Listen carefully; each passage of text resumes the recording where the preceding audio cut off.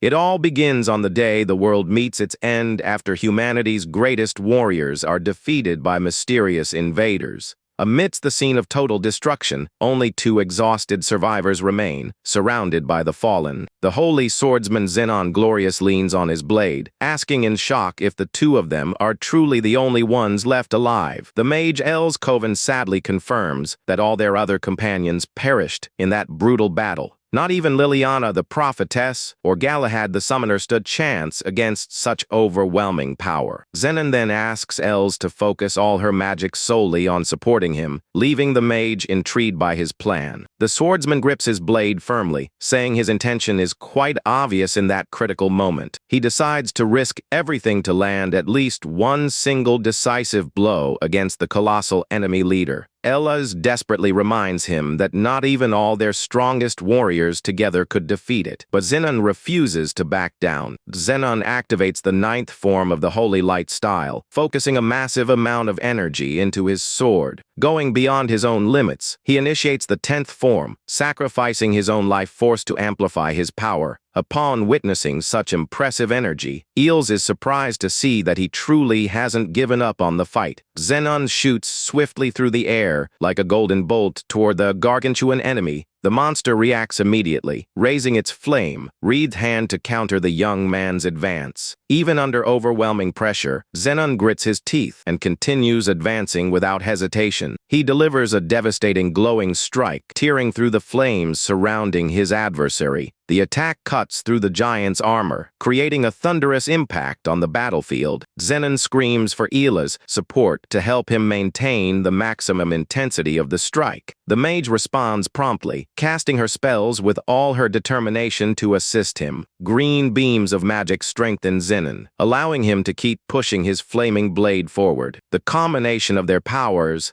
colossal explosion, directly on the terrifying monster's armor. Zenon recoils sharply and lands on the ground, feeling the severe impact of the collision. He yells, accumulating even more electricity and golden light for a new onslaught. Another violent clash of energies occurs, illuminating the entire area with blinding bursts. Els is left speechless by such power, believing for an instant that the technique would be enough. However, the smoke clears to reveal the monster standing intact, leaving the mage in shock. Even exhausted, Zenon shouts that it's not over yet and tries to force his body to the limit once more. The excessive strain takes its toll, causing him to cough up blood from the overexertion. Worried, Els shouts a warning that his body cannot handle another second of this. Still, the warrior insists on standing firm on the battlefield, willing to fight to the end. At that moment, Els makes an unexpected decision as she realizes the gravity of the situation. She quickly reaches into her robes to retrieve a special, hidden artifact. The mage conjures a light prison, completely paralyzing Zenon, who is confused by her attitude. She says he is the last hope to save their world, and that she won't let him die there. Zenon protests desperately, stating that if the monster isn't defeated, everyone will die anyway. She replies that she trusts him to change his hopeless fate, and decides to place the entire future in his hands. The young woman raises a magical pocket watch passed down through her family for generations to activate a secret magic. As the terrible enemy prepares a devastating attack, Els warns there is no time for explanations. She makes Zenon promise that next time, he won't let the invaders win. The magic watch begins to glow intensely as Zenon asks in a panic what she intends to do. Els entrusts humanity to Zenon as a light envelopes the hero who begs to be freed so he can fight.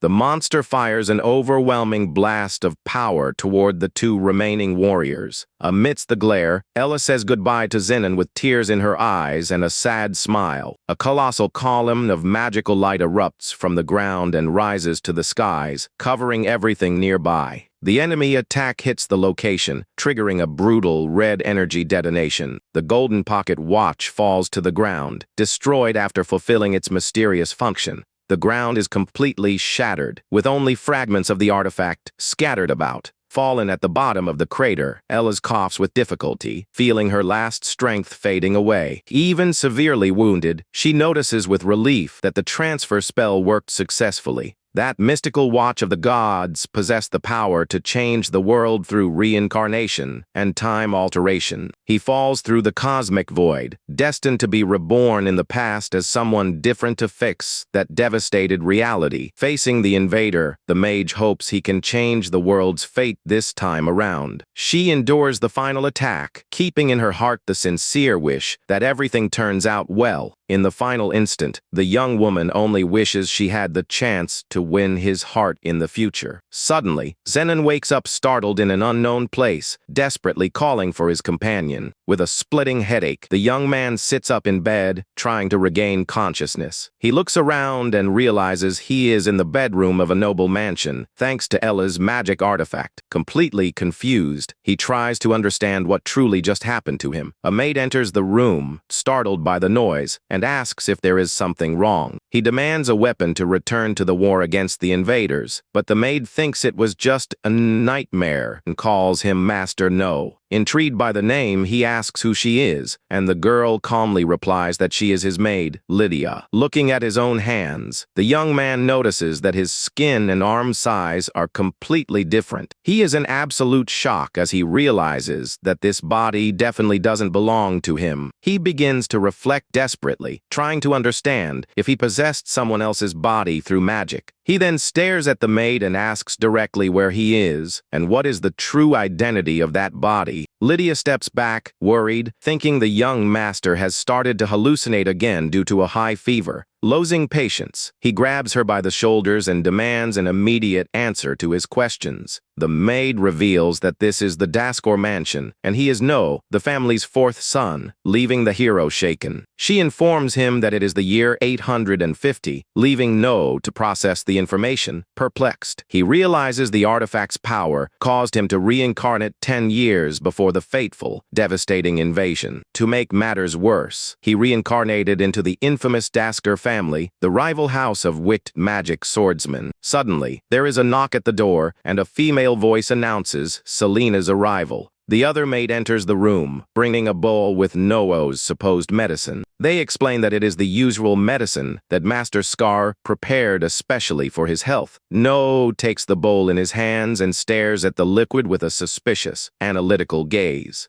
Using his warrior instincts, he senses a strange and harmful energy emanating from the drink. No throws the bowl to the ground with force, breaking everything and startling both maids. 3 guards enter the room, greeting No, who rudely asks who those individuals are. The lead guard states seriously that he heard a strange noise and came to check the situation. The guard glances discreetly, paying attention to the shards scattered on the floor. He laments the wasted medicine and warns coldly that he will have another dose prepared immediately. No mocks it, calling it a joke, and the guard threatens to attack if he continues disrespecting Master Scar. The young man challenges the man to drink the medicine and openly reveals that he knows the drink is poisoned. Thanks to the holy core in his soul, he instantly identified the corrupted color of the poison. Seeing that their cover is blown, the guard decides he will have to make him swallow the poison by force. No gives a smirk upon seeing that they finally showed their true intentions. No says it will be great to face those guard dogs, to get used to his new body. Confident in his past skills, he claims he will have some fun with the enemies.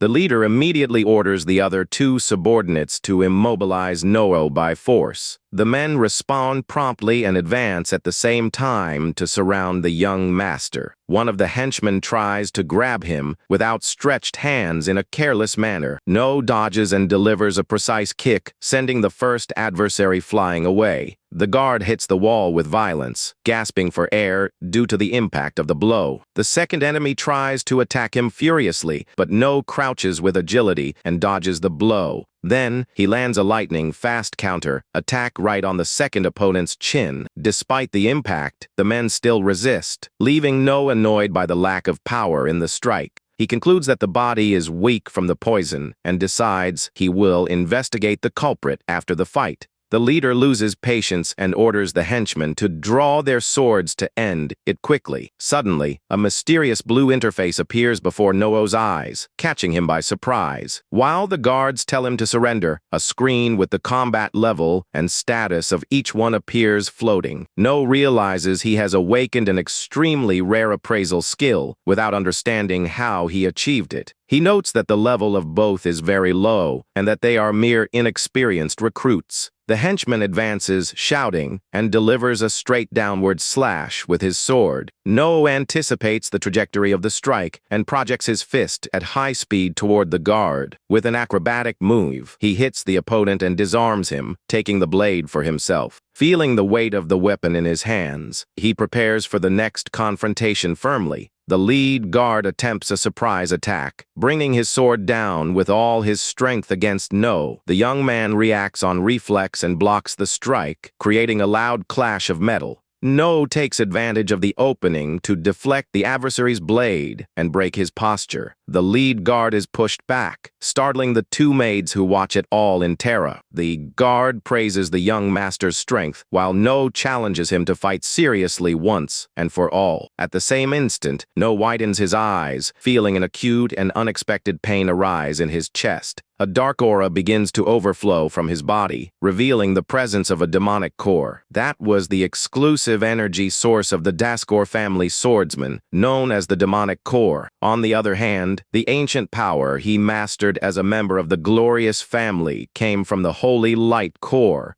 Two opposing and incompatible forces should never exist together within the same host. The guard notices the lack of control and decides to reveal in a mocking tone the true secret behind it. That fake medicine was a poison made precisely to overheat and destroy the demonic core. The uncontrolled energy corrodes No's body after the physical effort accelerates the poisoning process. Knowing the danger, No decides to bet everything on his body's ability to withstand a risky fusion. He channels his ancient holy power and envelopes the demonic core in an unprecedented attempt. No uses the strength of his holy core to repress the darkness and stabilize the rebellious energy. The leader mocks him, calling the attempt useless, and assumes a stance to activate the first abyssal style. He executes the void displacement technique, disappearing in a swift trail of red energy. No remains calm and attentive, tracking the invisible onslaught with extreme precision. The blades collide again, generating intense sparks and pushing both into a direct duel. The man is surprised to see that No managed to react to the attack using demonic energy in his sword. Seeing the status screen, No notes the adversary's superior skill, who becomes enraged and tells him to die. Unshaken by the insults,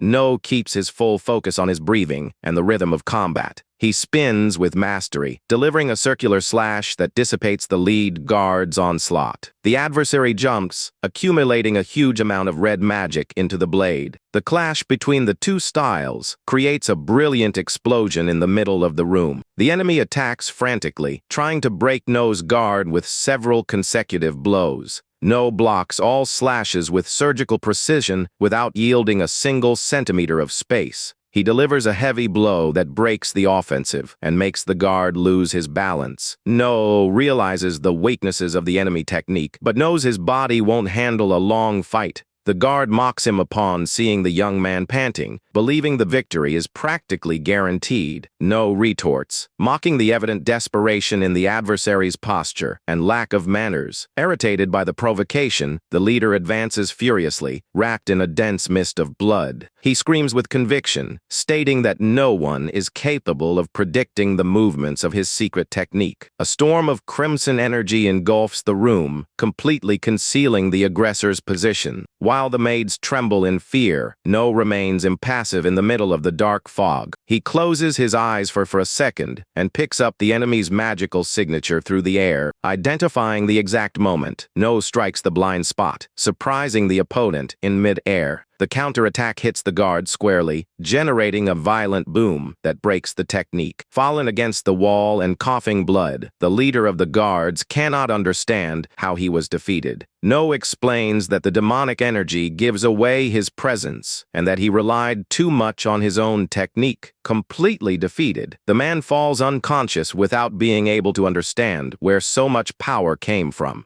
No lowers the sword and admits with tranquility that not even he fully understands that strength. He reflects on the incredible sensation of seeing his ancient holy core fused with the demonic core. He now possesses the fusion of his ancient holy core with that body's demonic core. No realizes that if he masters this unique energy, he will be able to save the world and defeat the invaders. He gives thanks in silence for Allah's sacrifice, for having given him a new chance to win. The maids approach, running worriedly, and say they will call a doctor immediately. The young man guarantees he is fine and soon notices a strange creature approaching the window. A small messenger dragon lands, bringing a sealed letter held in its mouth. The maid takes the envelope and warns that it is a formal summons from Patriarch Victor Daskor. She explains that the leader wants to confirm his participation in the bloody war of succession. No decides to investigate this dispute in depth to plan his next steps with caution. He asks the two maids if they know details about this family tradition. The maid claims that any servant of the Dasker house knows the rules of this event. It is a ruthless battle between heirs with the goal of stealing demonic cores. The winner of the confrontation absorbs the power of the defeated brother to inherit the family leadership.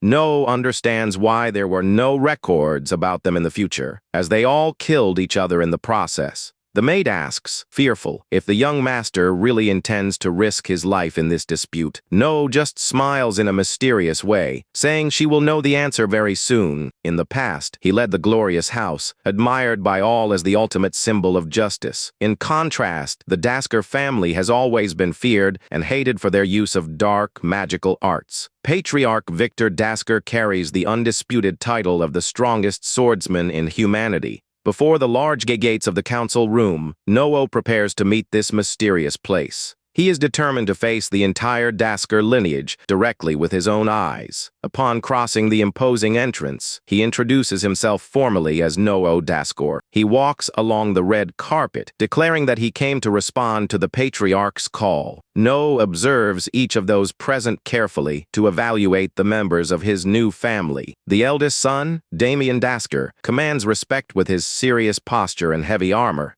The eldest daughter, Julia Daskor, observes her brother's arrival with an icy and indifferent expression. The second son sees Daskor, maintains a relaxed air while evaluating his younger brother. The second daughter, Eve Daskor, watches it all in silence with a reserved and mysterious gaze. Noah's gaze soon fixes with contempt on the man who tried to take his life with poison. That is Skar Dasker, the third son, and the true person responsible for the poisoning attempt. Julia comments on the rumors of the recovery, and Noah replies that he finally discovered the cause of the evil. When asked if he will rest, Noah warns firmly that he intends to dedicate himself only to training. Julia narrows her eyes, suspicious, upon noting the drastic change in her brother's attitude. Skar mocks the statement, saying that a weakling like Noah will only waste time trying to train. Noah retorts coldly, saying that a coward without the courage to fight face to face should keep his mouth shut. Taken by rage, Skar grits his teeth and is deeply irritated by the boy's audacity. Damien interrupts the discussion with authority, ordering both of them to stay in absolute silence. A voice echoes through the hall, solemnly announcing the arrival of the feared Patriarch Victor. Each firm step of the leader resonates through the environment, imposing absolute silence in the hall. The eldest children immediately lower their heads in a sign of total submission and respect. The other brothers also bow, demonstrating the immense fear they feel for their father. Noah is impressed upon feeling the overwhelming presence that fills the entire environment. He recognizes that legendary warrior whose fame echoed in every corner of the ancient world. Victor Dasker reveals himself as a 9-star demonic swordsman of incomparable power. The patriarch observes the gathered hairs and confirms that everyone responded to his summons. With a stern tone, he declares that the summons council is officially started.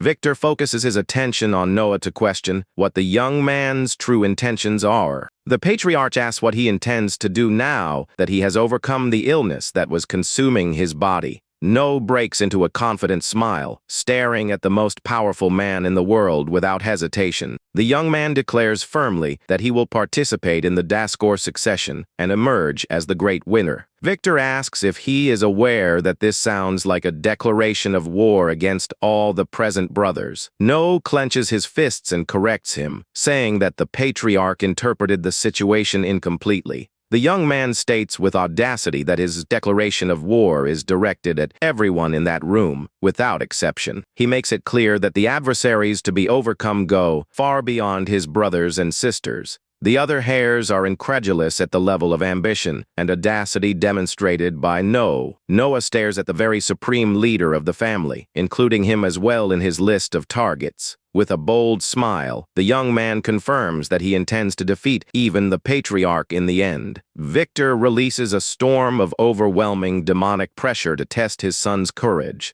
The force generated by the leader's presence causes the hall structures to begin to crack and creak. Pieces of masonry fall from the ceiling while the entire room vibrates under that absurd energy. No grits his teeth, resisting the shattering impact of Victor's true demonic core. The patriarch questions if that boy really believes he has the ability to overcome his power. Sustaining the heavy gaze of humanity's strongest warrior, No responds that he does firmly. The leader then asks what the true reason is for him to seek such an absurd amount of power. No responds sincerely, saying that he wants power so that no one can ever take anything from him again. Faced with such conviction, Victor breaks into a satisfied smile at the young man's relentless ambition. He praises the answer, considering that attitude worthy of a true member of the Daskor lineage. The patriarch officializes No's entry into the succession war, challenging anyone to oppose it. None of the brothers dare to protest, with only glares of rivalry and discontent remaining. Victor ends the meeting, shouting for Noah to maintain his insatiable thirst for power and strength. Sometime later, Noah finds himself in the mansion's courtyard, enjoying the day practicing fencing. He strikes with precision, cutting a straw dummy in half during his intensive training. While he adjusts his grip on the sword, the two maids observe the young master's dedication from afar.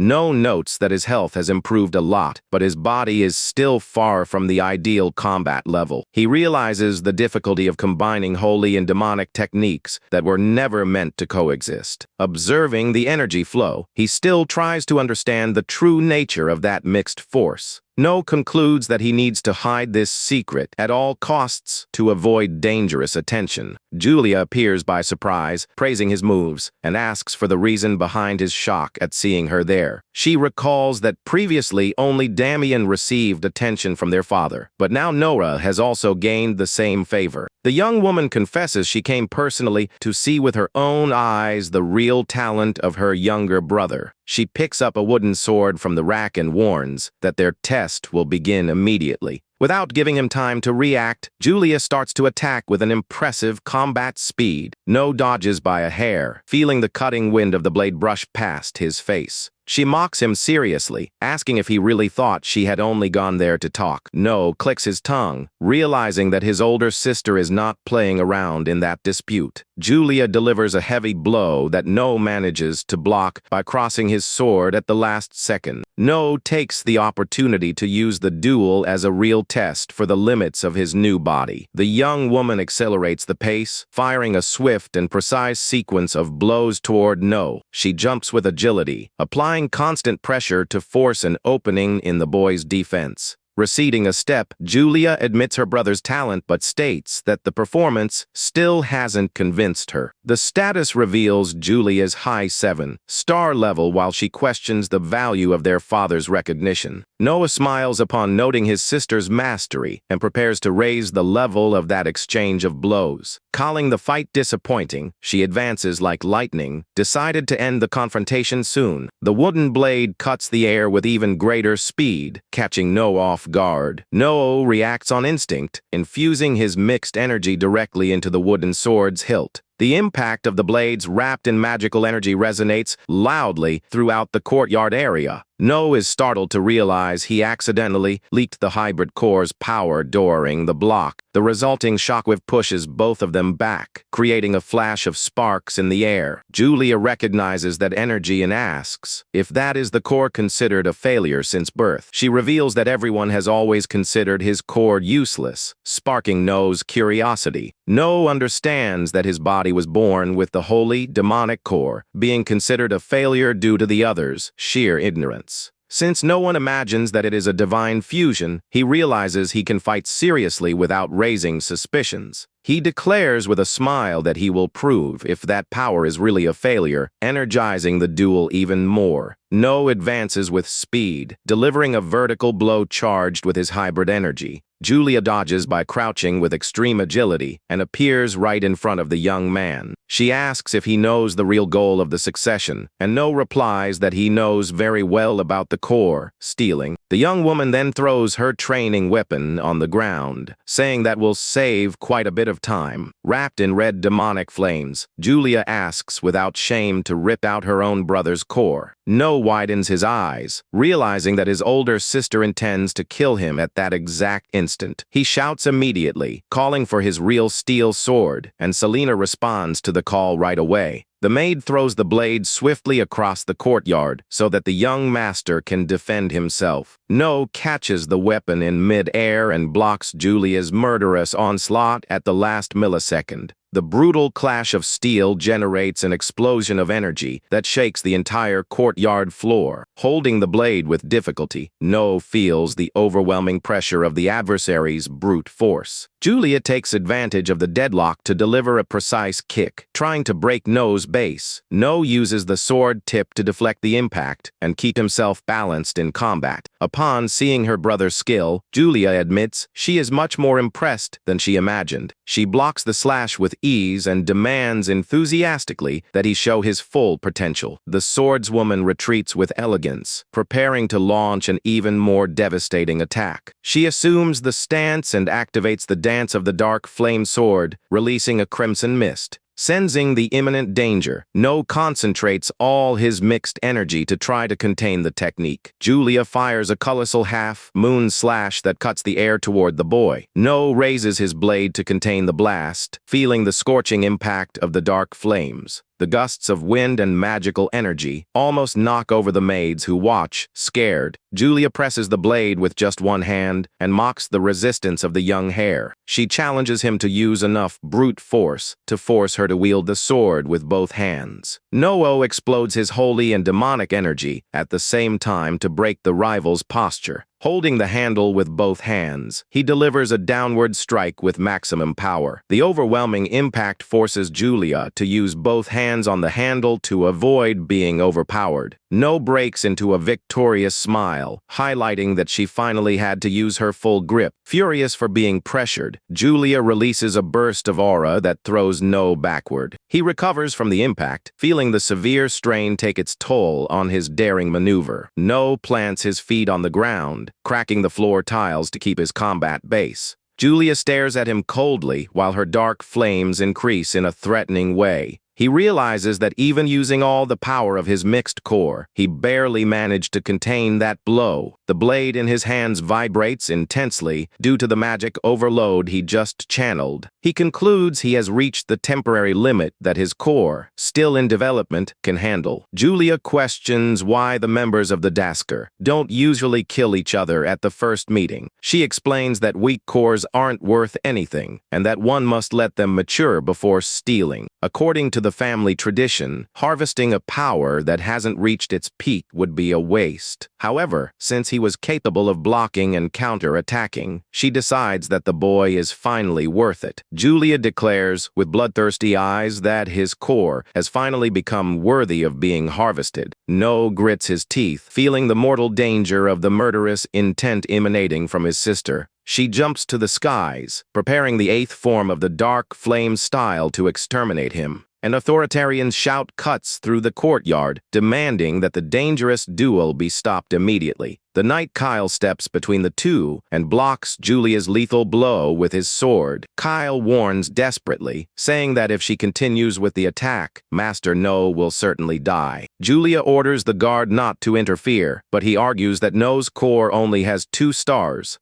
Julia refuses the explanation, stating with certainty that such a weak power would never have contained her attack. Noah remains in silence, catching his breath while trying to control the fallout of that fight. Kyle explains he investigated at Patriarch Victor's request and confirms demonic core exhausted all remaining power. Julia doubts the explanation, finding it strange that his limit reached so fast if he possessed a 4 or 5 star power. No tries to control his own breathing while firming the sword, feeling the weight of the strain on his body. Julia sheathes the blade, accepting that the whole thing was just a big misunderstanding. She warns her younger brother to remember well that she still has the intention to steal his demonic core. The young woman promises to face him with full strength once he gets stronger and develops his power completely. No breaks into a confident smile and replies that he will eagerly await this reunion on the battlefield. Upon walking away through the courtyard, Julia continues suspicious, thinking there is something very strange with the strength demonstrated by No. She reflects that such a blow could never have been blocked by someone with such a low level of only 2 stars. She concludes that her younger brother is definitely hiding some grand secret from everyone. With an intrigued smile on her face, she seems excited about the boy's hidden potential. While Julia hopes No continues evolving, furious screams echo through the hallways in another part of the mansion. Scar breaks objects in absolute fury, revolted by his brother's new stance and unexpected recovery. The nobleman does not accept that weak trash like No is allowed to participate in the dispute for the family throne. He raves with anger, remembering that not even he ever received so much direct recognition from the patriarch. Scar continues screaming, deranged, until his subordinate intervenes to deliver an urgent report. The guard approaches and whispers the news directly into his master's ear. Upon hearing the information, Scar breaks into a perverse smile, saying he just had an excellent idea. Taken by malice, he swears he will rip No from the succession dispute at any cost. Outside the property, the knight Kyle bows, apologizing for the late introduction. He introduces himself formally as Kyle, warning that he was appointed by the Patriarch to be No's new instructor. The instructor explains that Victor wants to make up for the time the boy spent bedridden, so the succession isn't boring. No discreetly activates his appraisal skill to measure that man's real capabilities. The interface reveals Kyle's high level of fencing and power, leaving No impressed with the warrior's strength. No asks if the training will start immediately, but Kyle holds up a letter, saying there is another pending matter. The warrior delivers the sealed document, revealing that Patriarch Victor sent a direct mission for them. Upon reading the letter's content, No sees that the order is to investigate and eliminate a dangerous pool of miasma. The miasma attracts and enrages monsters on a large scale, requiring the elimination of the leader monster to contain the phenomenon. Far from being worried about the danger, No views the situation in a different way. The young man realizes he can use this risky mission to his advantage to harvest cores and increase his own power. Already in the middle of the forest, the soldier escort advances, cutting down the insectoid monsters crossing their path.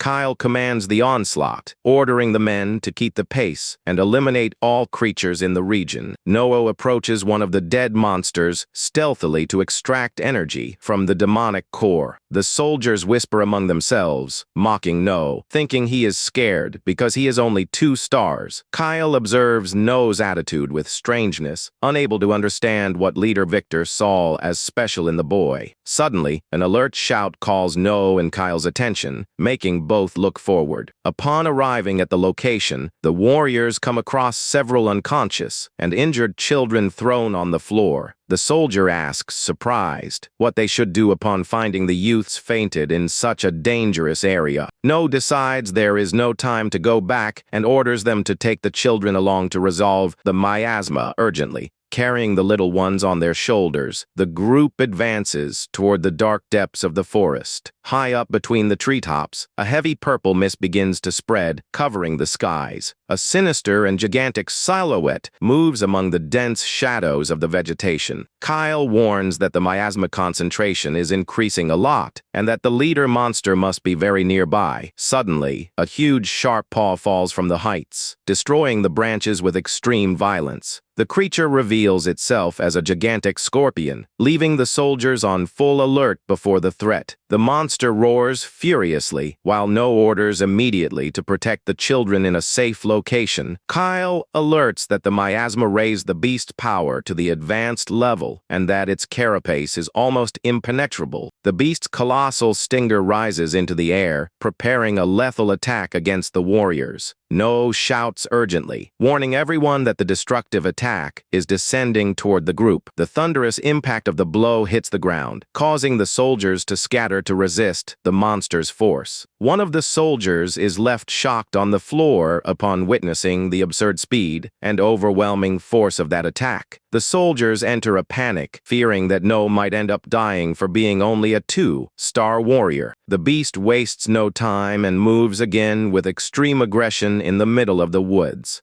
No jumps, covering his blade with a powerful energy charge to intercept the monster. He dodges with agility the huge claw that was trying to crush him in mid-air. The young man delivers a glowing slash right into the creature's stinger, creating a blinding flash. Kyle is shocked to see the blow be repelled, but soon remembers that the scorpion's poison is the most and dangerous part. The monster then fires dozens of green poison projectiles, covering the entire clearing. No executes quick maneuvers in the air, dodging every acid shot with extreme precision. The pointed tail advances in a straight line, ready to pierce the young man with its lethal poison. Concentrating his mixed energy, No projects himself straight against the beast's poisonous tip. With a focused gaze, he adjusts his posture to cut the enemy offensive once and for all. He delivers a clean blow, severing the tip of the stinger in the air with absolute precision. The soldiers are left speechless upon realizing that No's sword mastery exceeds any expectation. However, to everyone's surprise, the creature's severed stinger regenerates almost instantly. The beast launches a new attack at high speed, taking advantage of the moment No is still in the air. No firms the blade at the last second to contain the violent impact of the counter blow. He holds the handle with both hands, channeling all his energy to sustain the defense.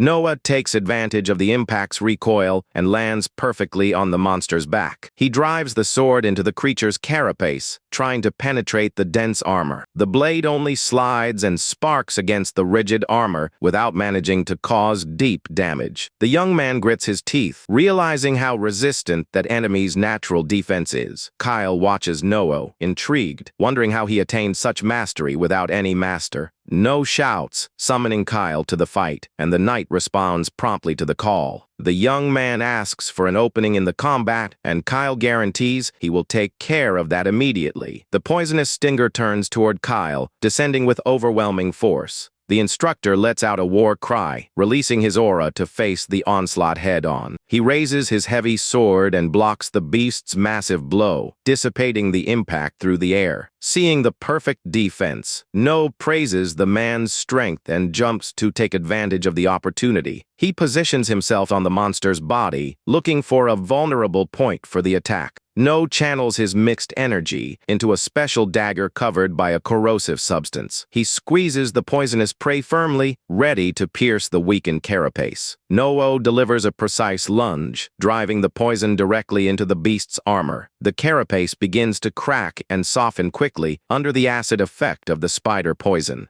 The monster wriths in agony, feeling its impenetrable defense be broken. No takes advantage of the exposed opening and strikes the fragile area with all his strength. The impact causes the creature to topple to the ground, raising a dense cloud of dust through the woods. Kyle realizes No used the fangs of the previously killed spiders to create that advantage. No confirms with a smile, explaining that spider poison is perfect for softening the carapace. Kyle finally understands the reason Noah stopped to collect the remains of the weaker monsters. Enraged by the pain, the terrible beast widens multiple red eyes, releasing more hatred. The scorpion whips the stinger with blind fury, trying to destroy everything around it. Several green magic circles form in the sky, preparing a devastating rain of projectiles. Kyle positions himself in front of No-Oh and prepares the third form of the demonic sword style. He drives the sword into the ground, releasing a barrier of dark magic to defend the group.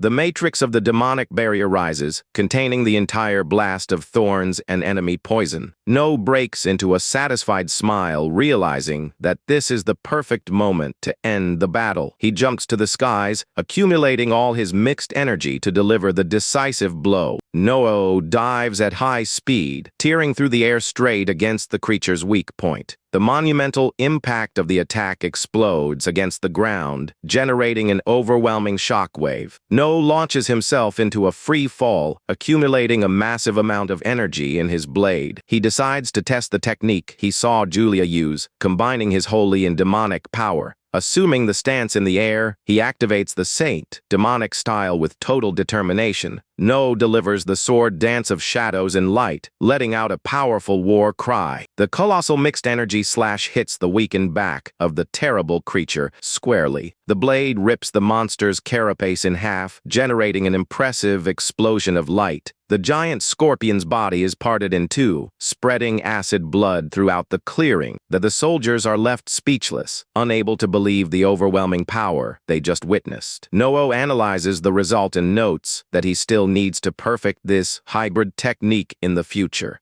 Kyle congratulates the young man, while No asks him to take care of the cleanup and the wounded. Questioned about where he is going, No only replies that he needs to resolve a personal matter. The young hare ventures alone through the dense woods, following a mysterious trail. He reflects that back then, no one knew the true cause of the miasma pools. However, with the memories of his past life, he knows that a hidden magic artifact is the true culprit. No approaches the trunk of an ancient tree, guided by the energy concentration. With a precise slash, he opens a deep crevice in the wood, revealing what was hidden. Inside the trunk is a shimmering magic ring, emitting a strong emanation of dark power. No holds the artifact with a satisfied smile for having found what he was looking for. Suddenly, a desperate scream echoes in the distance, cutting the forest's silence. No widens his eyes, worried upon realizing that something serious just happened to the group. He shoots at high speed, running back to the location where he left his men. Upon arriving, he sees the children on the floor, suffering from a terrible magical reaction throughout their bodies. The soldier warns in a panic that an endless horde of monsters has begun to surround the area. No wields the blade again, ready to contain the new wave of imminent danger. A multitude of bloodthirsty creatures surrounds the warriors on all sides. The absurd amount of beasts makes the situation dead for the small escort. A creature advances through the shadows, trying to surprise No with a sudden attack. Kyle jumps into the middle of the onslaught and deflects the monster's blow to protect the young master. The men breathe a sigh of relief upon seeing the instructor keep the defense line firm. No orders Kyle and the guards to keep buying time against the beasts. The young man kneels beside the children, examining the strange magical flow consuming them. He recognizes that cursed artifact was responsible for the Dasker family's cruel fame in the past. Kyle shouts, warning urgently that they won't be able to hold back so many enemies for much longer. No decides to use his hybrid core to interfere with the artifact and track whoever is behind this. The magic ring resonates intensely, reacting to the mixed energy channeled by the young swordsman. Concentrating his magical perception, No closes his eyes and tracks the hidden signal in the forest. He opens his eyes with a threatening glow upon locating the masked assassin with precision. No orders the troop to protect the little ones and sets off at a sprint after the culprit. The young man cuts through the monsters in his path at high speed, opening a way through the forest. Propelled by his holy and demonic aura, he advances without giving the target any chance of escape. He moves like lightning among the trunks, cornering the enemy hidden in the shadows.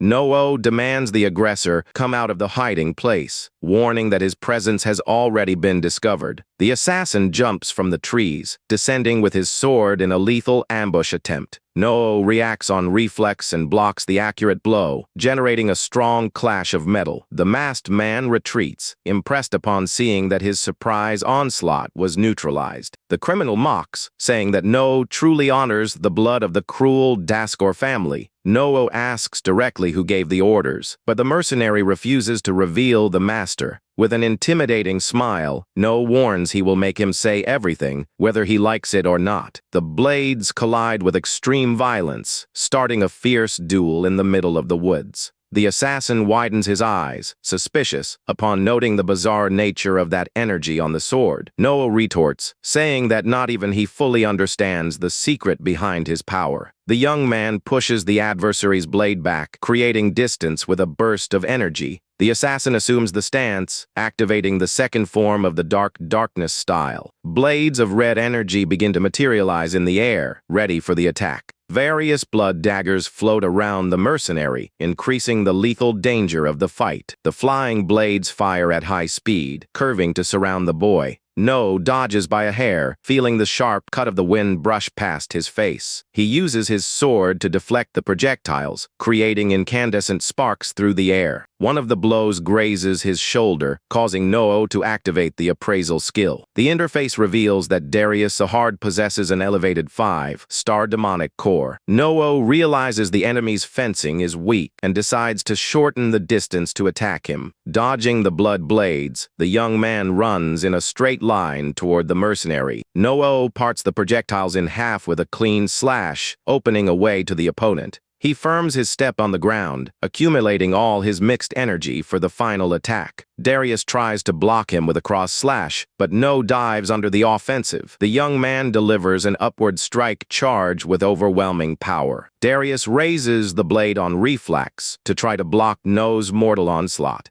The assassin mocks, thinking it was easy to defend such an obvious and direct attack. A new blood blade materializes above them, ready for the counter blow. Darius manipulates the energy to hit No from behind, while they lock swords. No just breaks into a smirk and activates the Saint, demonic style with tranquility. He channels his hybrid power to execute an unexpected dodging maneuver. With the light and shadow displacement, No disappears and reappears instantly behind his rival. Darius widens his eyes in pure shock upon recognizing that legendary technique. The man tries to spin his body in desperation to deliver a blind slash. No is much faster and lands a devastating blow, ripping open the mercenary's chest. Darius Cobb's blood, suffering the overwhelming impact of the mixed energy slash. The assassin loses his strength and lets the blade fall to the ground, completely defeated. Fallen and weakened, Darius asks, confused, how he knows that secret technique. No reflects that his hybrid core allows him to reproduce arts from both rival families. He knows that copying techniques is not enough if he wants to achieve true mastery. The young man realizes he needs to create exclusive techniques to awaken true divine potential. No points the sword at Darius, demanding to know once and for all who ordered him to commit the attack. Even on the verge of death, the criminal smiles, saying that the fight hasn't ended yet. Darius brings a mysterious vial to his mouth and drinks the chemical liquid in desperation. No widens his eyes upon recognizing the dangerous substance the man consumed. The mercenary's body begins to suffer a bizarre and frightening mutation in the middle of the clearing. Monstrous muscles and greenish skin tear the assassin's clothes in seconds. His face transforms into that of a demonic beast with sharp teeth and a bloodshot gaze.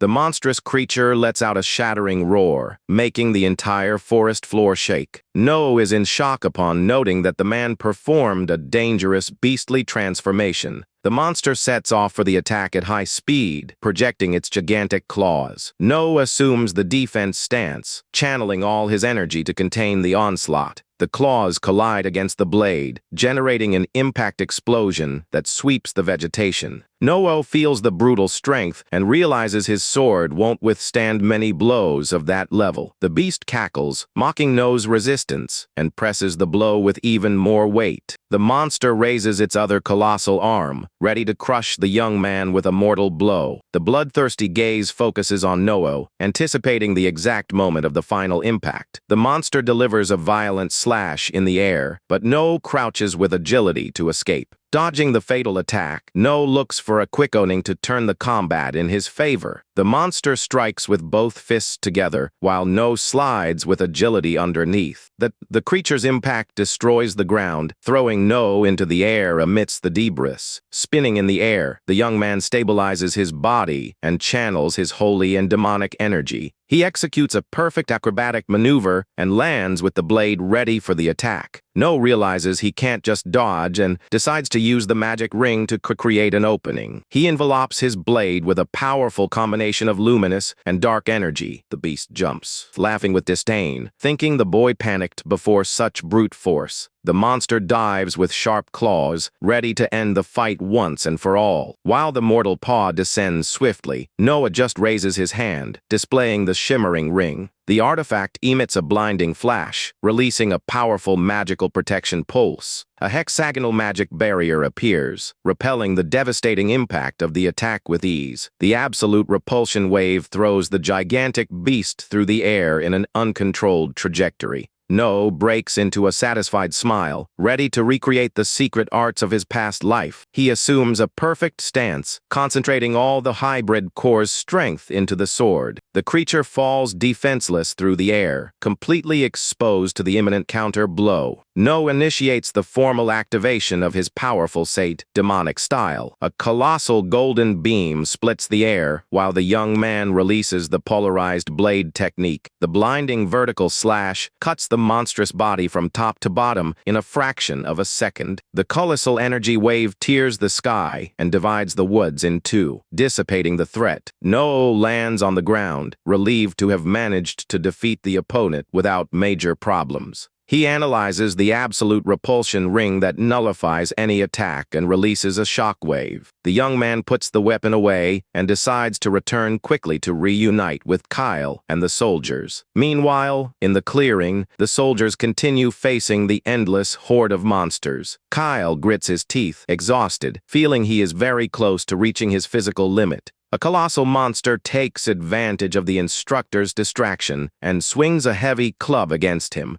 Kyle notices the attack at the last second, unable to raise his defense in time. However, to his surprise, the huge enemy weapon stops in the air completely suddenly. The creature freezes its movements and drops the heavy club to the ground without showing a reaction. All the surrounding monsters fall unconscious, leaving the troop in shock at the miracle. Noah appears, walking calmly through the woods, and asks if everyone is fine after the confrontation. Kyle breathes a sigh of relief and replies that somehow they managed to survive that battle. Noah confirms that he has already eliminated the mastermind responsible for maddening the forest creatures. While purifying the children's poison, he laments not discovering who hired the assassin. Free from the pain, the children finally relax and enter a calm and safe sleep. Noah reflects seriously on the attack, knowing that all of this was directed at him. Days later, the young heir arrives before an imposing mansion in the noble territory. He swears to punish the true culprit, who almost caused the death of those innocent children. He remembers the maid warning that the second daughter, Eve, is the family's official informant. Determined to find out the truth, Noah knows he needs to find clues with his sister. Upon trying to enter the palace, an authoritarian voice orders the boy to stop immediately. The blonde warrior warns coldly that not even family members can enter there. The two stare at each other in the courtyard, creating a tense climate before the large gates. Noah recalls the reserved image of Eve, the master of the Daskor dark information. Lydia had claimed with certainty that Eve would know exactly who set up that ambush. Noah releases his threatening energy and orders C's to get out of the way immediately. As Eve is bodyguard, C's refuses to give passage to someone with so much bloodthirst. The second son raves, saying he would never trust No's suspicious intentions. No understands the situation and holds the handle of his sword, channeling magic power. With a sharp gaze, the young man warns he will force his way through if necessary. Seize draws his blade, admitting that a direct confrontation between brothers will be inevitable. Seize advances with speed, delivering a swift blow to test No's reflexes. No blocks the attack on reflex, making both blades spark intensely. The young man sustains the pressure of the clash, staring at his brother with a cold and focused look. The hybrid energy impact pushes Seize backward, forcing the warrior to retreat. Both keep their guard high, evaluating the posture and distance of the next confrontation. Seize concentrates dark magic at his fingertips, preparing a combat spell. He hits the ground, activating sharp stone spears that sprout swiftly from the floor. No jumps with extreme agility, dodging the rocky thorns that tear up the ground. In mid-air, the young man spins the sword, splitting all the stone spears in half. The rock fragments scatter throughout the courtyard, while No touches the ground firmly. Seize hits the ground again, conjuring a heavy sword molded from pure stone. The boy wields the rock blade, surprising No with the versatility of the technique. Seize advances like lightning, combining the two weapons in an aggressive sequence. No crosses his sword to contain the swift barrage of slashes coming in his direction. The two trade consecutive attacks in a frenetic rhythm filled with sparks. Seize narrows his eyes, determined to break his younger brother's impenetrable defense.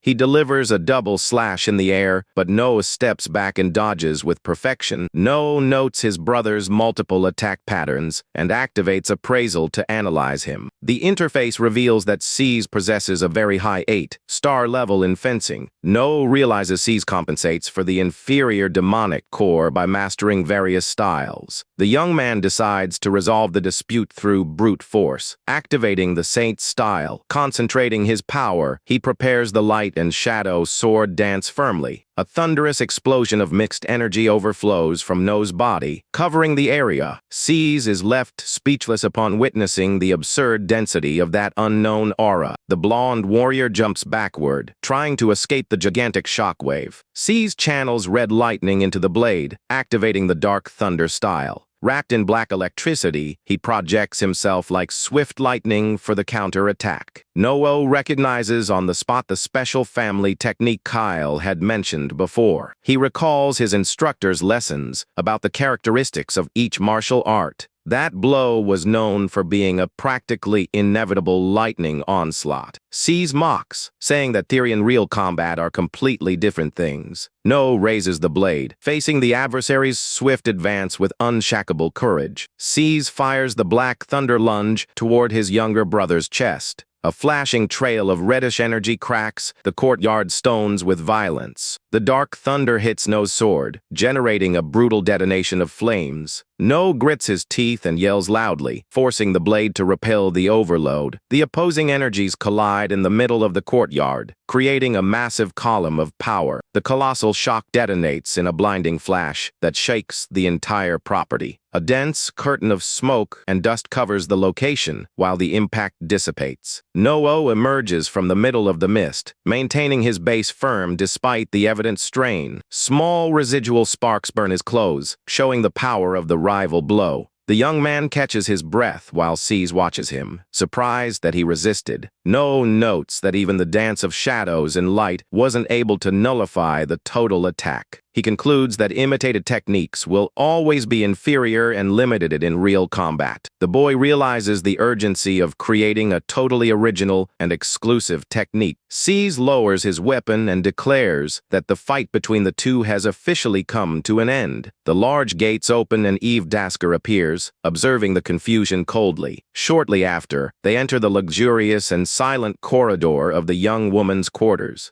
Settled on the sofa, Eve asks directly what was the reason for that duel in the courtyard. Seize justifies himself, saying he only protected the location from the bloodthirst No was emitting. No asks with curiosity for what reason someone of the powerful Daskor family would need a bodyguard. Eve replies calmly, explaining she never had talent for fighting or wielding weapons. Seize intervenes, asking what he went to do there since Eve does not participate in the succession dispute. Eve interrupts the conversation, questioning directly if No wants to find out who sent the assassins. No is startled and asks, confused, how she managed to find out about the attack so fast. Eve just breaks into a subtle smile, stating that things that escape her knowledge are very rare. She says she would love to help her cute little brother, but warns that that information will have a price. Realizing it is a negotiation, No asks directly what she wants in return. Eve then questions if the boy has ever heard about the mystery of the legendary Infinite Library. No recalls that the place is a colossal labyrinth where secrets still untouched by humanity repose. He knows that adventurers built a city around the tower, full of dangerous monsters in the depths. Eve reveals her request, demanding that No bring her the rare Book of Eternal Depths.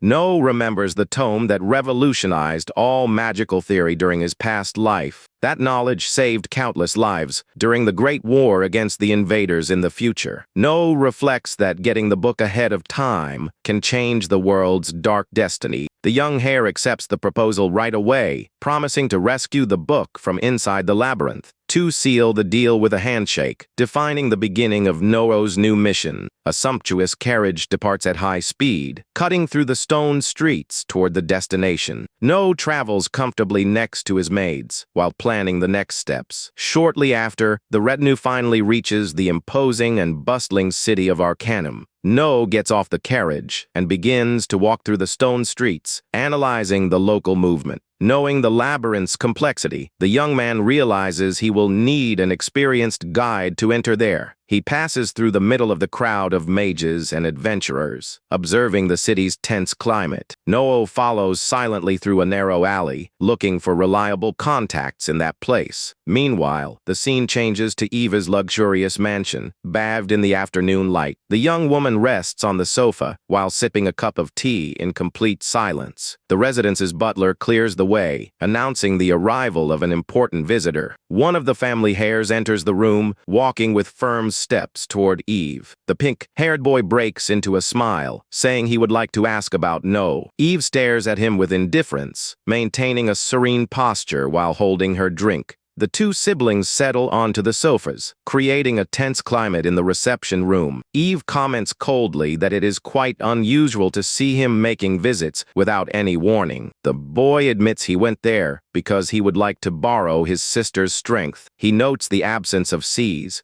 and Eve explains that her protector went on an urgent mission from their father. The brother mocks with a sinister smile upon noting that Eve is totally unprotected at the moment. Eve takes another sip of tea without demonstrating fear, warning that she trusts the strength of her servants. When she asks what type of information he is looking for, the brother states that she must already imagine it. He recalls the absurd power that No displayed upon crossing swords against Julia right after waking up. Taken by envy, the brother clenches his fists, demanding to discover the secret behind No's strength. Eve retorts, commenting that No defeated even the assassins that the brother hired with so much pride. She places the cup on the table and warns that, unfortunately, she won't be able to help him with that. The young woman explains that she cannot provide anything that interferes with the course of the throne dispute. Eve emphasizes that taking a side would put her life at risk, and for that reason, she treats all her siblings equally. The boy closes his expression, irritated, asking if she is really refusing to collaborate. Eve questions if he thinks he has something valuable enough to compensate for her position's risk. The brother breaks into a threatening smile and mocks the word compensation with contempt in his gaze. A sinister presence arises behind Eve, while the hare warns that she will understand everything soon. Far away, the imposing Infinite Library Tower looms on the horizon of Arcanum City. No walks through the bustling square, ignoring the curious glances of the local residents. The young hare enters a quiet alley, looking for the right place to hire a guide. No opens the door of a mysterious small shop, and enters the silent establishment. Walking through the dark interior, he feels a strong nostalgia upon recognizing that place. The shop owner, called Ozrek, appears, warning dryly that the place is already closed. No explains he didn't come to buy magic tools, but to hire him as a guide in the labyrinth. Ozrek refuses on the spot, stating he doesn't accept the type of work anymore, even being the best guide. The man gets irritated with the insistence and raves, saying not to make him laugh that way. No finds it strange to see someone who loved the library so much now refusing terminally to enter there. The young hare asks calmly if there is some specific reason for him to have abandoned the duty. Ozrek hits his hands on the counter, irritated, shouting that that problem is way beyond what No can solve. The merchant looks away, demonstrating deep anguish kept within his chest. Sitting down shaken, he apologizes for the outburst, admitting he has been very nervous lately. Suddenly, the entrance bell rings, announcing that another person just entered the shop. No gets a big fright upon hearing his sister Julia's familiar voice echoing through the enclosure. The talented silver-haired swordswoman nods with a confident smile on her face. Julia says she spotted him during a mission and decided to follow him there without being noticed. Ozrek widens his eyes, stunned upon recognizing the name of the renowned warrior Julia Daskor. No introduces himself officially, confirming that both belong to the noble Daskor lineage. Before Julia's presence, the man changes his mind and accepts the work on the condition that she goes along. No is suspicious of the sudden change and realizes there is a very serious reason behind that demand. Ozrek asks the two to accompany him to the back to reveal what is happening. Upon entering the room, they find a woman lying unconscious on the bed. The man reveals with sadness that a month ago, his beloved wife was the victim of a terrible tragedy. He explains that a mysterious monster from the labyrinth depths cast a powerful curse upon her. The dark magic put her into an eternal sleep that will drain her life until it causes her definitive death.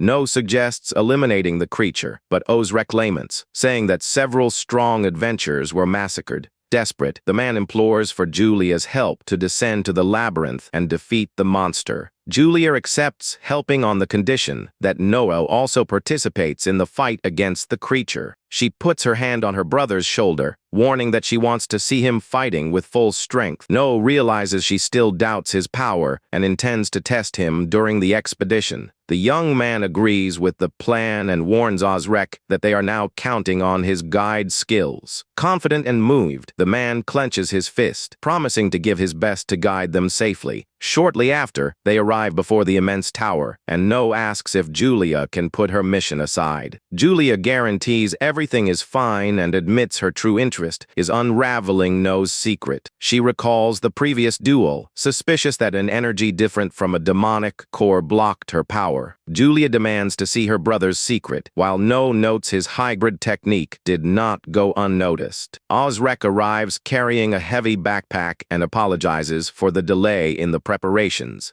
The group finally sets off, walking toward the monumental labyrinth entrance. They enter the main lobby, which is full of guards and other adventurers preparing themselves. Ozrek goes to the service counter and formalizes the registration of the three warriors' expedition. The guards around whisper with regret, thinking the duo will be just another victim of Ozrek. The trio positions themselves before the gigantic Y gate that gives access to the infinite library. Ozrek pushes the heavy stone doors, officially initiating the dangerous descent. The portal opens, releasing a strong magic light that illuminates the entire entrance hallway. The group advances, determined, while the blue glow envelopes their bodies in the transition. Before them arises the impressive vision of bridges and infinite shelves filled with ancient books. Julia is amazed and comments that that place is so labyrinthine that it really requires an experienced guide. Shiny particles float through the stairways, revealing the magical immensity of that ancient environment. No widens his eyes, surprised, upon noting something unexpected carved on the library walls. He spots an ancient mural that portrays in detail the fearsome figure of the future invaders. No is shocked upon noting that labyrinth guards secrets linked to the world's destruction. No observes the mural with attention, thinking he may find valuable clues there to defeat the invaders. Confident and excited about the discovery, the boy gives the order for the group to advance through the labyrinth. He reminds everyone that the expedition's main goal continues to be rescuing the Book of Depths. Upon reaching the first floor, Osrek explains that the deeper they go, the rarer the books will be. Analyzing the map, the guide warns that, because it is a forbidden work, the book must be around the 20th floor. No reflects, surprised, knowing that is the deepest floor any adventurer has ever managed to reach. The group walks through the wide hallway until sighting a shimmering magic circle on the square's floor. As they approach the center, the magic rune begins to glow with more intensity. 3 monstrous creatures armed with axes and shields emerge, summoned by the magic circle.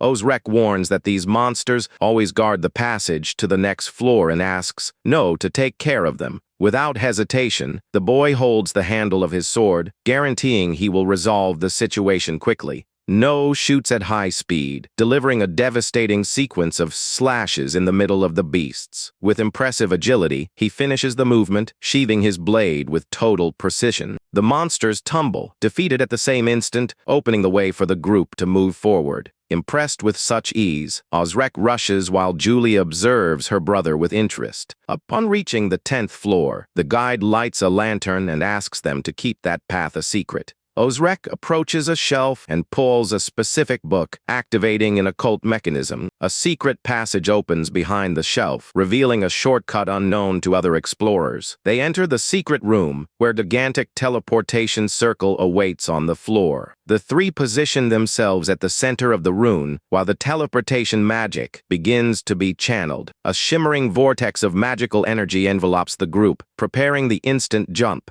A strong explosion of blinding light takes over the entire environment during the transition. No protects his eyes with his hand, while the intense glare begins to diminish around them. Upon opening their eyes, Osrek confirms they arrive directly at the square that connects to the 20th floor. Julia takes the lead with an excited smile, knowing the most dangerous monsters are just ahead. The trio advances through the new hallway, approaching the large summoning platform. The magic rune emits dark cracks, releasing a presence much more threatening than normal. Colossal roots and twisted branches emerge from the floor, breaking the stones with extreme violence. A gigantic vegetal creature with multiple red eyes arises before the warriors. Osrek enters a panic upon recognizing a terrible ancient trent much stronger than the previous monster. The guide shouts, "Desperates," saying even S-rank adventurers would need several groups to beat it. Julia mocks his worry, asking why the man thinks he will need anyone else's help. Drawing her sword, the warrior states with total confidence that she is more than enough to take care of it alone. Julia shoots like lightning through the air, diving directly against the wooden monstrosity. The monster extends dozens of sharp branches, trying to pierce the young woman with a mass attack. Dodging with mastery, Julia cuts the gigantic roots that drive into the ground around her. She climbs the monster's trunk at high speed, aiming for an accurate blow right into the main eye. The blade collides against the creature's shell, generating sparks without managing to penetrate the hardened wood. The colossal eye glows in flames while Julia realizes the absurd resistance of the vegetal armor. The young woman lands on the roots, admitting surprise at the unbelievable hardness of the enemy. Osrek berates, terrified, warning that the shell is hard as steel and only mages could hurt that monster. Various dark roots sprout from the ground, closing all escape routes around the swordswoman. The wooden tentacles coil rapidly on the young warrior's body, immobilizing her movements. The Trent joins its colossal branches, imprisoning the girl inside a dense, crushing sphere. No is startled to see his sister captured and runs at a sprint, ready to try to rescue her. The wooden sphere compresses, generating heavy cracks to crush everything inside. However, a massive explosion of red fire bursts from inside the wooden prison. Julia emerges unscathed, enveloped by the fearsome dark flame armor of her martial style. No is left speechless upon witnessing the advanced fire technique that coats his sister's body. With the sword taken by scarlet flames, Julia assumes the first form of the style, ready for the counter-attack. Julia unsheathes her sword and activates the legendary dark flame blade dance. The monster roars furiously, while the warrior prepares to deliver her lethal blow. Wrapped in scarlet fire, the young woman shoots through the air at an unbelievable speed. She advances, cutting the gigantic branches that try to block her mortal trajectory. Jumping very high, Julia hits the creature's blind spot, aiming directly at the core. The swordswoman lets out a fierce shout, releasing a gigantic arc of destructive flames. The blast of fire cuts the monster's colossal body from top to bottom with ease. The ancient Trent parts in half, exploding in flames before tumbling to the ground. Julia walks serene, stating that her sword is not stopped by a shell hard as steel. However, Osrek enters desperation and shouts, warning that the confrontation hasn't ended yet. A dark root sprouts from the ground and takes hold with force on Julia's distracted ankle. In a few seconds, dozens of branches emerge and envelop the young warrior's legs. Julia remains calm, noting that vegetal monsters regenerate if they aren't burned. The roots close rapidly, forming a thick cocoon around the young woman's body. Noah recognizes the technique his sister is about to use and realizes the imminent danger. The boy runs at the same instant and holds Osrek's arm firmly to pull him. No drags the guide in a sprint, ordering him to run as fast as he can. With eyes glowing in red, Julia concentrates an absurd amount of energy. She detonates the explosive burial of dark flames, destroying the cocoon into 1,000 pieces. A flame shockwave sweeps the entire hallway, advancing in the direction of the boys. No and Osrek throw themselves to the floor while the burning blast passes, roaring over them. Upon standing, Noah realizes that his sister's plan was to incinerate the monster without a chance of healing. Amidst the smoke and ashes of the explosion, the imposing silhouette of Julia emerges walking. Totally unscathed, she asks in a relaxed way if they can continue the walk. Osrek is left speechless, unable to believe she defeated such a beast completely alone. No reflects that the dark flame style possesses the greatest offensive power of the continent.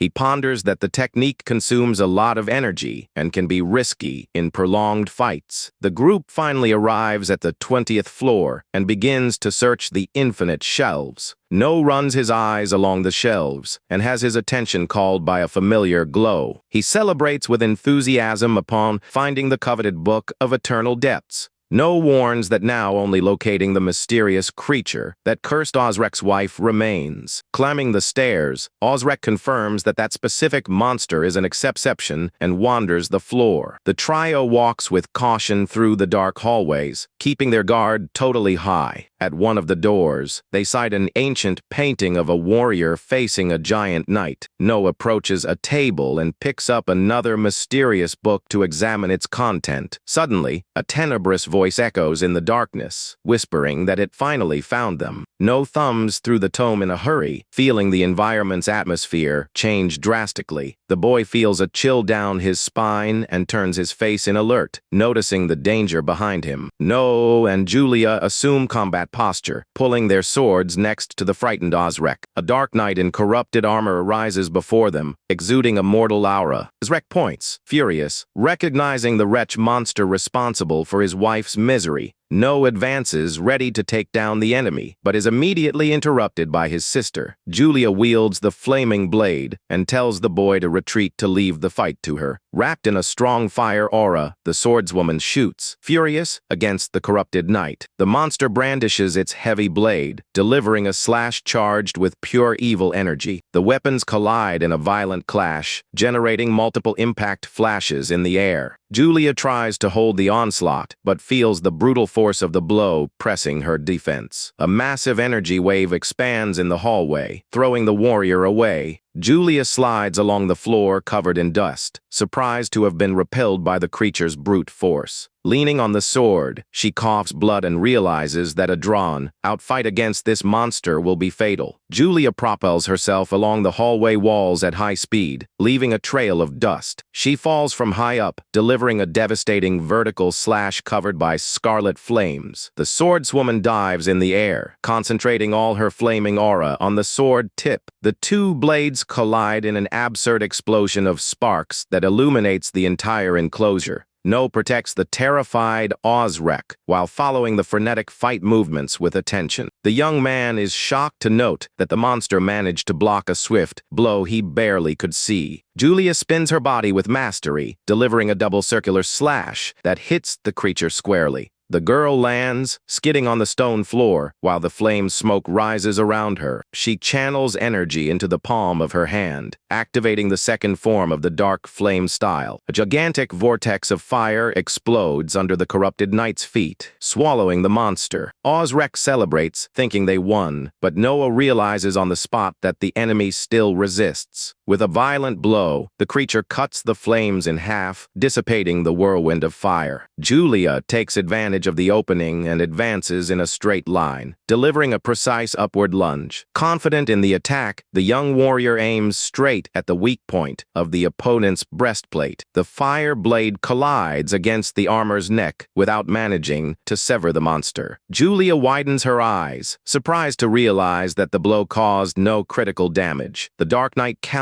attacks with a brutal blow, forcing the girl to try to defend herself. The violent impact pushes Julia backward, making the young woman groan in pain under so much pressure. No observes the scene, worried, noting that not even the destructive power of the style had an effect. The boy is left perplexed upon noting that the creature's carapace did not suffer a single scratch. The monster opens a frightening mouth, concentrating an intense green energy sphere. Julia notes her arm paralyzed by the curse and enters a panic upon losing mobility. A colossal blast of green energy is fired from high up, descending in the direction of the fallen young woman. No throws himself over his sister at the last second, saving her from the total destruction beam. The enemy attack opens a deep crater in the floor, destroying everything in its path. Noah helps Julia recompose and warns he will enter the fight to help her win. The young woman alerts her brother to be absolute careful with the deformed hand that spreads the curse. Frustrated with the injured arm, Julia laments not managing to gather enough power for the final blow. Noah asks for a special favor from his sister, proposing a risky plan to turn the fight around. Meanwhile, the corrupted knight begins to accumulate energy in its mouth once more. Noah asks her to use that joint attack, and Julia jokes about him being quite cruel. Determined, the boy swears he will sever the creature's cursed arm once and for all. Julia fires a flaming slash to distract the target, while Noah advances on the other side. Both activate their sword dances simultaneously, synchronizing dark flames and holy light. The siblings strike the monster's flanks at the same time, triggering devastating pressure. The combined clash detonates in a monumental boom that makes the entire library shake. A colossal column of fire and cosmic energy explodes, illuminating the immense darkness. Noah and Julia retreat with firm steps, maintaining the guard posture after the offensive. The dense smoke covers the floor, while both try to see the state of the enemy. The cursed knight lets out a shattering roar, proving it still continues standing. Julia grits her teeth, impressed by the superhuman resistance of that abomination. Without wasting time, she jumps in the air, delivering another massive arc of scarlet flames. The warrior executes a perfect aerial maneuver, discharging all her remaining power. The monster raises the sword and blocks Julia's descent, generating a violent impact wave. No takes advantage of the block and sets off for the attack on the flanks, wrapped in golden lightning. Suddenly, the boy senses the imminent danger and widens his eyes, screaming for her to dodge. Julia conjures more dark flames, trying to finish the duel before the counter-attack. The creature deflects the blow on reflex, dissipating the offensive with pure brute force. The knight opens its mandibles, preparing a point-blank energy blast. In pure desperation, Julia screams No's name upon seeing the mortal beam aim directly at her brother. No channels a mixed aura and invokes the stance of the holy demonic style with his shimmering blade. He raises the sword wrapped in lightning, summoning the legendary double-polarized blade technique. A devastating blast of light and lightning explodes in the direction of the fearsome Dark Knight. No observes the curtain of dust, apprehensive, while trying to confirm the impact of his attack. The monster appears at high speed, delivering a fierce counter-attack through the smoke. The creature hits a heavy blow, making No retreat under the brutal pressure of the impact. No feels the imminent danger, realizing that the situation completely slipped out of control. A colossal vortex of dark flames explodes, engulfing the night in a burning storm. Julia lands with the white, hot blade, warning that the debt from before was just paid. No notes that not even this technique had an effect, and that Julia's energy is at its limit.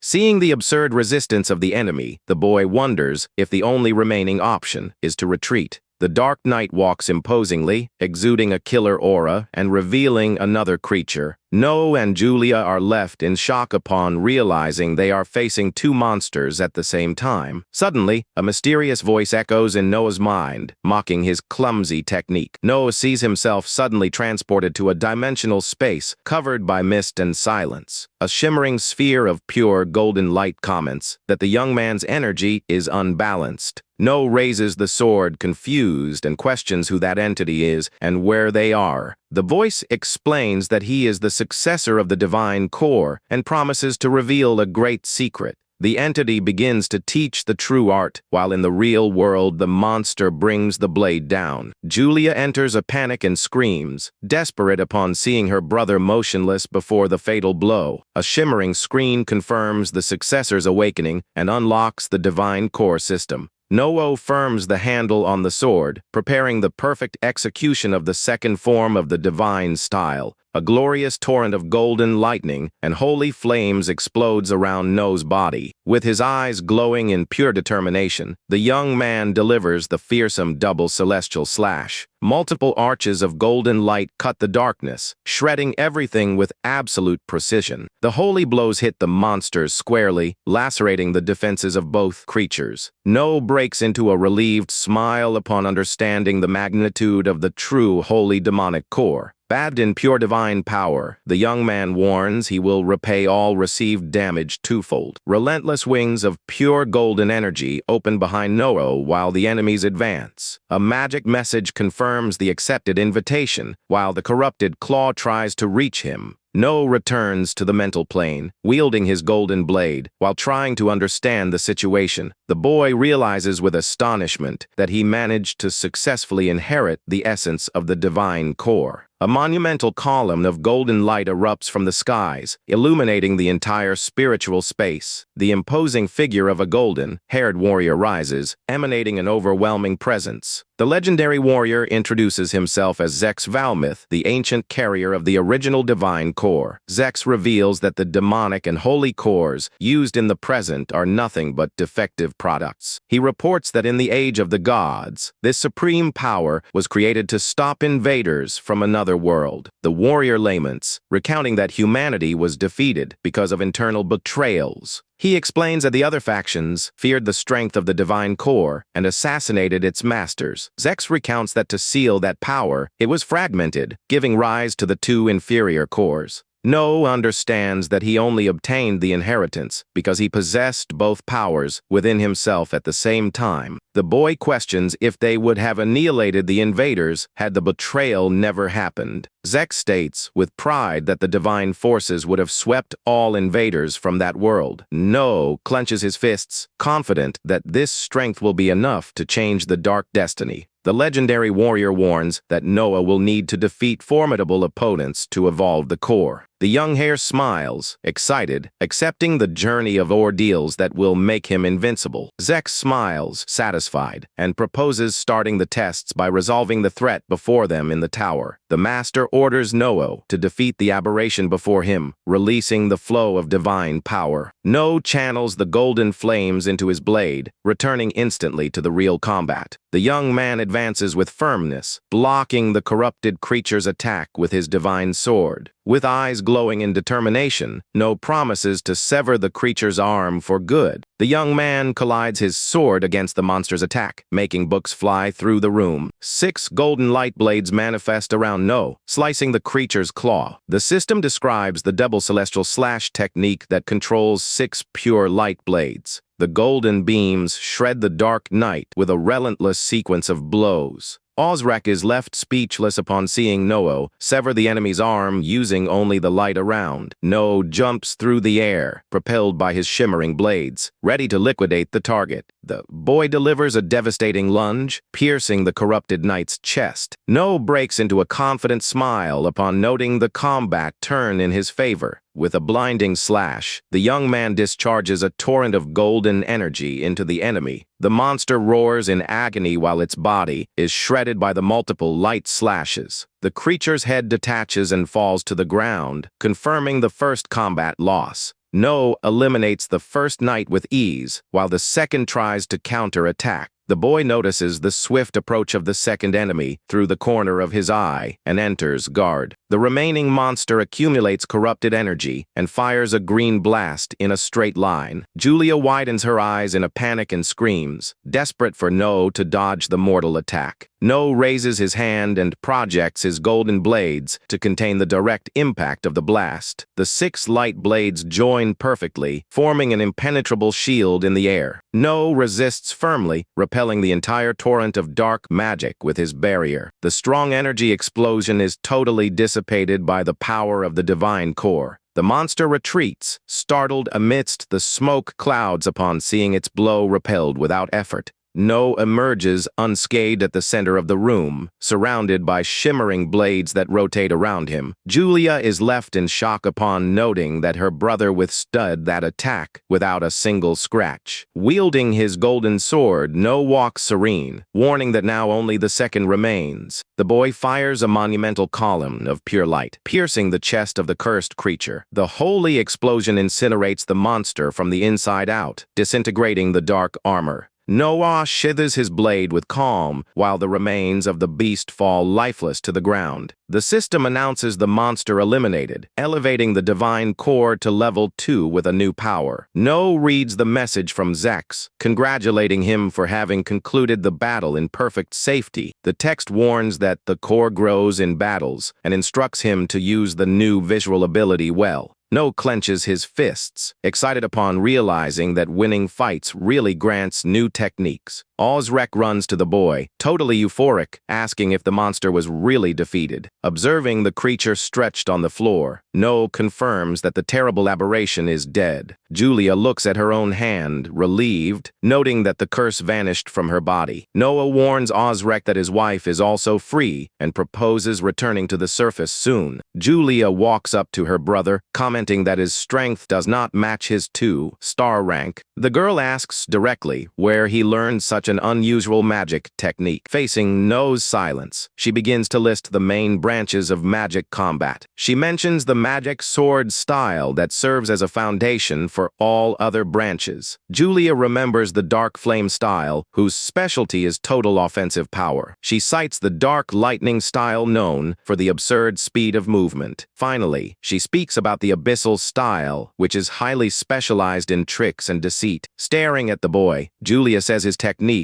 does not fit into anything and asks for his secrets. The siblings exchange tense looks while No maintains the mystery about his true strength. Julia breaks into a relaxed smile, deciding to leave the questions aside for now. She says goodbye, warning she is anxious for the day they will cross blades in earnest. Carrying the rare Book of Depths, No walks, ready to exchange it for information with Eve. Upon arriving at Eve's residence, No opens the door and is faced with the mansion totally destroyed. Sees appears, furious, lamenting the error and revealing that Eve was kidnapped during his absence. The servant says the kidnapper was Scar, who invaded the palace looking for data about No. The maids cry, desperate, while Sees relates that Scar kidnapped Eve to torture her for information. No breaks into a dark smile, realizing on the spot that Scar was the one behind the assassins. No proposes saving Eve immediately, but the guard hesitates, scared by the idea of challenging Scar. The young hare mocks the concern, saying not to compare that with a confrontation between equals. No assumes an icy look, declaring that from now on, a unilateral retaliation will begin. Sees takes the lead with firmness and warns he will also go along to clean up his own error. The servant asks to wait for reinforcements, but Sees replies that they don't have time to waste. No pulls the sword, stating with pride that the warriors of the Dasker lineage never retreat when at a disadvantage. The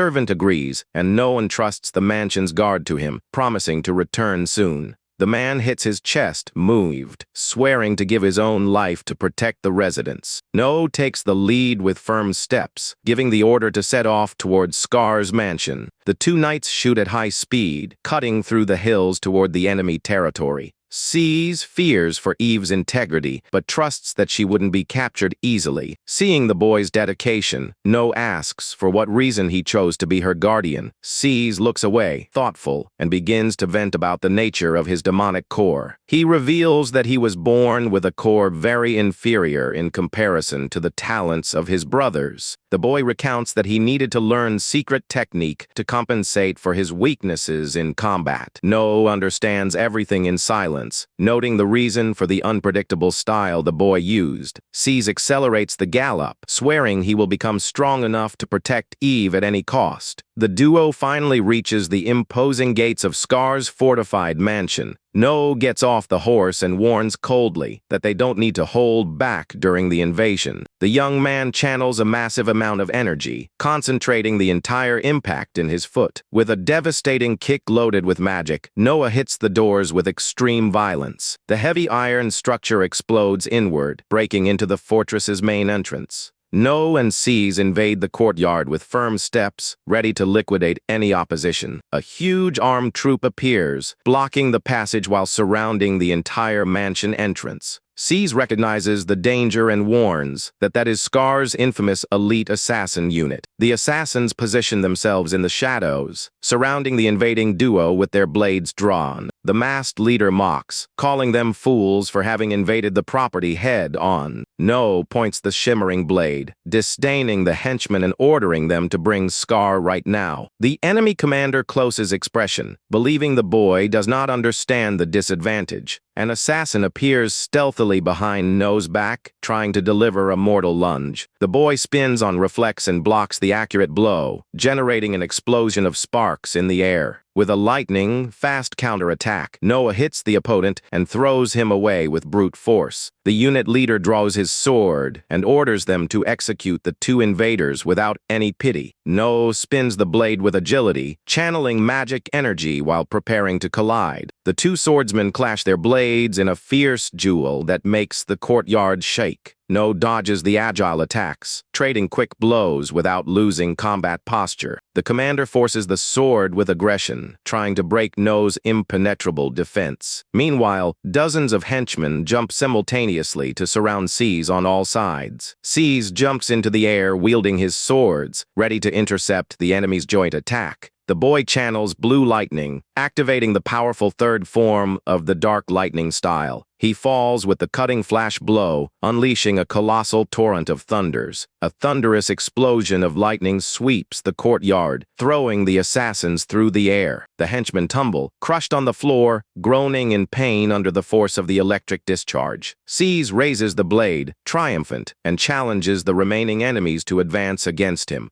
No observes the allies' performance with satisfaction, noting that he can handle his own side. The masked leader is enraged by No's distraction and advances, shouting not to be ignored. The assassin throws an ancient scroll into the air, preparing a mysterious spell. The scroll ignites in the air, activating a gigantic circle of flaming magic under the courtyard. No isn't intrigued when he notices a strange red circle drawn beneath his feet. The enemy leader begins channeling a lethal secret technique into his sword's blade. The assassin leaps through the air, claiming that this strike was created to wipe out the Daskor family. No activates his visual perception to thoroughly analyze the danger right in front of him. The system reveals that his opponent is named Vault Grave, a master of high-level techniques. No prepares to counterattack by invoking the second form of his divine style, but the moment he strikes, purple energy suddenly blocks the flow of power in his hands. The young man grits his teeth, feeling a sudden surge of pain while trying to maintain control. No reflexively leaps backward, dodging the dark blade that nearly hits him dead on. The young man realizes in shock that the enemy's assault managed to seal his demonic core. Vaut mocks him, warning that he will never win by relying on swordsmanship alone. Sees steps forward, dual wielding his swords to fight by No's side. The swordsman surveys the area, noting their massive numerical disadvantage against so many foes.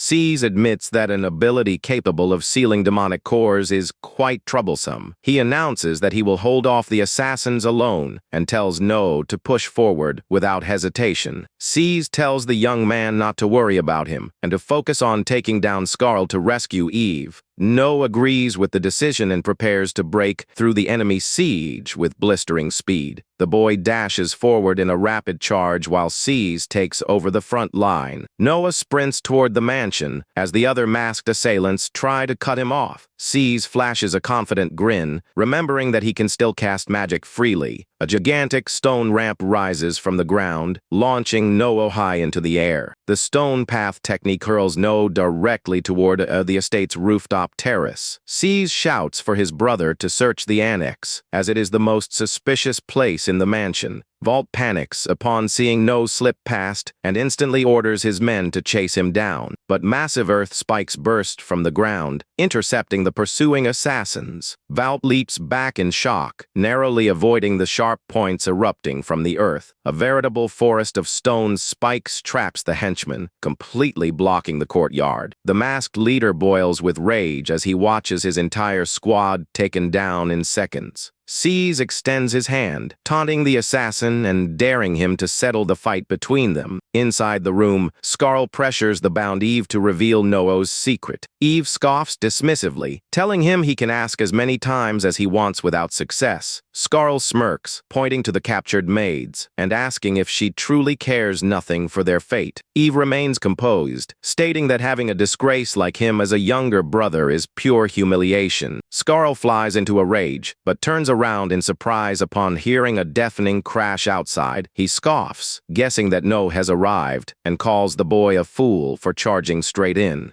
Eve calmly remarks that the villain still fails to understand the true nature of their family. She states that cowardly methods do not suit the Daskers, highlighting No's pride. Skarl lets out an eager laugh, saying that he will finally witness No's true strength today. Infuriated by Eve's defiance, the noble draws his sword, calling her an insolent woman. Suddenly, the window shatters into pieces, and No bursts into the room with blade in hand. No announces that he has come to rescue her, leaving Skarl stunned while Eve wears a faint smile. The young man takes an imposing stance, gripping his sword and calling out to his sister. Eve teases him about the situation, sarcastically noting that he took far too long to arrive. Skarl brandishes his sword wrapped in dark energy and furiously screams No's name. The villain raises his guard and asks if the boy truly plans on settling everything right here. Skarl smirks arrogantly, questioning if No genuinely thinks he can defeat him in combat. Noah simply offers a confident smile, replying that his victory is more than obvious. Skarl loses his patience, shouting in fury as he lunges forward at high speed to strike. The two blades clash violently, releasing a burst of sparks and magical energy. The resounding impact of the collision cracks the walls, sending shockwaves rippling outward. The force of the blast hurls No and Scar outside, shattering the window as they freefall. Both land firmly in the stone courtyard while dust and debris billow around them. No activates his special perception, analyzing the flow of power radiating from his opponent. The system screen reveals that Scar has mastered 7-star swordsmanship and created the abyssal style. No asks him directly why he sent assassins and even dragged a child into this. Scar offers a cynical grin, stating that the motive behind everything is painfully obvious. The villain screams in rage, declaring his hatred for his brother as he charges with his corrupted blade. No parries the strike mid-air, creating a heavy shower of sparks between their swords. The young man realizes the restriction has vanished now that he is out of range of the magic circle. Scar rants bitterly about their father recognizing someone so weak in the line of succession. No channels golden lightning, deflecting his opponent's blade with pinpoint accuracy. Consumed by hatred, Scar yells for No to perish while unleashing a shadowy mist. No glides across the ground with agility, effortlessly dodging the deadly slash. The two quickly pull back,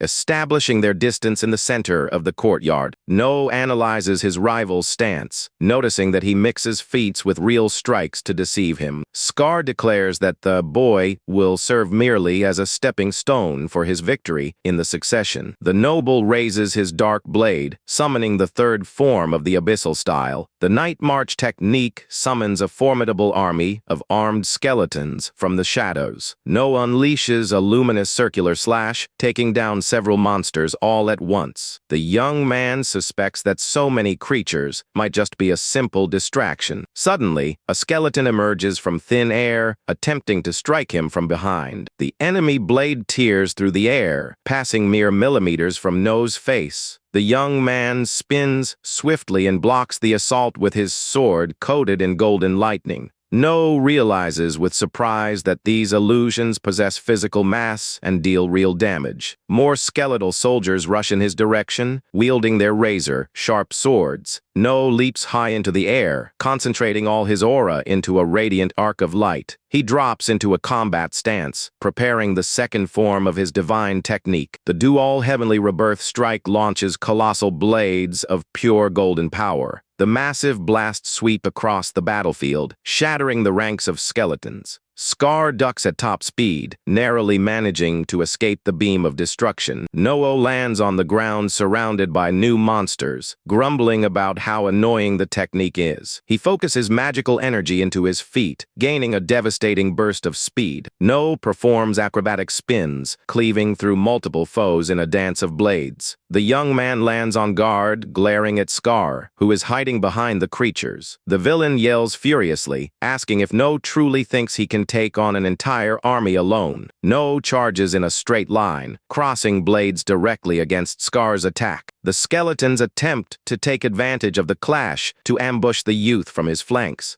With a burst of golden energy, Noah slashes down the surrounding monsters in the blink of an eye. He trades rapid blows with Scar while completely dismantling the enemy horde. Noah raises his hand, firmly declaring that it does not matter how much trash is thrown at him. 6 gleaming blades of pure golden light are hurled straight toward his opponent. The youth channels the power of his divine core, intensifying the devastating lightning assault. The sacred blades strike Scar directly, completely shattering his offensive. The villain falls to his knees, groaning in pain under the crushing pressure of the blow. The smoke clears to reveal the two warriors, standing apart in the utterly ruined courtyard. In desperation, Scar plunges his blade into the ground, unleashing a massive torrent of purple energy. The stone ground cracks completely, scattering sharp spikes across the entire area. No leaps backward, dodging the fissures violently opening beneath his feet. A gigantic stone creature emerges from the depths, roaring toward the heavens. Scar points his sword and furiously commands the colossal beast to destroy No without mercy. The terrifying bone dragon bursts from the ground, roaring under Scar's furious command. No flashes a pleased smile, determined to test his newest ability on the monster. The system announces the new ocular technique, Eyes of Sacred Darkness, at level 12. The young man assumes a battle stance, activating the 5th form of his divine style. No's eyes glow intensely, emitting mystical beams of pure sacred light. He leaps into the air wrapped in a shining aura, hovering above the colossal beast. No watches the monster from above, channeling his magical energy with calm precision. The youth dives toward the creature's skull, bathed in golden light. The boy's gaze connects directly with the beast's pupil, deciphering its magic. No lands firmly atop the dragon's head, releasing arcs of lightning. The colossal beast is completely subdued and falls under the young man's absolute control. Scar panics and begins screaming frantically, ordering the monster to attack. Noah warns him that it is useless, as his new eyes unravel magic and seize control. He declares that the dragon is now his servant, while the villain despairs on the ground. Cornered, Scar channels dark energy, preparing the 1st form of his style. The noble unleashes the piercing Shadow Fang strike, aiming right at the dragon. A violent burst of purple magic detonates against the creature's body. Scar leaps through the smoke, attempting to clash his sword against the young man. No commands the colossal beast with cold focus, while Scar rants furiously in the courtyard.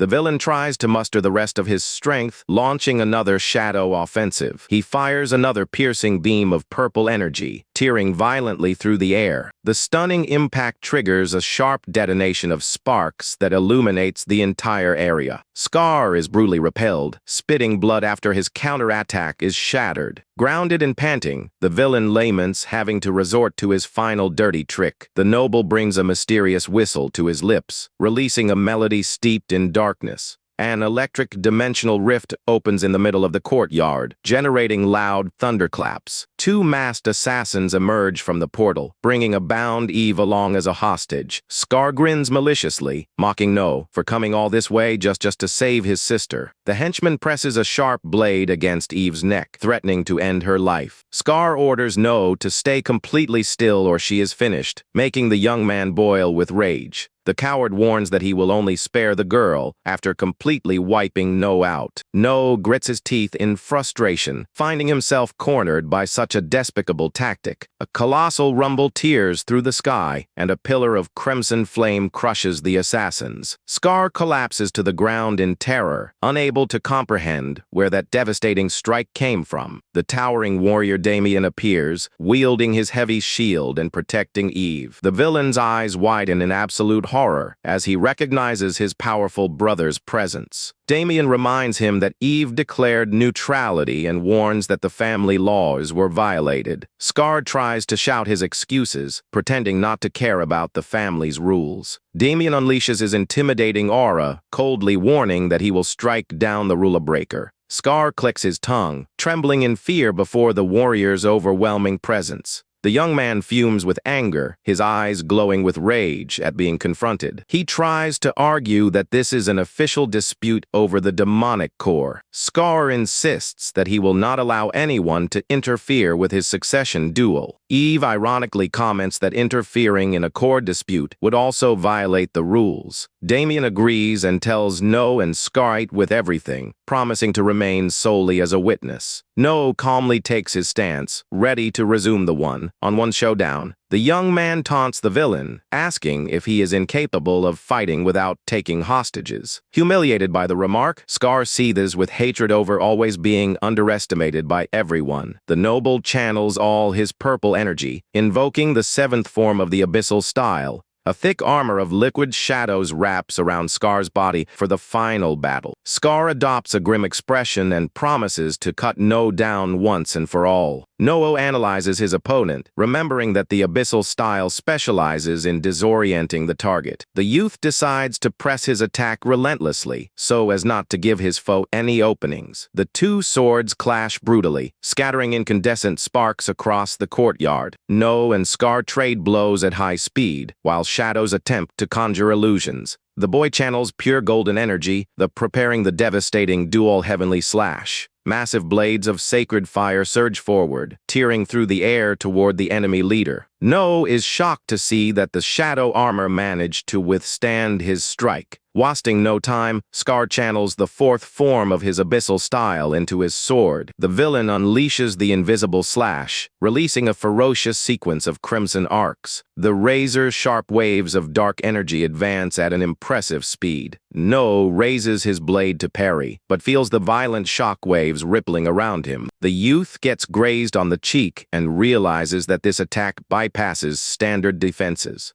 No leaps backward, gliding through the air to put distance between himself and the storm of slashes. Scar charges after the boy in a sprint, furiously shouting that he will not let him escape. The two duel mid-air, trading fierce blows that illuminate the entire battlefield. No grits his teeth, feeling the absurd pressure from Scar's corrupted blade. The villain is impressed to see that the young man managed to evade a fatal strike. No plants his feet on the ground and grips his sword, concentrating the remainder of his power. The youth strikes back with giant golden arcs, causing Scar's blade to tremble. The collision of energies creates a colossal vortex of light and shadow in the middle of the courtyard. No acknowledges that the versatility and defense of the abyssal style are truly formidable. The boy asks why someone so strong needed to resort to such cowardly methods. Scar rants in fury, revealing that his father never acknowledged his talent for illusion magic. The noble explains that he created the abyssal style precisely to prove his true worth. He bitterly laments that, even so, His father never spared him a single glance. Scar screams that the only way left for him is to win the war of succession. With a crazed grin, he swears that he will earn recognition through sheer strength. A monstrous column of pure crimson energy erupts into the sky, engulfing the villain. Scar raises his sword, declaring that No will serve as fuel for his ultimate glory. The noble invokes the ninth form of the abyssal style, concentrating a massive magical orb. The sepulchral dragon destruction technique manifests a terrifying serpent of blood. The colossal beast takes flight, tearing through the clouds and blanketing the sky in a crimson aura. The scarlet beast dives straight down, opening its maw to swallow No whole. A titanic explosion of crimson energy strikes the ground, destroying everything around it. A barrier of golden energy rises from the rebel, enduring the brutal impact. No-O emerges unscathed at the center of the divine light, brandishing his gleaming blade. The massive crimson creature looms behind Scar as both warriors face off in the courtyard. No feels his energy waver, realizing that his demonic core has reached its absolute limit. Scar smirks with disdain, claiming that pure swordsmanship will never be enough to defeat him. No calmly slips his hand into his coat pocket, pulling out a secret item. The villain's eyes widen, not understanding what the young man is about to do. No reveals the solid pill crafted from the poison he had been secretly receiving from the maid. Without hesitation, the youth swallows the concentrated poison right before his rival's stunned eyes. Scar panics, asking if he has lost his mind by ingesting something that destabilizes the core. A colossal storm of golden flames and lightning erupts from No's body. No explains that his immune body converts poison into pure energy to restore his core. The system notifies that his divine core has reached level 20, unlocking light and dark flash. No hardens his resolve not to lose, ensuring that past tragedies never repeat themselves. The young man points his blade toward the heavens, releasing a supreme pillar of the second divine form. No unleashes the light and dark flash strike, releasing a colossal magical storm. Scar roars in fury and hurls his monstrous crimson beast into a direct clash. The two forces collide in the center of the courtyard, generating a deafening explosion. A devastating shockwave ripples in all directions, fracturing the ground. A blinding glare consumes everything as both combatants are pushed backward. A gigantic sphere of fire and destruction expands, engulfing the entire estate. Dense clouds of dust and debris billow into the sky from the sheer violence of the impact. Damien steps forward and raises his massive shield to protect Eve from the blast. The magical energy reaches its peak, detonating into a gigantic plume of smoke. The dust begins to settle, revealing a landscape completely devastated by the battle.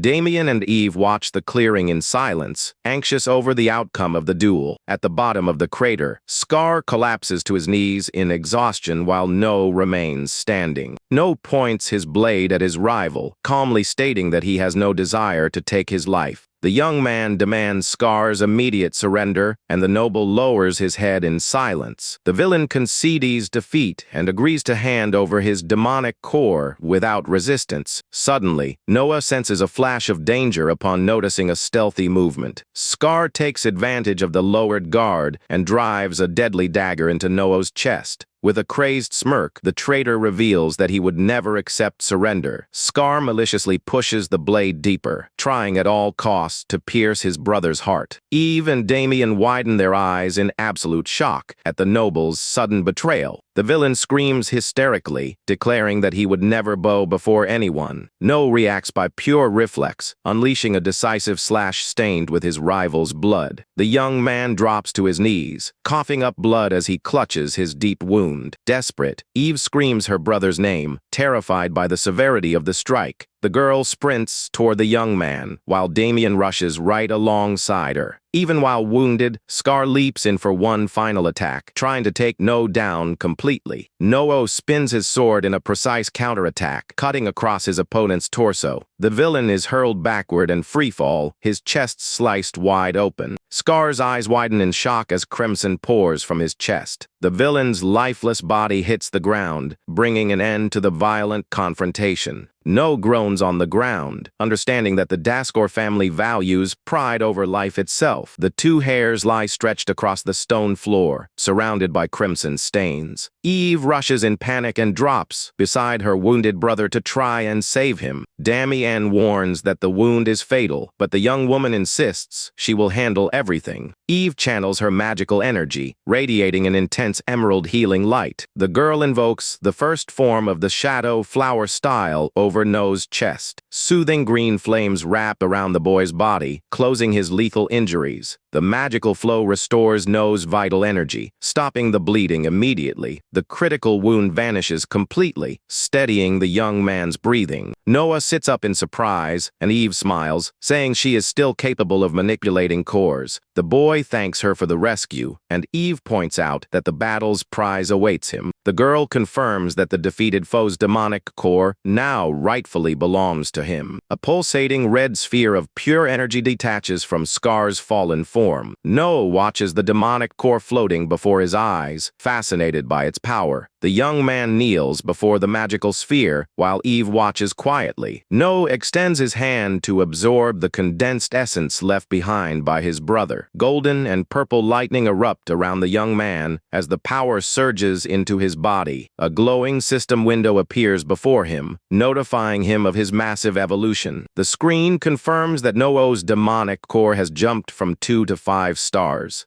No is thrilled to realize he has gained the equivalent of years of training in an instant. No looks around with glowing eyes, realizing the confrontation has finally come to an end. Sees approacheth his sword resting on his shoulder after taking care of all the masked assassins. The swordsman joins the group and admits his surprise at seeing the youngest defeat Scar in combat. Sees asks if Eve is all right, and the girl expresses gratitude for Damian's protection during the danger. Sees is surprised by the gesture, and Damian replies that he merely followed the family code. Noah and Damian exchange silent glances as the dust settles over the destroyed courtyard. Noah feels the tension rise as he meets the cold, intimidating gaze of his older brother. Eve and Sees notice the heavy atmosphere between them and watch anxiously without saying a word. Damian praises the battle and admits he grew curious about the mysterious power Noah used. The warrior changes the subject, stating that there is something far more urgent at hand. A messenger approaches, announcing that Lord Victor has summoned Noah for an immediate audience.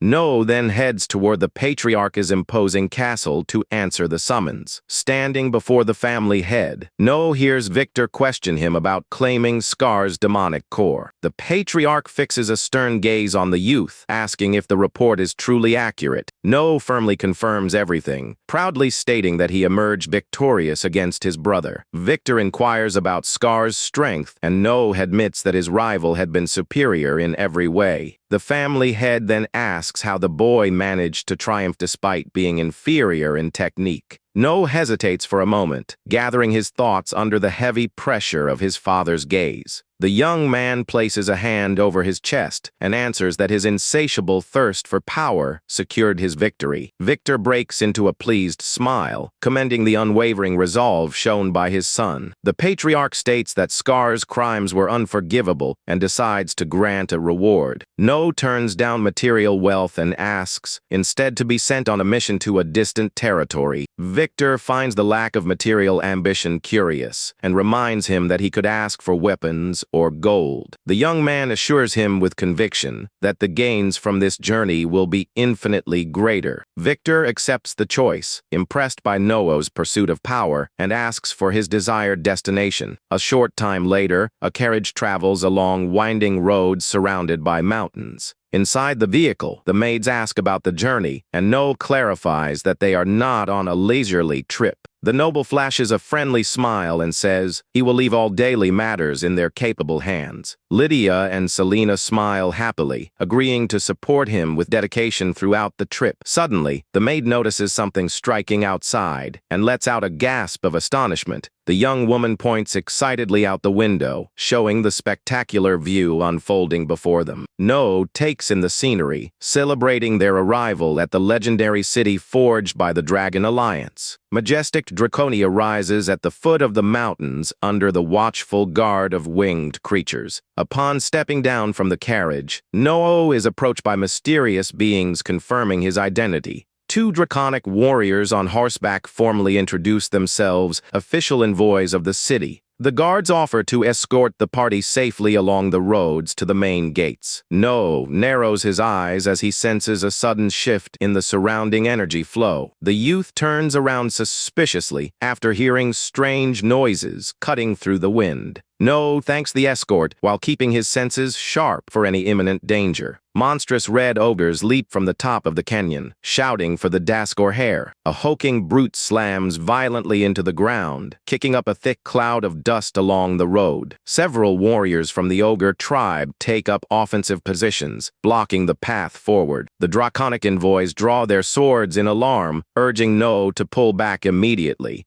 No draws his blade, recognizing the clan that has contested control over the region for decades. The boy recalls that the ogres are wild and brutal, standing in stark contrast to the orderly draconians. No deduces that the ambush aims to prevent an alliance with his family, realizing the local stakes. The young master orders Lydia and Selena to hide inside the carriage to stay safe. The ogre leader sneers, calling No a brat and declaring that the draconians have fallen into ruin. The monster warns that he wastes no time on weaklings, telling the noble to leave if he values his life. No simply smirks back, showing that he feels no fear whatsoever toward the threat. No returns the taunt, saying he will spare their lives if the monsters choose to run away right now. The ogre leader is infuriated by the boy's audacity and begins channeling his brute strength. The creature roars, promising to crush every bone in the youth's body before charging forward. A surge of magical energy flares around No as the initial clash rattles the earth. No assumes his swordsmanship stance, channeling golden lightning along the entire length of his blade. The monster brings down both clenched fists, delivering a crushing blow toward the young man. No dodges nimbly, evading the strike at the precise moment it shatters the stone ground. A massive crater opens at the point of impact while No hovers mid-air, analyzing his foe. The youth dives down at high speed, ready to counterattack with his electrified sword. No maintains total composure while the ogre bellows, trying to react to the aerial maneuver. The monster hurls a giant boulder in an attempt to crush the boy mid-flight. No invokes the first form of his divine style, unleashing a radiant flash of light and shadow. The slash of pure golden energy cleaves the enormous rock in two in the blink of an eye. The ogre leader charges fiercely through the debris, his eyes burning with pure hatred. The monster throws a devastating punch that slams violently against No's guard. The brutal force of the assault fractures the surrounding cliffside, throwing dust and stones into the air. No lands steadily, noting that his opponent's strikes rely entirely on raw power. The boy leaps back into the fray, remarking that physical might cannot make up for such reckless technique. The ogre scoffs at the direct charge, calling No a fool for coming straight at him. The creature winds up an uppercut to intercept the youth on his descent. No shifts his trajectory mid-air, displaying remarkable reflexes and body control. The youth executes a devastating horizontal slash, carving across the monster's chest with golden flames. The overleader coughs up blood and collapses in defeat, feeling the sheer force of the sacred attack. No turns around calmly and challenges the rest of the pack to attack him all at once. The four other ogres watch from the clifftop, frozen by the sudden fall of their leader. Overcome by fury, the monsters roar wildly, eager to avenge their fallen comrade. The quartet leaps from the cliff simultaneously, attempting to crush No with a coordinated strike. No channels a massive column of light, invoking the second form of his divine style. The radiant beam pierces the sky, striking every ogre mid-air with surgical precision. The four creatures crash unconscious to the ground, bringing an end to the roadside ambush. The draconic envoys stand awestruck, realizing that No's talent far surpasses the rumors.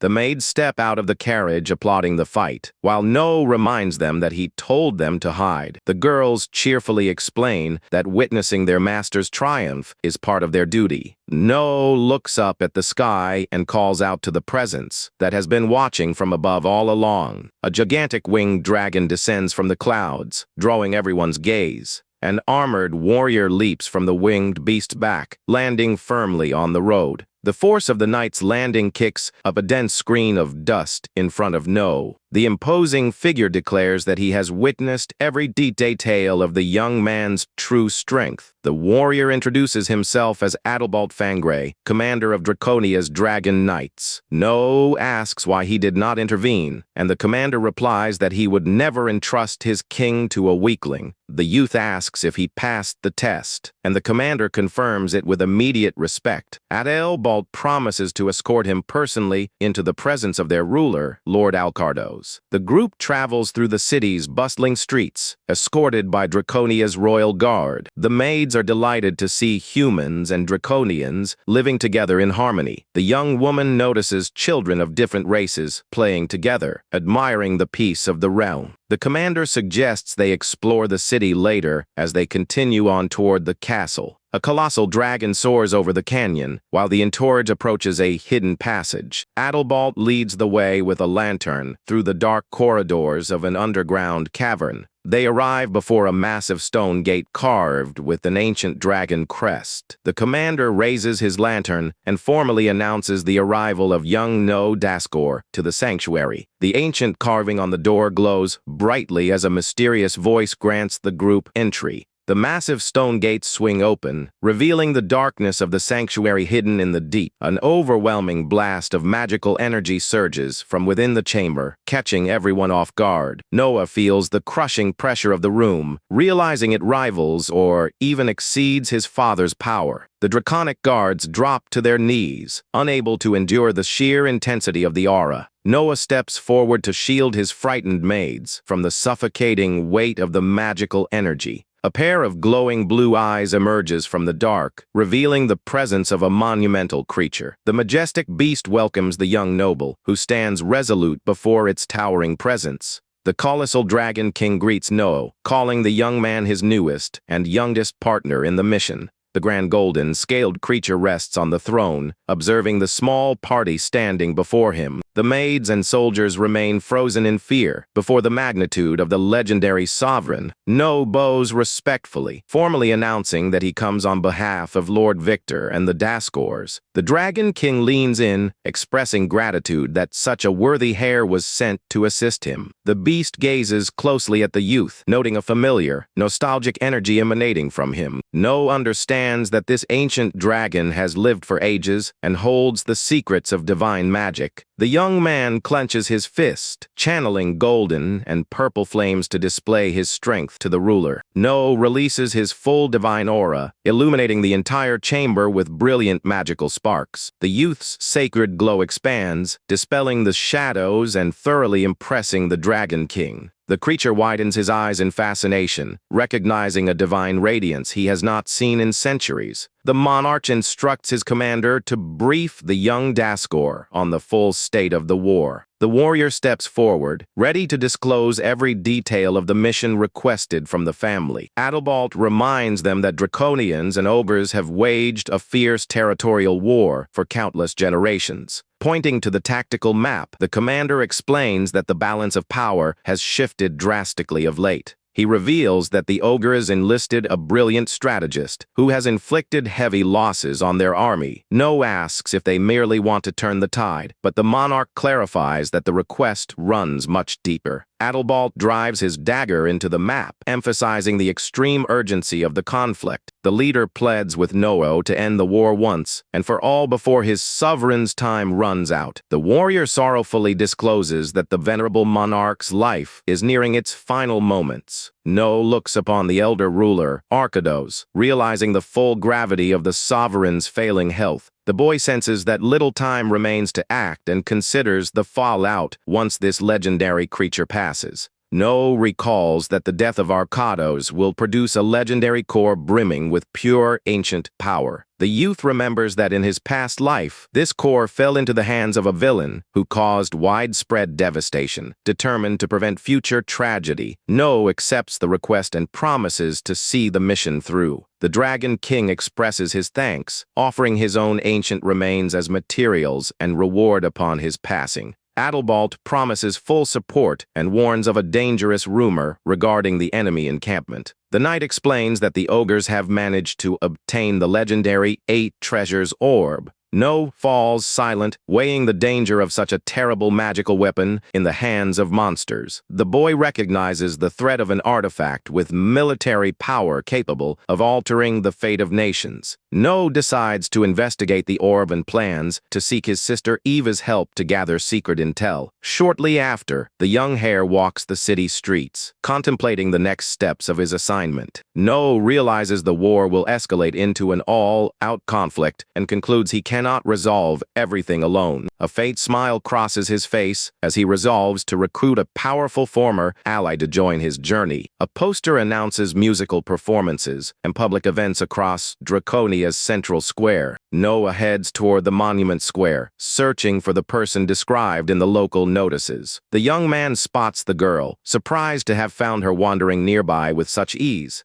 No recalls that in his past life, she was a remarkable saint with stellar power who saved him countless times. The young man approaches, moved to see the healer alive before him, dressed in a bard's attire and hat. The girl notices his steady gaze and eyes him warily with her striking blue eyes. Feeling awkward, the young woman asks him to stop staring at her so intently in the middle of the street. The bard adjusts her lute and kindly mentions that her next performance will not start for a while. No looks puzzled by the mention of a show, and the girl asks if he came to hear her sing. The young man finds it odd to see the renowned saint singing as a minstrel, and she asks for his name. The young woman cradles her lute affectionately, preparing to explain her current line of work. She cheerfully introduces herself as Liliana, a humble traveling bard wandering the world. Noah activates his special eyes, realizing that she is actively concealing her holy identity as a saint. The system window confirms the girl's 6 levels, and No notes that she already possesses remarkable talent. No addresses Liliana by name and directly presents an alliance proposal to her. After listening to the explanation of the regional conflict, the young woman grasps the gravity of the war. Liliana crosses her arms and declines the offer, stating she cannot lend him her power. No asks for her reason, wanting to understand what prevents the healer from cooperating. The girl fixes her divine gaze upon the noble, revealing that she senses demonic energy within him. A shadowy aura gathers around No, confirming the young saint's suspicions. No extends his hand, manifesting the golden sacred radiance of his divine lineage, to show her. Liliana is amazed to feel sacred power harmonizing flawlessly with another energy. Convinced by the display, the young woman accepts the invitation on the condition that he fulfill a personal wish. Liliana blushes and makes an unusual request, asking for a handsome companion to spend the evening with. No is taken aback by the unexpected condition, feeling utterly flustered by the girl. In her thoughts, the young woman pictures a romantic evening beside a strong, refined partner. Liliana explains that she prefers a dashing gentleman and stresses that she refuses users of dark arts. No realizes she retains the exact same personality as in his past life and agrees to the term. The young man thinks of the draconic commander and concludes the warrior fits the request perfectly. Excited by the deal, Liliana extends her hand, confirming that they will now work side by side. Noah shakes his new companion's hand, formally introducing himself as an heir of the Dronzer family. The pair heads toward the mountains surrounding Draconia to complete the first phase of the mission. Liliana asks about the purpose of the trek, and Noah explains they must grow stronger before the war. The youth reveals the legend of an ancient magical tool hidden within a mountain shrine. Noah looks ahead, sensing the lurking dangers guarding the entrance to the old cavern. The two arrive before the ruined stone structures marking the entrance to the sacred hideaway. A sharp sense of danger fills the air, putting Noah's instincts on high alert. The young man activates his special perception, detecting a hidden magical barrier in their path. A massive purple magic circle manifests across the stones, triggering a defensive trap. Noah draws his blade and rushes forward swiftly, while Liliana steps back to observe the assault. The young man delivers a precise slash, shattering the arcane seal with the might of his sacred sword. The magical barrier splinters into energy particles, clearing the way into the interior. No and Liliana proceed cautiously into the darkness of the mysterious underground cavern. The saint warns that the ward was a clear sign of a terrible threat lurking inside. No asks if she is frightened, and the girl smiles confidently, assuring him she will not be intimidated. They walk beneath glowing crystals, taking in the vast scale of the ancient cavern. No grips his sword, sensing hostile presences rapidly approaching through the shadows. A shadowy blur darts through the air at high speed, surrounding the adventurers in the stone passage. 3 crawling, monstrous beasts descend along the rocky walls, preparing to strike. Liliana opens her spellbook and takes the rear, promising to provide magical support. One of the monsters lunges with sharp claws, aiming directly for the young warrior's head. No channels purple lightning through his sword, preparing an upward cleaving strike. The youth unleashes a devastating flurry of electric slashes, cutting down all 3 creatures mid-air. The defeated monsters crash into the rocks as dust rises through the tunnel. No flashes a self-assured smile, noting he can handle foes of that caliber with ease. Liliana is impressed by his agility, praising the overwhelming power of his strikes. A massive, scaly tail suddenly whips out from the darkness, targeting the unsuspecting girl. No turns in alarm, shouting Liliana's name as he notices the beast's deadly approach. A colossal monster leaps with jaws wide open, attempting to ambush Liliana from above. Liliana reacts with incredible agility, delivering a sharp kick that slams the beast to the ground. The young saint demonstrates exceptional physical strength, striking the monster with precision. The force of the blow drives the creature into the rocks, kicking up a cloud of dust. Liliana catches her balance and jokes that she is more than capable of handling herself. The girl wonders about the monster's aggression, and No explains that pooled draconic energy mutates the wildlife. The youth notes that beasts exposed to this power can evolve into disastrous calamities. The creature lets out a fierce roar as Liliana realizes the true danger hidden within the cave. No reassures his partner, mentioning that a magical artifact was crafted specifically to disperse this energy. Liliana asks if that legendary relic is the true reason they came here. No confirms the objective, explaining that the relic will serve as vital leverage in the war. The two continue onward until they reach the deepest, darkest chambers of the cavern.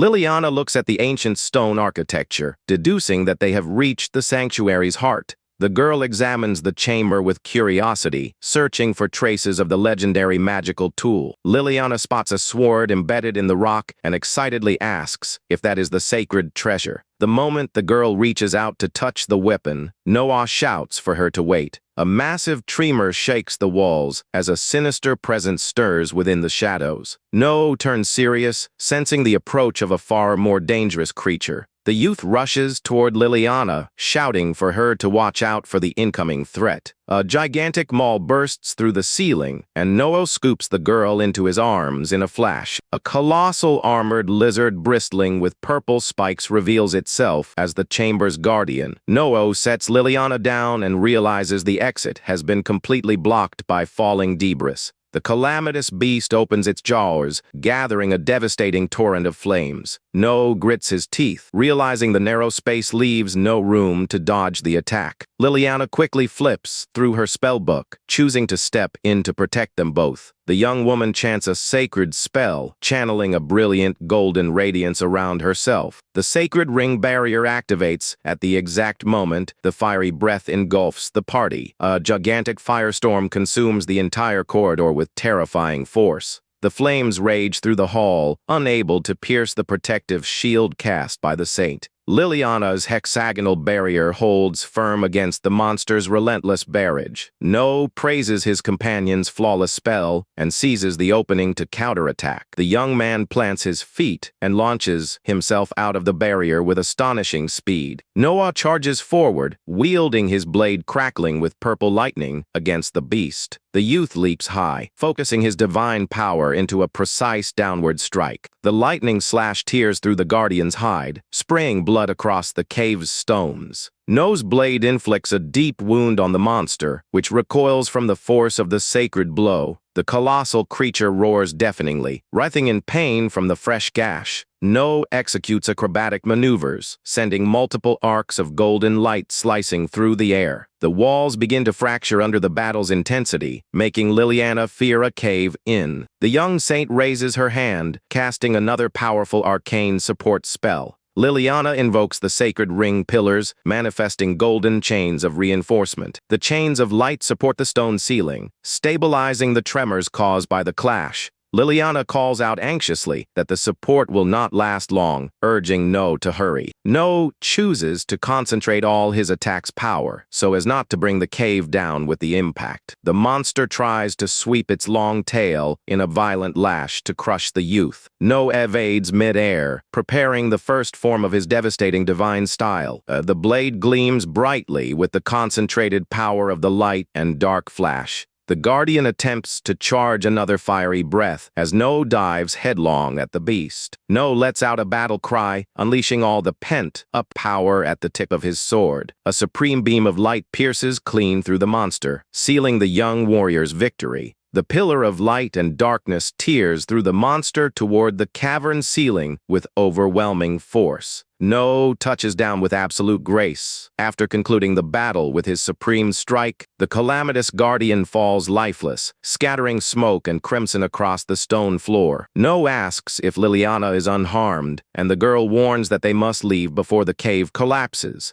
The young man sprints toward the relic embedded among the shattered rocks of the chamber. No firmly grasps the hilt of the sacred sword adorned with a mysterious purple gem. The system reveals the Dragon Ring sword, which possesses the legendary power to dispel draconic energy. No confirms the relic's acquisition and tells Liliana to follow him out of the collapsing cave. Soon after, dragon knights soar across the sunlit skies of Draconia's grand capital. In the city center, No hands a sealed letter to Liliana, fulfilling the promise they made. The young man explains that he wrote a formal recommendation to introduce her to Commander Adalbert. Liliana beams with joy as she holds the letter, thanking the noble heir with enthusiasm. The young bard rushes off excitedly to meet her prospective match while No sees her off. No strolls casually through the streets until he steps into a bustling local tavern. The young man enters the establishment looking for a quiet spot to rest after the mission. The proprietress gestures toward the back, mentioning that an unexpected guest is already waiting for him.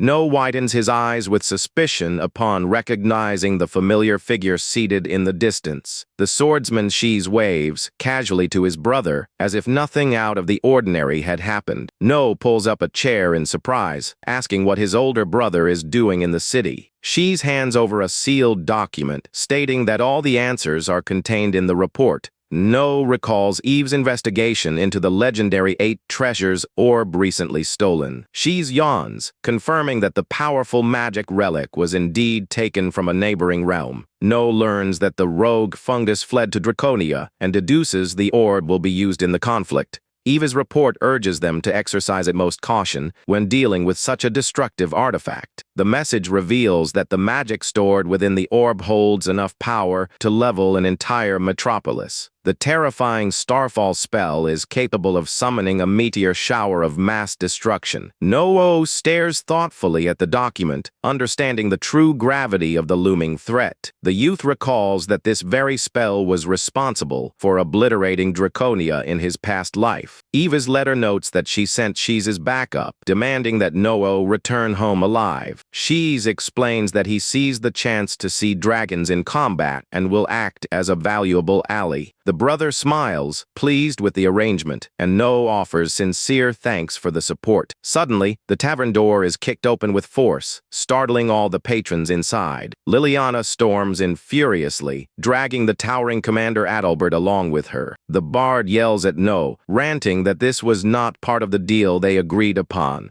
Liliana slams the table in indignation, stating Adalbert has a wife and children, and she refuses married men. The tavern patrons look on in astonishment, whispering about the romantic uproar at the counter. No stands awkwardly beside the commander, realizing the massive blunder he unintentionally caused. The young man remembers Adalbert's marriage too late, while the girl insists she has standards. No apologizes for the misunderstanding and tries to soothe her by promising to find another candidate. Liliana suddenly turns her gaze toward Shees with starry eyes, declaring she found her perfect match. The blonde swordsman is left utterly baffled by the girl's sudden, smitten expression. The bard clings to Shees' arm with a mischievous smile and obvious intentions. Liliana sits on the warrior's lap, praising his toned build and calling him her ideal type. Shees leaps up in panic, jumping clear across the room and asking if the woman has lost her mind. No explains that Shees will be fighting alongside them, using the moment to settle his debt with the saint.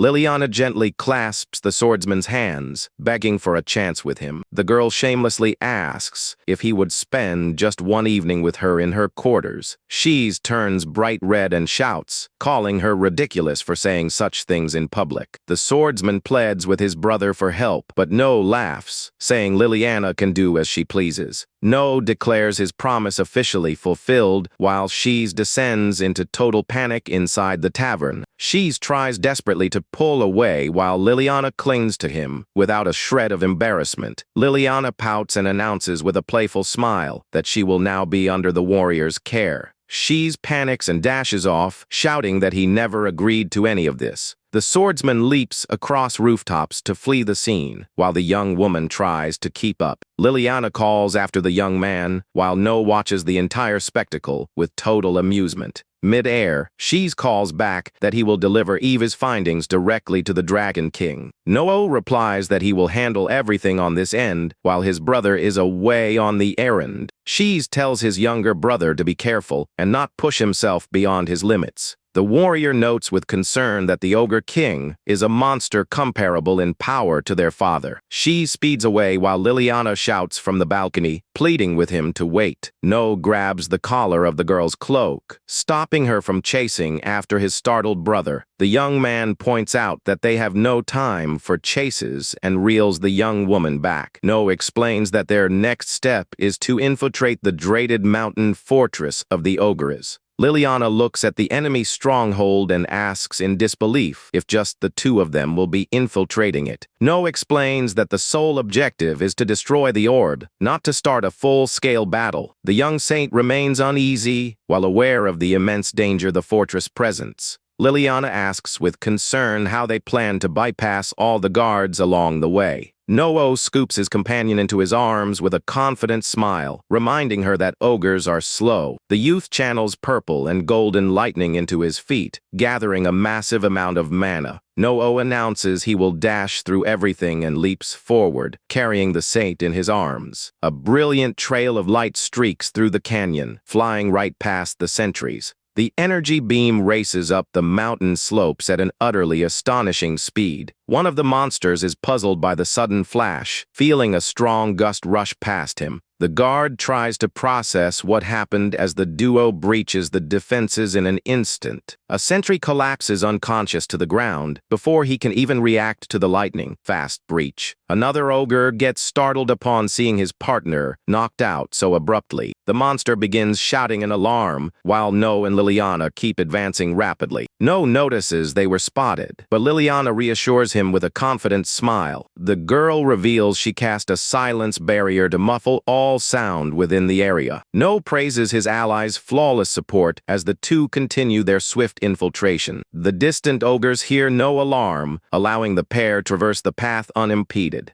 Liliana asks if the young man knows the exact location where the monsters keep the artifact. No replies that the relic must be located deep within the stronghold where their chieftain resides. The youth recalls that in his past life, Fungus was a coward who always hid behind the strong. No concludes with certainty that if the villain is involved, the magic orb will be with the leader. The duo lands smoothly before the main sanctuary without raising any suspicion. They arrive at the Ogre Temple's ominous gates, decorated with flaming skulls. No carefully pushes the wooden doors open and peeks into the dark hall. The young man whispers for them to proceed, and both slip stealthily down the dim corridor. The heavy doors swing open silently, revealing the vast expanse of the ruler's chamber. No and Liliana race across the hall toward the mysterious glowing altar at the far end. Noah spots the 8 treasures orb floating and celebrates finding their objective. But suddenly, Noah senses a dangerous presence approaching and clicks his tongue on high alert. Liliana shouts that an enemy is behind them, and both quickly spin around. No feels a crushing pressure and sees the menacing red eyes of the Ogre King emerging. No is stunned by the leader's incredible speed as the monster mentions Fungus by name. The Ogre Sovereign holds the artifact, remarking that he never expected anyone to try and steal the orb. The monster commends the intruder's skill for slipping past his entire guard undetected. No draws his blade, admitting the foe is formidable, but refuses to leave the orb behind. The mighty Ogre King burns with rage, stating he despises cowardly tricks and prepares for battle. Liliana opens her holy spellbook with an apology before casting her supportive magic. No draws his blade, channeling golden flames and purple lightning for the impending clash.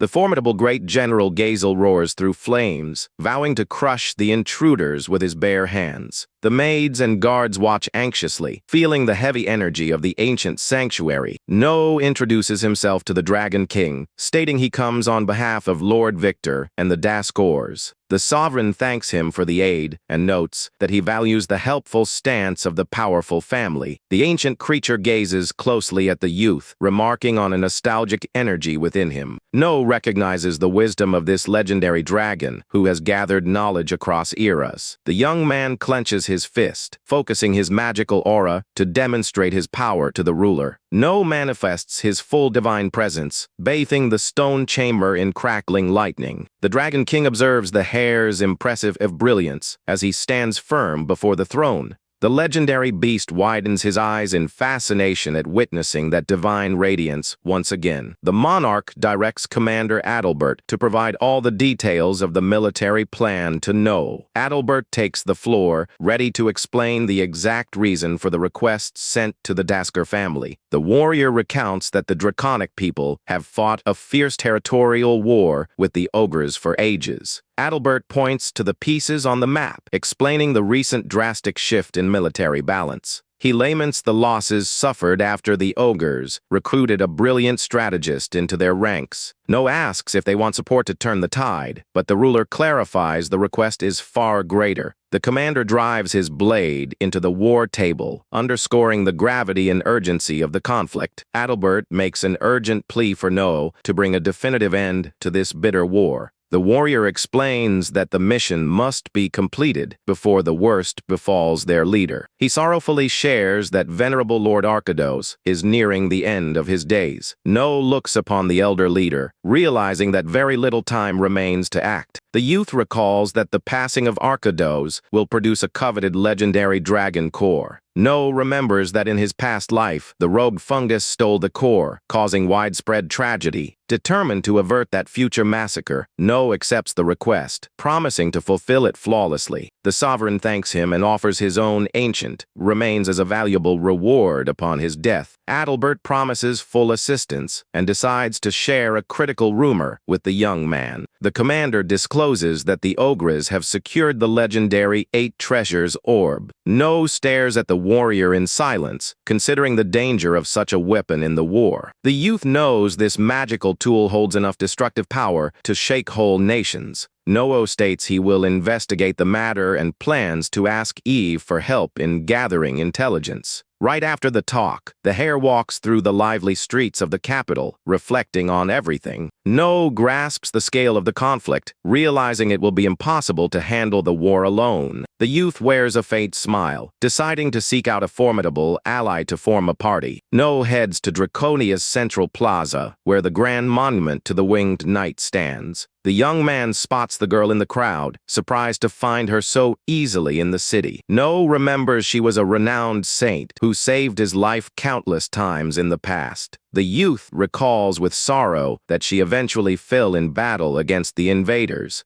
No walks up behind her, moved by the chance to meet her alive once again in this new timeline. The young woman notices his persistent approach and regards him warily with her blue eyes. Feeling self-conscious, she asks him to stop staring at her so intently in the open street. The girl adjusts her hat and kindly mentions that her next performance is still a while away. No looks puzzled by the remark, and the girl asks if he came to hear her sing. The youth finds it strange to see a saint performing as a minstrel, and she formally asks his name. The girl cradles her instrument affectionately, preparing to speak about her current occupation. She introduces herself cheerfully as the bard Liliana, leaving No completely surprised by the disguise. No activates his special perception, noting that she is hiding her true holy identity. The system screen displays Liliana's stats, confirming the promising talent of the young healer. No takes the initiative and addresses Liliana, stating he has an alliance proposal for her. After hearing the full explanation, Liliana grasps the severity of the war between the Draconians and the ogres. But the young woman crosses her arms and declines the offer, stating she cannot lend him her power. No asks calmly, wanting to understand the real reason preventing the healer's cooperation. Liliana looks at the youth with her divine gaze, revealing she senses strong demonic energy within him. A dark, purplish mist gathers around No's form, confirming the girl's suspicions. No extends his hand, channeling his divine power to reveal his true magical nature. Liliana is amazed to feel sacred power harmonizing perfectly with another mystical energy. Convinced by the prodigy, the young woman agrees cooperate on the condition that he fulfill a personal request. The girl blushes with a playful smile, asking him to find her a handsome partner as payment. No is thoroughly startled by the unexpected demand, feeling completely flustered before the young woman. Liliana dreams of a strong, polite gentleman, stressing that she rejects anyone who uses dark magic. Noah smiles, remembering that she was just as enthusiastic in the past as she is now in this new timeline. The youth thinks of Commander Adalbert and concludes the night will fit the request perfectly. Excited by the promise, Liliana reaches out her hand, confirming they will now work as a team. No shakes his new partner's hand, formally introducing himself as an heir of the Daskor family. The pair journeys toward the mountains surrounding the city to execute the first phase of their plan. Liliana asks about the reason for the trip, and No explains they must grow stronger before the Great War. The youth shares a legend told by an old ally about a magical tool stored within the mountain. Noah turns his focus ahead, sensing the hidden dangers surrounding the ancient sanctuary. The two arrive before the ruined stone cavern that conceals the entrance to the ancient hideout. A sharp sense of danger sweeps over the area, putting Noah's instincts on high alert. The youth activates his special eyes, detecting a magical barrier blocking the passage. No draws his sword, channeling purple and golden lightning to break the arcane seal. The young man unleashes a powerful strike, shattering the magic circle with the force of his sacred blade. The seal splinters into countless motes of light, clearing the path into the cavern's depths. A dark roar echoes from the deep, shaking the cavern with a threatening presence. Liliana warns that it was a clear sign of a hostile creature dwelling inside. No asks if she is afraid, and the girl smiles confidently, assuring him she will not be intimidated. They walk forward, admiring the glowing crystals illuminating the darkness of the mysterious grotto. No advances cautiously, blade in hand, as he senses enemy presence is closing in through the shadows. A swift blur streaks through the air, surrounding the adventurers in the middle of the stone corridor. 3 crawling beasts descend along the rocky walls, ready to ambush the invading duo. Liliana opens her spellbook, promising to provide magical support with her divine abilities. One of the monsters lunges fiercely with sharp claws, aiming straight for the young warrior's head. No gathers purple lightning along his blade, preparing an upward cleaving strike. The youth executes a devastating sequence of strikes, slicing through all 3 creatures mid-air. The cut-down monsters crash into the rocks as crimson drips onto the ground. No offers a pleased smile, stating he can handle enemies of that level without trouble. Liliana is left speechless by the boy's agility, praising the overwhelming strength of his slashes. A massive tail suddenly appears from the ceiling, sweeping toward the unsuspecting girl. No turns in alarm, calling out Liliana's name as he notices the monster's lethal approach. The enormous beast lunges with open jaws, attempting to ambush the girl from above. Liliana reacts with extreme speed, delivering a clean kick that slams the creature to the ground. The young saint displays remarkable physical strength, striking the monster with surgical precision.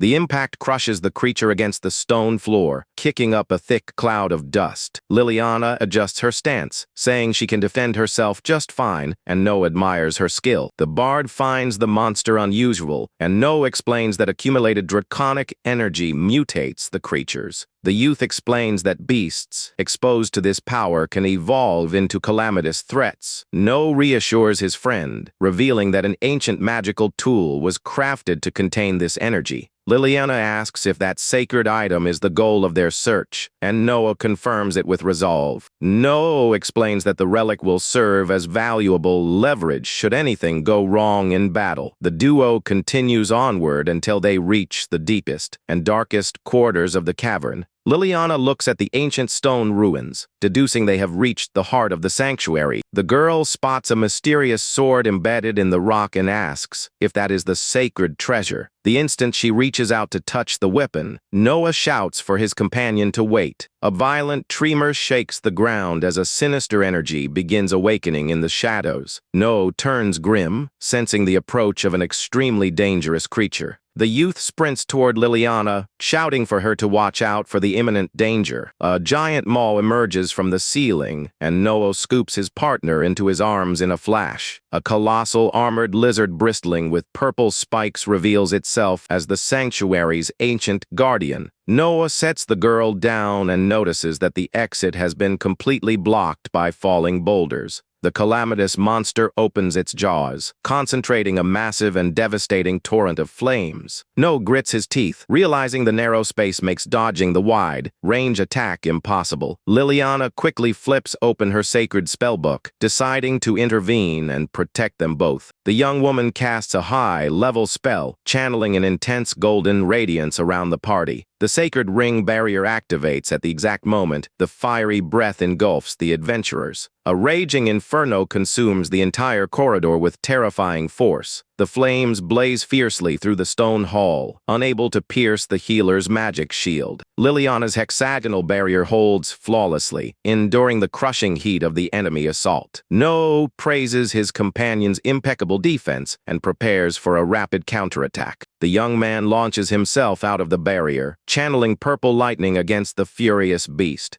No leaps toward his foe, concentrating his divine power into a precise aerial strike. The sacred blade cuts across the guardian's chest, sending crimson spraying across the cavern's stones. The deep slash heavily wounds the creature, which reels from the overwhelming force of the divine strike. The colossal monster roars in agony, thrashing from the pain of the fresh wound carved into its body. No performs acrobatic spins, delivering multiple arcs of golden light to cleave the creature relentlessly. The ceiling begins to fracture under the battle's fury, making Liliana fear a total cave-in. The young saint raises her hands, swiftly casting another high-level arcane support spell. Liliana invokes the sacred ring pillars, manifesting golden chains of magical reinforcement. The chains of light bind the rocky ceiling, stabilizing the violent tremors caused by the duel. Liliana warns anxiously that the support will not hold for long, pleading with No to end the fight. No decides to concentrate all his power into a single point, so the impact will not collapse the cavern. The beast tries to crush the warrior, lashing out violently with its massive, spiky tail. No evades mid-air, preparing the first form of his devastating divine swordsmanship style. The blade gleams brilliantly as it concentrates the radiant light and dark flash at its tip. The monster prepares another blazing breath as No dives headlong toward the beast.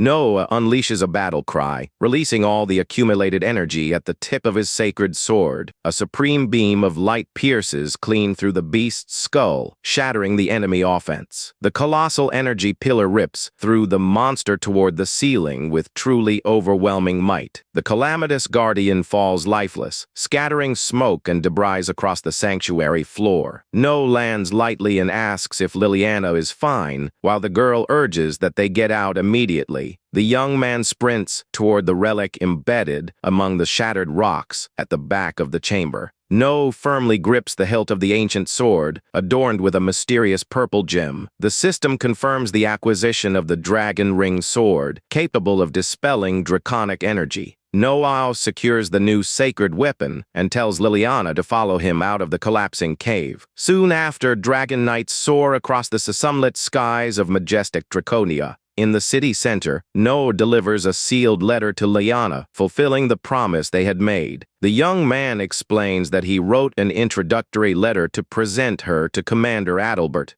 Liliana beams with delight holding the document, thanking the noble heir enthusiastically. The young woman dashes off happily to meet the warrior while Noah waves goodbye. Noah walks leisurely through the streets until he enters a lively city tavern. The youth steps inside the establishment, looking for a quiet corner to rest for a while. The attendant points toward the back of the tavern, mentioning that an important guest awaits him. Noah widens his eyes curiously, wondering who could possibly be waiting for him there. The swordsman Shiz casually waves at his brother, as though nothing had happened. Noah pulls up a chair in surprise, asking what his older brother is doing in the city. Shiz hands over a sealed letter, remarking that all the answers are inside the report. Noah remembers Eve's investigation regarding the stolen 8 treasures orb. Shiz yawns, confirming that the powerful magic relic was indeed stolen from a neighboring kingdom. The document reveals that the rogue fungus fled to the region, intending to deploy the orb in the war. Eva's message warns the young man to exercise the utmost caution when dealing with the artifact. The report notes that the spell sealed inside the orb holds enough power to wipe out an entire city. The terrifying Starfall spell is capable of summoning a meteor shower of mass destruction. Noah gazes thoughtfully at the paper, grasping the true gravity of the looming threat. The youth remembers that this very spell had completely destroyed Draconia in his past life. Eva's letter mentions sending Shiz's backup, demanding that Noah return home alive. Shiz explains that he wants to watch the dragons fight and will be a formidable ally in battle. The brother grins at the beneficial deal, and Noah genuinely thanks him for the valuable military support. Suddenly, the tavern door is kicked wide open, startling all the patrons inside. Liliana storms into the hall in a fury, dragging Commander Adalbert inside with her. The bard slams the table in outrage, shouting that the commander is married and she refuses that. The tavern guests watch in disbelief, whispering about the romantic uproar. Noah feels embarrassed, realizing the massive blunder he made by sending the recommendation letter.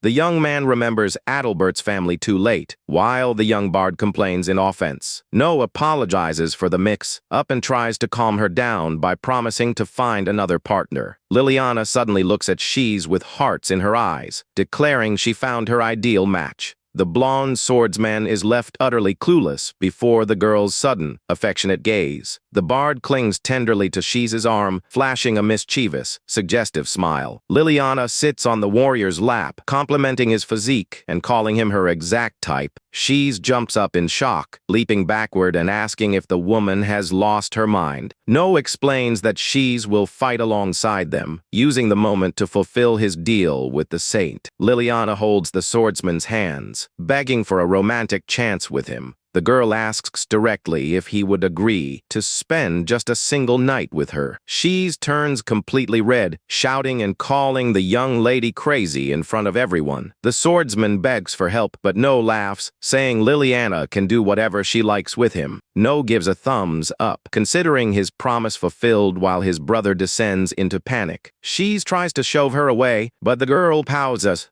playfully declaring she is now in his care. The warrior panics and bolts, yelling that he never agreed to anything of the sort. Shiz leaps across high rooftops to flee the area while Liliana chases after him in desperation. The girl calls out for the swordsman, while No watches the entire spectacle with calm amusement. She shouts back that he will deliver Eva's report directly to the dragon sovereign. No replies that he will handle the mission as best as he can while his older brother is away. She urges his younger brother to stay safe and not take unnecessary risks at the fortress. The swordsman recalls with concern that the Ogre King possesses power on par with their father. She speeds away into the distance while Liliana calls from the balcony, begging him to wait. No grabs the collar of the bard's cloak, keeping her from chasing after his startled brother. The youth notes that there is no time for chases and pulls the healer back to focus on the mission. No declares that their next goal is to infiltrate the dreaded Ogre Mountain Fortress. Liliana gazes at the enemy camp and asks in disbelief if just the two of them will be storming it. No clarifies that the plan is solely to destroy the artifact, not to launch a large-scale war. Liliana remains quite anxious, knowing the extreme danger that the stronghold represents. The young woman asks with worry how they will manage to get past so many guards along the path. No scoops the healer into his arms with a confident grin, pointing out that ogres are slow. The youth channels purple and golden lightning into his feet, gathering a massive amount of mana. No announces he will dash through everything and leaps forward, carrying the girl at full speed. A powerful gleaming trail cuts through the canyon, flying right past the sentries. The energy beam races up the mountain slopes at a truly astonishing speed. One of the monsters finds the sudden flash strange, feeling a heavy gust rush past him. The sentry tries to understand what happened, while the pair slips through the defenses in a flash. A guard collapses unconscious to the ground before he can even react to their lightning-fast infiltration.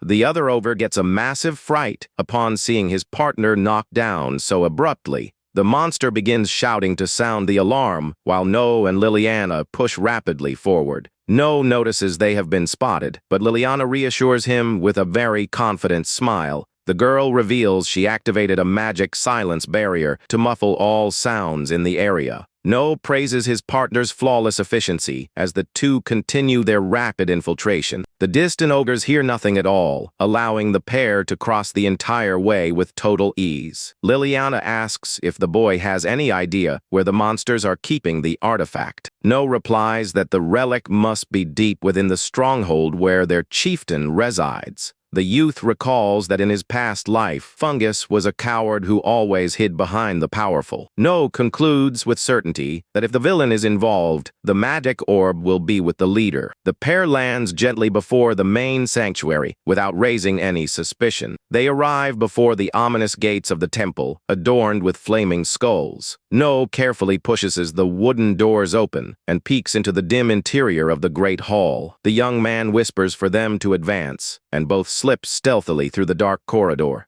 No and Liliana run through the hall toward the mysterious glowing altar in the background. No spots the 8 treasures orb floating and celebrates finding their mission target. But suddenly, No senses a dangerous presence approaching and clicks his tongue on high alert. Liliana shouts a warning that danger is behind them, and both spin around into a ready stance. The young woman sees no one, but No feels the crushing presence of the monster emerging in the shadows. No is shocked by the leader's speed as the monster mentions Fungus by name. The sovereign holds the artifact and remarks that he never imagined anyone would come to steal that orb. The monster praises the intruder's skill for making it past his entire guard unnoticed. No draws his blade, admitting his foe is tough, but refuses to back down without the orb. The leader burns with pure fury, warning that he despises cowardly tricks and readies for combat. Liliana opens her spellbook, while No channels purple lightning for the battle. The fearsome great General Gazel roars amid flames, promising to crush the intruders on the spot. A dense aura of darkness envelops the general's titanic frame before the two youths. No activates his visual appraisal skill to analyze the colossal monster's attributes. The system screen scans the military leader's data to reveal his level of physical strength. No is stunned to see that General Gazel's physical strength is classified as immeasurable. The young man decides they must destroy the artifact quickly and make their escape immediately after. No charges forward at high speed and drives his sword's blade straight into Gazel's chest. The youth grits his teeth as he encounters absurd, unbelievable resistance on the monster's body. The strike fails to even scratch the general, who mocks the attack by comparing it to a mosquito bite. Gazel's armored body shatters, No's sword into pieces with effortless ease. The monster curls his fingers, preparing a simple finger flick backed by his crushing physical power. Gazel delivers the brutal flick, hitting No squarely with overwhelming violence. The thunderous impact of the blow creates a colossal shockwave that wrecks the hall. No is hurled far away and falls to his knees, coughing up blood, his sword completely destroyed. A thick cloud of smoke and debris blankets the young man as the ground fractures all around him. Gazel hoists a colossal stone pillar like a club and leaps eagerly to bring a crushing blow down upon the youth. The monumental impact of the club strikes the ground, triggering a massive blast while Noah shields himself behind a radiant barrier. Liliana extends her hand, channeling all her sacred energy to strengthen the magic shield and protect her companion. The general grows thrilled by the defense's endurance and decides to test his raw power by bringing down another heavy strike. The stone club itself begins to crack all over beneath the extraordinary violence of the monster's assault. Gazel brings down the weapon with full fury, pressing No's defensive barrier against the hall's stone floor. Liliana pushes herself to the limit and cries out No's name in distress upon seeing the magic shield on the verge of breaking. The general flashes a sinister smile as the dome of energy splinters into countless golden fractures. The barrier shatters into thousands of fragments, unleashing a devastating shockwave throughout the entire room. The roar of the impact shakes the temple's foundation, throwing up a dense haze of dust and magical sparks.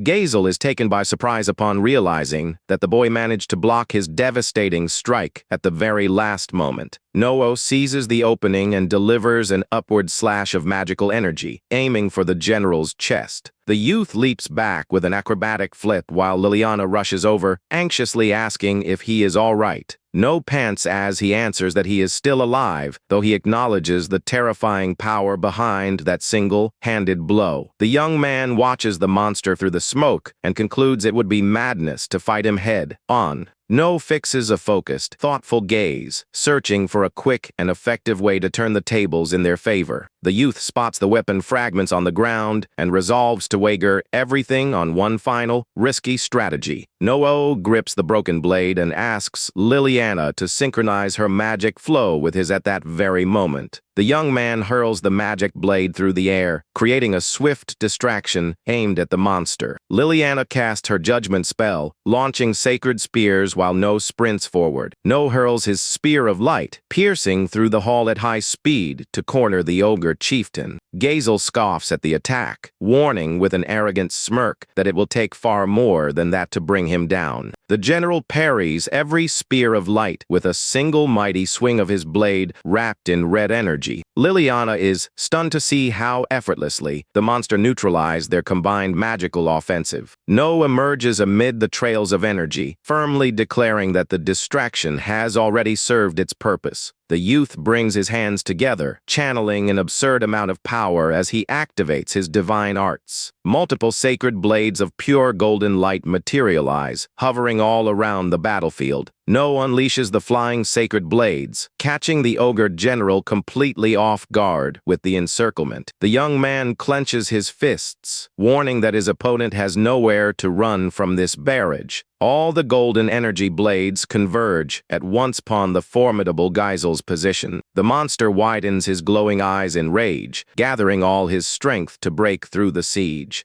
Gazel charges furiously through the storm of slashes, delivering a devastating blow steeped in fire. The general appears right in front of No with a raised fist, ready to crush the young hare. No leaps high in an acrobatic move, dodging the monster's destructive punch by mere millimeters. The youth reveals that his true target was the 8 treasures orb, and he unleashes all his magic upward. No channels gleaming beams in the air, pointing all the sacred projectiles directly at the ceiling. A gigantic blade of pure energy takes shape above him, aiming with precision at the suspended altar. The golden vortex spins at high speed, focusing all its impact onto the floating orb. No clenches his fist with resolve, shouting for the orb to shatter once and for all. The sacred strike hits the artifact dead, on producing a blinding blast of light and heat. The feared 8 treasures orb begins to crack apart, discharging wild sparks of power. Gazel raises his arm in despair upon realizing too late that the precious artifact has been ruined. Both fighters are blinded by the deafening glare of the magical detonation engulfing the room. The artifact explodes into countless fragments, giving rise to a gigantic pillar of blazing flames. The titanic shockwave sweeps across the entire encampment, violently hurling the ogres far away. No and Liliana tumble backwards, shielded by the magic barrier, while smoke cloaks the sanctuary. Liliana celebrates the plan's success, but No gravely warns her not to lower her guard just yet. A crazed laugh rings out from inside the giant inferno, putting both youths on high alert. Gazel steps out unharmed from the flames, sarcastically praising the little tricks used by the pair. A furious army of ogre warriors floods the hall, surrounding No and Liliana on all sides. No flashes a pleased smile upon spotting the allied dragon cutting through the skies high above the enemy fortress. Shees appears mounted on the winged beast, extending an electricity-clad hand to rescue the two of them. No scoops Liliana into his arms and readies to leap before the monsters can close the encirclement. The young man channels all his magical energy and leaps high into a dash, leaving a gleaming trail in the air. No glances back over his shoulder, checking the destruction they wrought upon the enemy hideout. Gazel cracks a chilling grin as he holds the damaged fragments of the legendary magic relic. The feared 8 treasures orb remains fractured and unstable after taking No's direct hit. The youth watches the scene from above, confident that their plan worked out perfectly. The winged dragon flaps its wings powerfully, carrying the group safely back to the capital. In the war room, the dragon leader is surprised they returned alive and asks about the orb. No explains that he managed to damage the artifact, causing its power to destabilize and limit its use. Shees remarks with relief that, with this enemy disadvantage, the war situation has improved considerably. Suddenly, the chamber doors swing open as a soldier rushes inside to deliver a report. The messenger announces that the entire ogre army has mobilized and is already marching toward the border. No notes that this was expected, since the monsters want to settle everything before the orb completely breaks. The young man emphasizes that this is the perfect opportunity to face them, while the Dragon King still lives.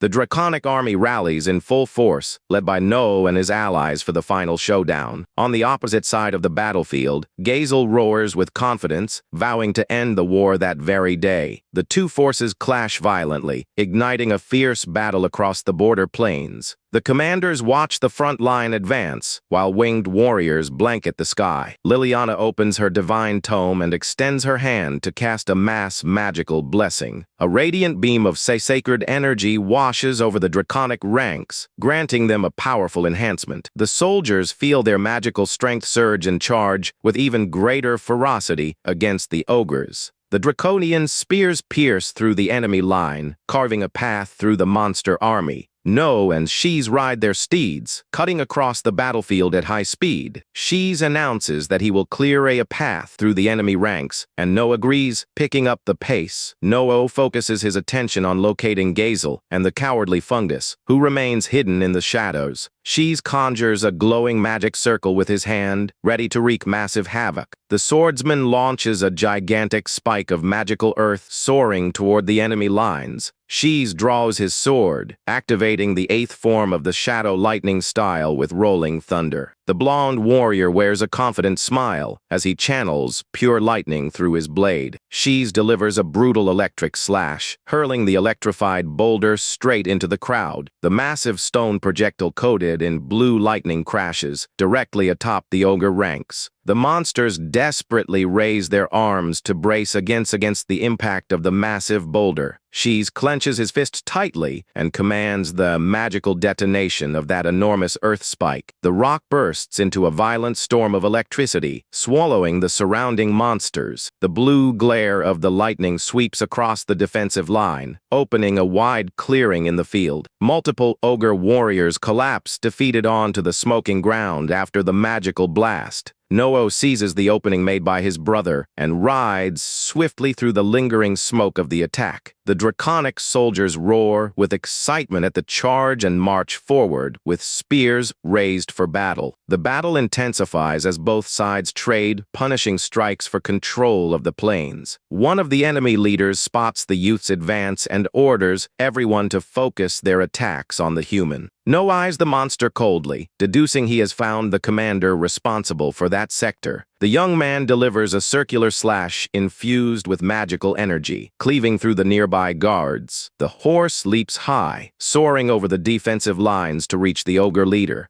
No launches himself into the air, gripping his sword with both hands to deliver a downward strike. No's blade strikes the commander's chest, generating a fierce burst of magical sparks. The youth finishes the slash, tearing through his opponent's flesh with the power of his combined energy. No lands on the ground and clicks his tongue, surprised by the absurd resilience of the monster's body. The ogre leader flies into a rage over the wound he received and glares at the boy with eyes burning with hate. No advances across the battlefield while the ogres panic, shouting about the enemy attack. The ogre captain roars in fury, asking how a mere human has the nerve to stand before him. The monster brings down his spiked club, daring the youth to try and block the blow with that sword. No-Oh activates the third form of his divine style, choosing test the sacred and demonic burst on his rival. The young man delivers a precise thrust to the captain's chest, releasing an enormous surge of holy light. The monster breaks into a mocking grin, unaware that the divine energy is already spreading within him. Colossal beams of pure golden power pierce through the ogre's body, lighting up the entire battlefield. No turns away with absolute coldness, declaring that the fight against that monster is already over. The monster captain widens his eyes in sheer panic as he feels the energy tearing through his inner core. The brute lets out one last cry of anguish as countless beams of light burst from his chest. The commander's body explodes in a monumental detonation, blasting the nearby ogres far away. No-Oh stands resolute amid the flames and the shattered remnants of the enemy leader's armor. The surrounding ogres tremble in terror upon seeing their captain dismantled in a single instant by the boy. The young warrior brings his fingers to his lips and lets out a piercing whistle that echoes across the valley. The ringing signal cuts across the battlefield, instantly drawing the attention of all allied troops. No raises proof of the monster's defeat, loudly announcing the definitive fall of the enemy leader. The draconic troops cheer with excitement and surge forward with everything, overwhelming the ogre ranks. No wipes his face thoughtfully, finding it very strange how easily he took that sector. The youth cuts down multiple monsters in a gleaming zigzag without encountering any real resistance. From the top of a cliff, No observes how easily the Draconians are winning the battle. The boy's eyes widen with the sudden realization that this army is nothing more than simple bait. No notes Geisel's absence, concluding that the villain's true objective lies elsewhere. The young man looks toward the capital, realizing in shock that the city of Draconia is the real target. No reasons that to reach the city, the monsters would have had to bypass that entire rocky valley. The youth deduces that a ruthless strategist would simply carve a path by destroying the terrain. No concludes that the rogue fungus used a secret mountain route to invade the kingdom. Draconia's ramparts burn in flames after the surprise attack by the ogres who breached the city. Geisel carries fungus on his shoulders, impressed that he used the orb to pulverize a mountain. The rogue fungus smirks arrogantly, saying that deceiving that pack of lizards was child's play. The giant Geisel tramples a fallen draconic soldier as he strides toward the royal palace. The ogre general burns with rage, eager to reach the presence of the legendary sovereign. More draconic guards lie defeated on the stone floor, unable to halt the doe's advance. The two villains reach the grand gates that protect the sacred sanctuary of the Dragon King. Fungus wears a sadistic smile, anticipating the looming devastation at the heart of enemy territory. The rogue snaps his fingers, concentrating sparks of fiery magic at his fingertips. A surviving guard is engulfed by magic fire, screaming in pain under the traitor's spell. Fungus scoffs at the fallen guard, and Gazel tells the mage to conserve mana for the decisive battle. The pair stops before the great stone doors, aware of the monumental clash awaiting them. Gazel kicks open the entrance with a devastating blow, sending the gates crashing into the hall. The general enters the chamber, declaring that the time has come to bring a definitive end to this war. The majestic Dragon King rises from his golden throne, glaring at the intruders with glowing eyes. The monarch warns furiously that they will pay dearly for what they have done to his children. Gazel and Fungus sneer mockingly at the threat uttered by the weakened sovereign. Both sides face each other in the center of the sanctuary beneath, truly suffocating magical tension. Gazel flexes his muscles, releasing a thick torrent of reddish demonic energy. The Dragon King responds by gathering sacred lightning and a colossal golden aura around his fangs. The ancient chamber is consumed by the violent clash between sacred radiance and dark mist. The ogre general roars wildly and leaps in a straight line, initiating the deadly charge. The dragon's sovereign counterattacks, delivering a devastating blow steeped in pure celestial light. The two colossal forces collide, creating a stunning blast of magic and destruction inside the hall. The Dragon King clicks his tongue in surprise, noticing that his opening strike was not enough to stop the ogre chieftain. Gazel withstands the monumental impact with his bare body, sporting a sadistic smile bathed in red energy. The monster general scoffs at the attack, claiming that such a level of power is mere child's play to him. The two clash in midair, creating a chaotic vortex where holy radiance collides with dark mist. The dragon sovereign is struck brutally by his rival's club, sent crashing into the rocks. The majestic monarch beats his wings forcefully in the air, trying to regain his balance amid electrical sparks. The dragon focuses a massive amount of sacred energy into his sharp talons to launch a counterattack.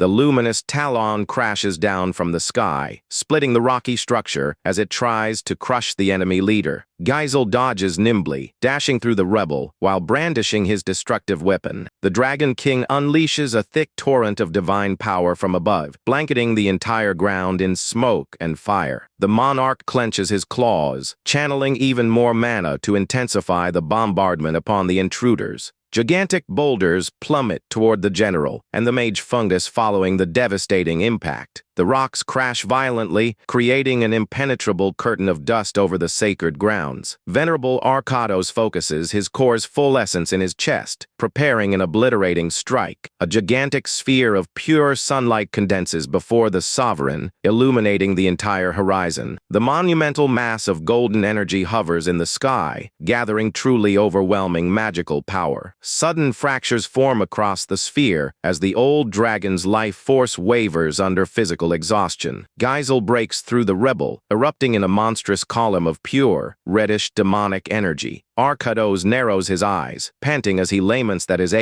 weakened body will not hold out much longer. Fungus casts a flight spell with a cunning smile, ready to lift the pair up to the dragon's altitude. Propelled by the mage's magic, Gazel ascends into the sky, cloaked in a violent reddish aura. The fearsome ogre general reaches the sovereign's height, staring down the monarch face to face. Gazel demands an immediate surrender, coldly stating that the vast difference in their power is obvious. The Dragon King roars furiously, declaring he will never bow to the tyranny of that race of monsters. Gazel's gaze burns with pure hatred upon realizing that there will be no compromise between them. The monster brutally declares that talk is over and the time has come to end the king's life. The general lunges through the air, vowing to tear the dragon's very existence apart. Right then and there, Arcados opens his jaws, gathering the remainder of his holy power into a colossal breath of divine flames. The beam of golden destruction tears across the sky toward the general, swallowing everything in its path. The attack strikes the monster squarely, producing a blinding explosion that rocks the entire atmosphere. Gazel roars in fury, charging straight through the holy breath with his club wrapped in crimson flames. The devastating weapon slams into the Dragon King's chest, shattering sacred scales with absurd violence. The violent clash rips through the sky in fiery arcs as the monarch struggles to endure the pain of the blow.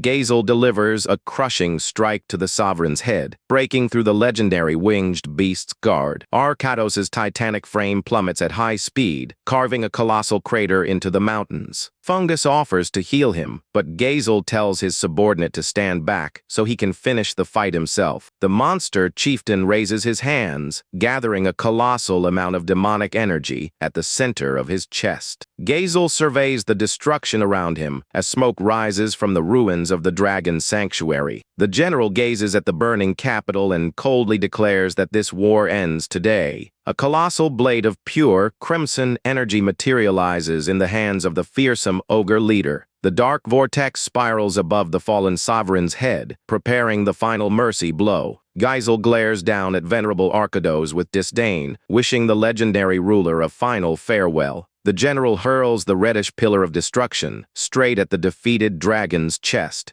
The torrent of demonic energy hits the earth, piercing violently through the mountain from side to side. A cross-shaped glare expands across the mountain range, heralding the attack's absolute devastation. The colossal impact blinds everyone in the region with a thunderous blast of pure destructive power. The pillar of fire ascends into the clouds, turning the sky scarlet as the mountain is consumed by flames. Mounted on winged dragons, No and the knights fly at top speed to rush to the capital's aid. No and the commander widen their eyes in horror as they spot the colossal red column in the distance. The violent shockwave hits the party mid-flight, making the young man groan under the overwhelming force of the impact. The draconic warriors hasten their flight, alarmed by the scale of the blast that just shook the entire realm. They arrive at the clash site and find the area engulfed by heavy waves of devastation. The dust begins to clear, unveiling the defeated sovereign's monumental frame at the center of the crater. Venerable Arkados lies motionless on the ground as the fearsome General Gazel strides forward imposing.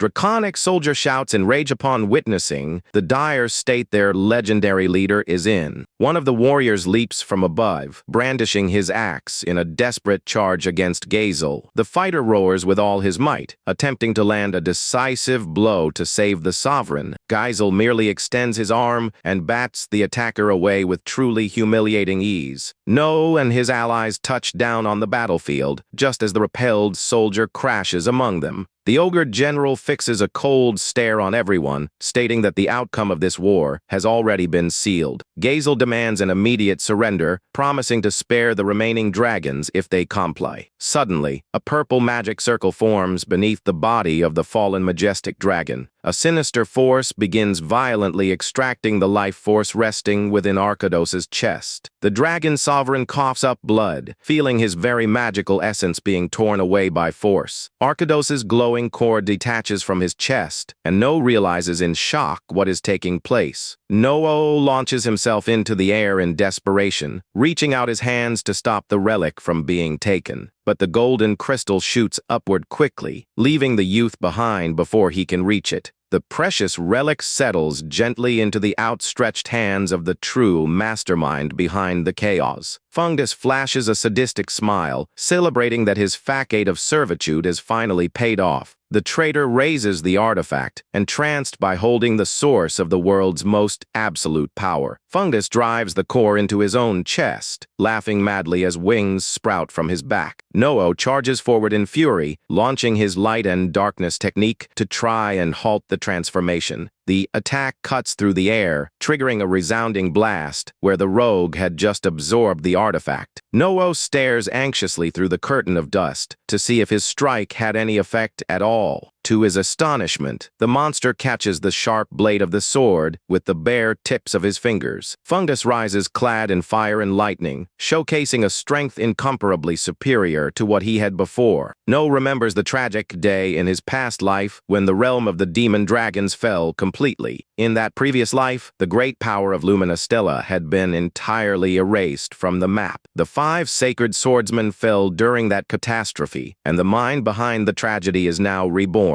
The youth grips his magic-infused blade while Fungus hovers triumphantly through the burning skies. The villain laughs hysterically, relishing the overwhelming sensation of his newly acquired draconic energy. The warrior ranks look up in horror before the demonic presence of the new monarch. Noah keeps a resolute stance, ready to risk his own life to contain the looming threat. Fungus extends his hand, channeling a monstrous volume of flames and lightning over the mountains. The monster decides to test his new power and condenses a massive sphere of destruction between his claws. A devastating rain of flaming spears plummets from the sky, blanketing the entire army across the valley. The fiery projectiles strike the soldiers squarely, incinerating their ranks with pure brutality. Multiple explosions rip through the battlefield, launching warriors and debris into the air. Fungus gazes upon the carnage, awestruck by the magnitude of the power he had always coveted. Geisel roars in fury at the betrayal, asking what madness the mage just unleashed upon his allies. Fungus glances down at the brute with scorn, informing him that his usefulness ended right then. The villain simply snaps his fingers, applying a crushing gravitational force onto the chieftain. The brutal pressure crashes down on Geisel, who is forced down against the shattered ground. The ogre general screams in agony as he feels his bones getting crushed beneath the invisible weight. Fungus smiles sadistically, promising to return that same suffering to all who humiliated him in exile. The traitor clenches his fist, declaring that this time he will be the one to crush the world underfoot. The gravitational blow buries Geisel's massive frame deep into the stone crater. The monster chieftain coughs up blood, powerless against the torment inflicted by his former subordinate. Fungus turns his attention away, coldly announcing he will begin by wiping out both dragons and ogres for good. Shees channels his magic and conjures a glowing circle, calling down a colossal fall of boulders. A gigantic magic boulder conjured by Shees plummets from the sky, aiming squarely at the transformed villain. Liliana opens her grimoire and summons the sacred crystal to combine its power with the earth attack. The colossal radiant crystal descends at high speed, adding weight to the offensive against Fungus. The monster merely looks up with a sneer, showing zero concern over the combined strike. The massive mass of stone and crystal slams into the villain, generating a violent shockwave in midair. Fungus halts the full weight of the blow, catching the base of the gigantic crystal with a single hand. Golden and electrical sparks crackle around the traitor's claws, yet he does not budge a single inch. The villain flashes an arrogant smile and coldly commands the immediate destruction of that attack. A pillar of golden energy erupts from Fungus's hand, shattering the entire projectile into thousands of pieces. The monster proudly proclaims that fusing the Dragon King's power with his vast knowledge makes him invincible. Fungus conjures a storm of hundreds of flaming swords hovering over the field. The villain points toward Shees, commanding all the blazing blades to fire at once. The shower of golden swords rains down, cutting through the sky toward the cornered swordsman. Shees evades at top speed, using his agility to avoid getting hit by the deadly projectiles. The warrior notes with alarm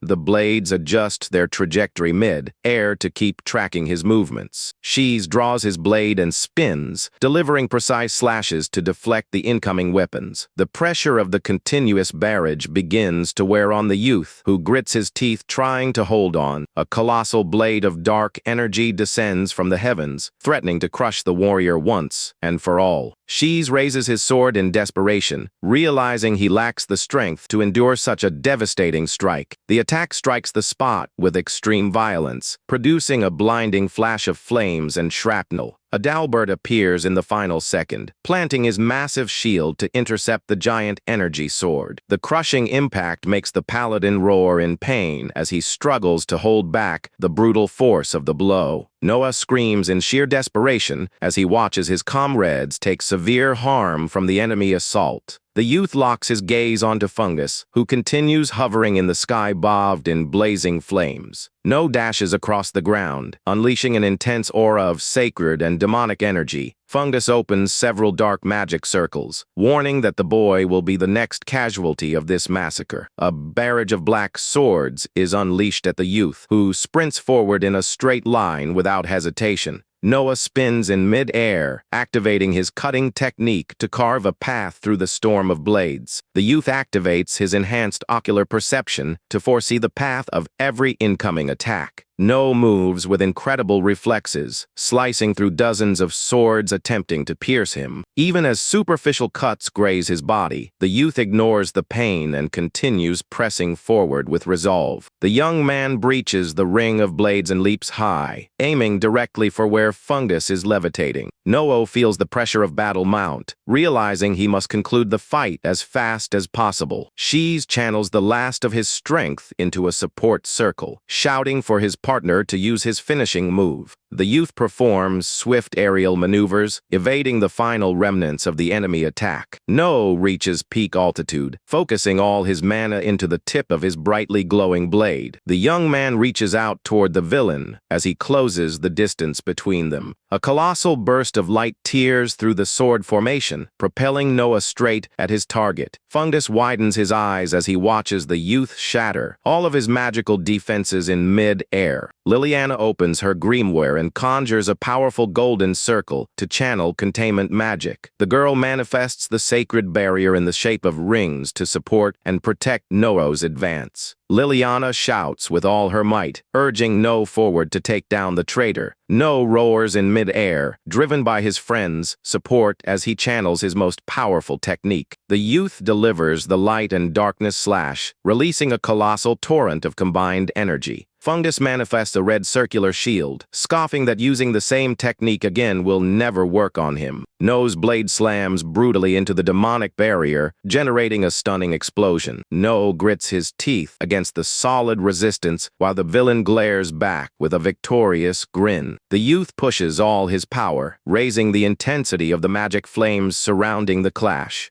Fungus dismisses the effort with a cold look, declaring with contempt that it was all in vain. The villain's barrier detonates into sharp shards, hurling Noah violently backward. Fungus widens his eyes in absolute shock as he is caught off guard by a sudden movement. No appears, piercing clean through the villain's body with a precise sword strike. The traitor coughs up blood, unable to comprehend how he was outmaneuvered and struck so easily. The blade runs through the monster's back, causing his violent demonic aura to unravel. No brandishes his sword beside Liliana, keeping a calm and composed posture after the strike. The young man looks at his opponent, stating that his greatest mistake was blindly trusting the dragon's power. No and Shees watch as the villain Fungus floats above them, focusing a terrifying flaming energy. Liliana holds her open grimoire while preparing to cast an essential support spell. Meanwhile, the Dragon King and the leader of the ogres remain completely defeated on the ground. Fungus screams in desperation as he realizes his immense energy is being violently drained from him. Noah appears beside the traitor and reveals that he is simply reclaiming the stolen Arkado's core. The villain is in absolute shock, unable to accept that his grand plan is crumbling like this. No uses his strength to extract the dragon's energy directly from the paralyzed opponent's chest. The young man wields the powerful magic sword that was crafted specifically to seal a dragon's power. Consumed by hatred, Fungus desperately demands that the boy return his precious energy source.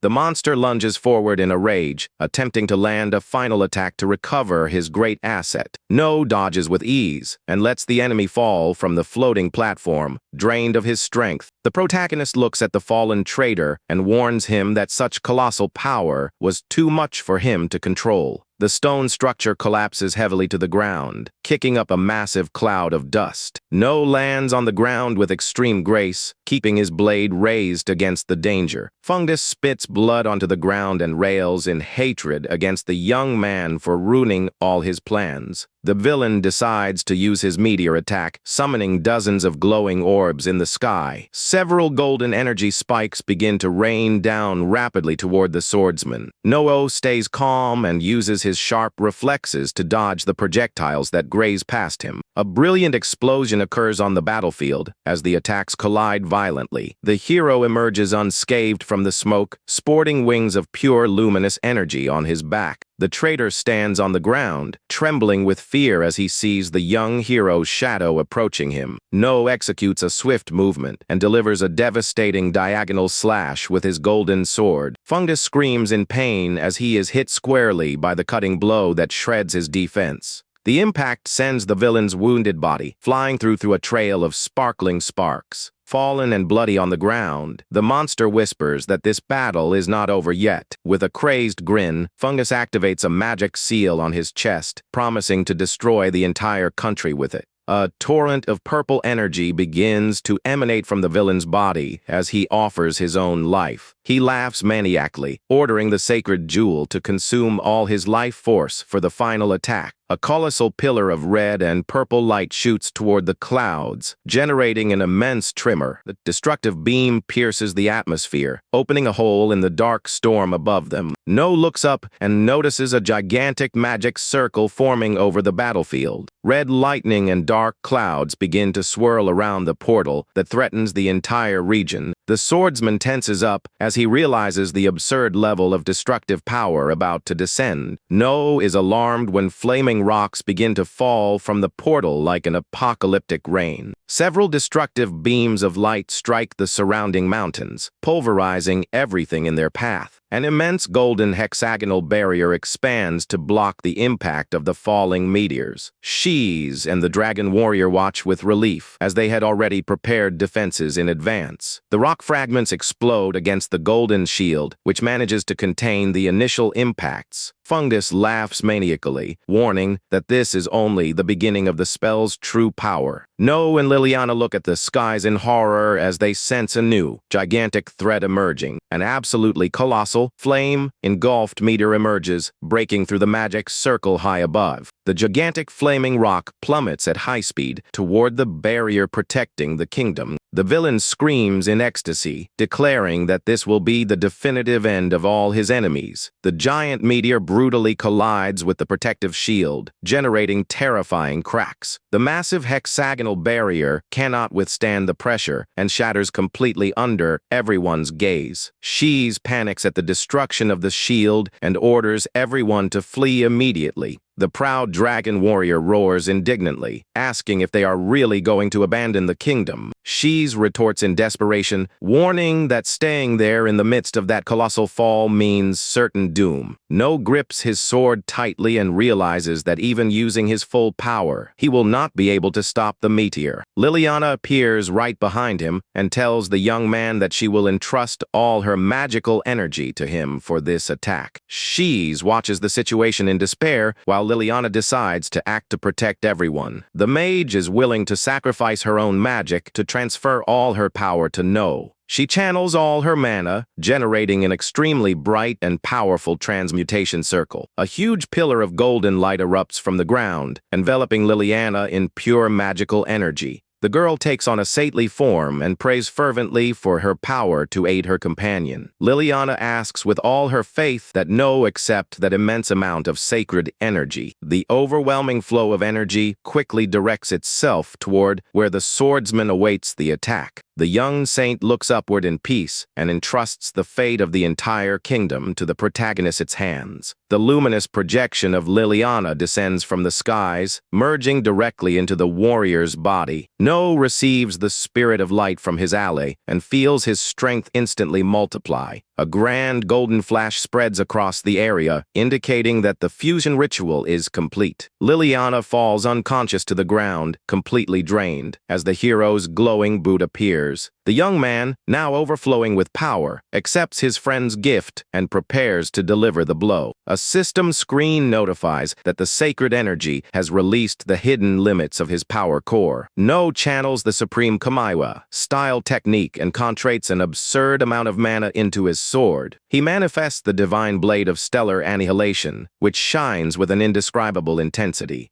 With an extremely focused gaze, the swordsman prepares to perform the greatest slash of his life. No executes a perfect swing, releasing a gigantic golden shockwave against the threat. The boy orders the total annihilation of the enemy attack, while Fungus screams in terror at the sight of the blow. The colossal slash tears through the skies with violence, splitting the storm and the meteor in half. The gigantic flaming rock is cleanly parted by the incredible power of the attack. The two halves of the meteor lose strength and plummet, disintegrating harmlessly off to the sides. All the destructive energy is dissipated into the air, generating only small trails of sparkling embers. No sheathes his sword calmly, while the remnants of the enemy attack turn to dust. Liliana and the allied warriors finally breathe a sigh of relief as they see everyone survive the chaos. The dark clouds dissipate completely, revealing a clear sky and the comforting glow of the sun. The hero observes the battlefield in silence and declares that the terrible confrontation has truly ended. Fungus lies defeated on the ground, returning to his common human form after losing all his dark power. No is startled to hear an imposing voice congratulate his magnificent attack with the power of Kamui. He turns around and realizes that the legendary Dragon King Arkados is rising and speaking to him. The colossal mystical creature rises imposingly before the young hero, who watches him with respect. Arkados focuses his large blue eye on the young man, acknowledging his incredible prowess on the battlefield. The sovereign of the dragons offers immense gratitude for No protecting his nation from total destruction. The creature refers to him as the legendary Sword of Daskul, demonstrating that he knows his past. No analyzes the beast and realizes it suffered extremely grave injuries throughout the combat.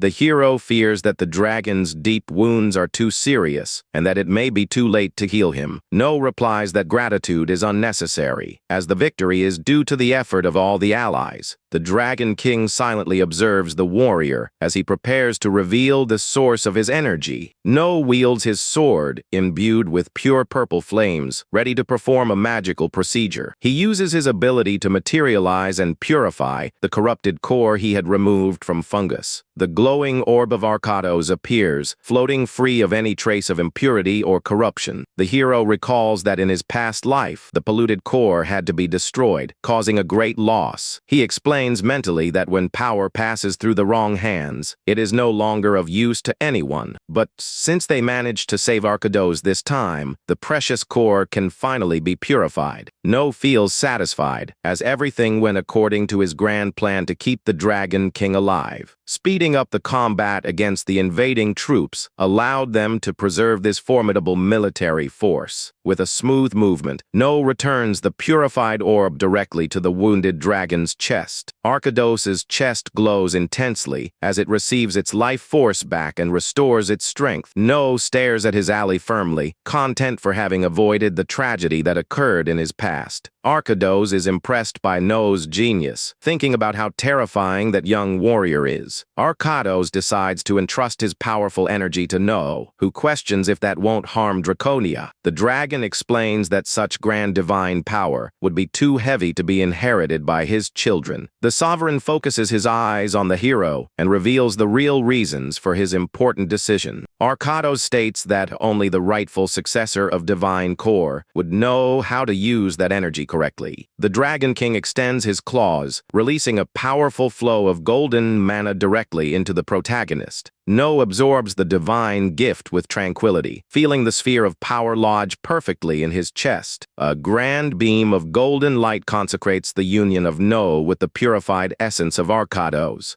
The young man's system confirms the succession was a success, unlocking new privileges and raising his attributes. No watches his hand channel golden sparks and horns of light as he recognizes his new potential. Adalbert comes running in desperation, carrying Liliana in his arms alongside the warrior Shees. The warrior yells for urgent medical help for the weakened, fallen Dragon King. Arkados calls his loyal ally by name serenely, indicating that his time in the world is ending. The gigantic dragon prepares to give his last and most important order to his people. Adalbert listens with deep sadness, realizing that the legendary creature is saying goodbye forever. The loyal servant kneels with reverence and promises to fulfill any wish of his respected master. Arcados reminds him that Draconia will need a strong leader to guide the nation on the path of peace. He orders Adalbert to work tirelessly on the reconstruction of the Dragon Kingdom from now on. The warrior solemnly swears he will fulfill the grand historical duty entrusted to him with all his effort. The Dragon King's body begins to glow intensely, transforming into thousands of particles of light. The mystical creature dissolves smoothly, leaving behind only his striking golden memory. Arcados departs in peace, knowing he managed to pass on his strong spiritual will to the next generation. Under the warm rays of the sun, a small green sprout is born from the dry earth, symbolizing a fresh start. The dragon's soul smiles to see that his proud warriors have grown strong and ready to protect the world. The former sovereign questions what more he could wish for after fulfilling his role in history with honor. With his final spiritual words, he entrusts the future of the kingdom to the young heroes observing the forest. No looks with serenity at his new ally Adalbert, who will now lead the rebuilt Dragon Empire. Thus ends the grand legends that occurred in the mystical sacred territory of Draconia.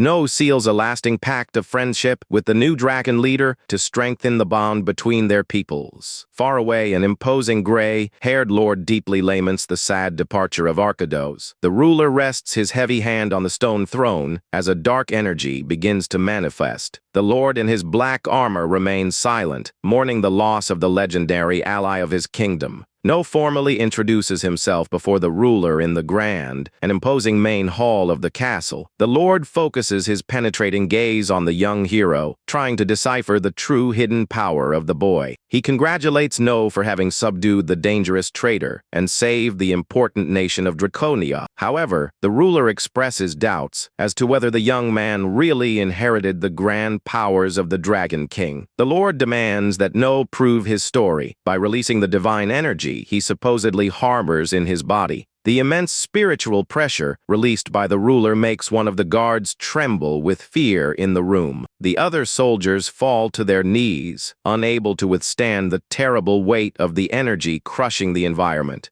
The Lord directs all his purple aura against the protagonist, testing the limits of his resistance. No clenches his fist and alters his magic barrier, generating golden sparks to fight the enemy force. The young man manifests his imposing golden wings and horns of light, proving his true heritage. The terrible clash of auras cracks the air of the hall, scattering residues of purple and yellow energy. The temple's colossal columns crack due to the unsustainable weight of that destructive power. The local warriors struggle not to faint before such a demonstration of spiritual strength. The guard Kyle watches in wonder at the absurd speed with which young No has evolved recently. The Lord feels No's solid resistance and realizes the young man possesses truly formidable power. The immense storm of electric sparks begins to calm down while No maintains his firm stance. The overwhelming pressure ceases suddenly, allowing the soldiers to catch their breath on the floor. The ruler gives a subtle smile, admitting that the young hero's words were true. The Lord orders the guard Kyle to immediately remove all the soldiers from there, leaving them surprised. The Lord observes his own weapon and recognizes the greatness of the force emanating from No. He points his sword toward the hero, challenging the young man to a direct combat. The sovereign smiles excitedly, wanting to confirm with his own eyes the real capabilities of that legendary power. Meanwhile, the warrior Kyle moves away quickly to watch the legendary confrontation that is about to begin. He watches the tension in the air with great concern, sensing that the great duel is finally going to start. Noah takes a deep breath and positions himself firmly to face the first attack of the powerful adversary. The experienced sovereign concentrates and advances with impressive speed against the young hero. The protagonist activates the authority of the Dragon King, determined to test the limit of his new abilities. The young man mentalizes the late Arcados and asks for permission to use that divine heritage in battle. With a spectacular leap, No advances from above, dealing a powerful blow with all his physical strength. The ruler blocks the impact with his blade, generating a shockwave that reverberates throughout the hall. The collision between the two divine weapons creates a beam of brilliant energy that tears through the castle ceiling. The adversary is surprised to note that the boy can already control that mystical energy so perfectly. Suddenly, No notices something strange in the opponent's movement and is surprised by his reaction. The ruler gives a crooked smile, praising the determination and strength that the young warrior has shown thus far. He uses a skillful technique to deflect No's sword, leaving the protagonist temporarily vulnerable. The two combatants begin to trade extremely fast blows that illuminate the place with golden sparks. The gray-haired master keeps his gaze focused, coldly analyzing every opening in the adversary's defense. He rotates his heavy sword, blocking the young man's consecutive attacks with extreme ease and precision. No moves away, gliding with his yellow wings to regain his balance and plan his next movement. The hero lands gracefully, keeping his guard up while electric sparks dance around his body. No extends his left hand, releasing a new wave of golden energy directed at the imposing rival. The boy concentrates all his willpower to execute a more powerful restraining spell. A strong purple gravitational pressure emerges around the sovereign, causing the stone floor to begin to crack. The ruler realizes he is under the effect of a gravity spell and questions if that came from Arcados. Even under the strong gravitational pressure, the Lord begins to walk slowly, showing his incredible resistance. No starts to break a cold sweat, seeing that his control spell is not having the desired effect on the opponent. The imposing lord steps firmly on the ground, completely shattering the energy barrier that was trying to stop him.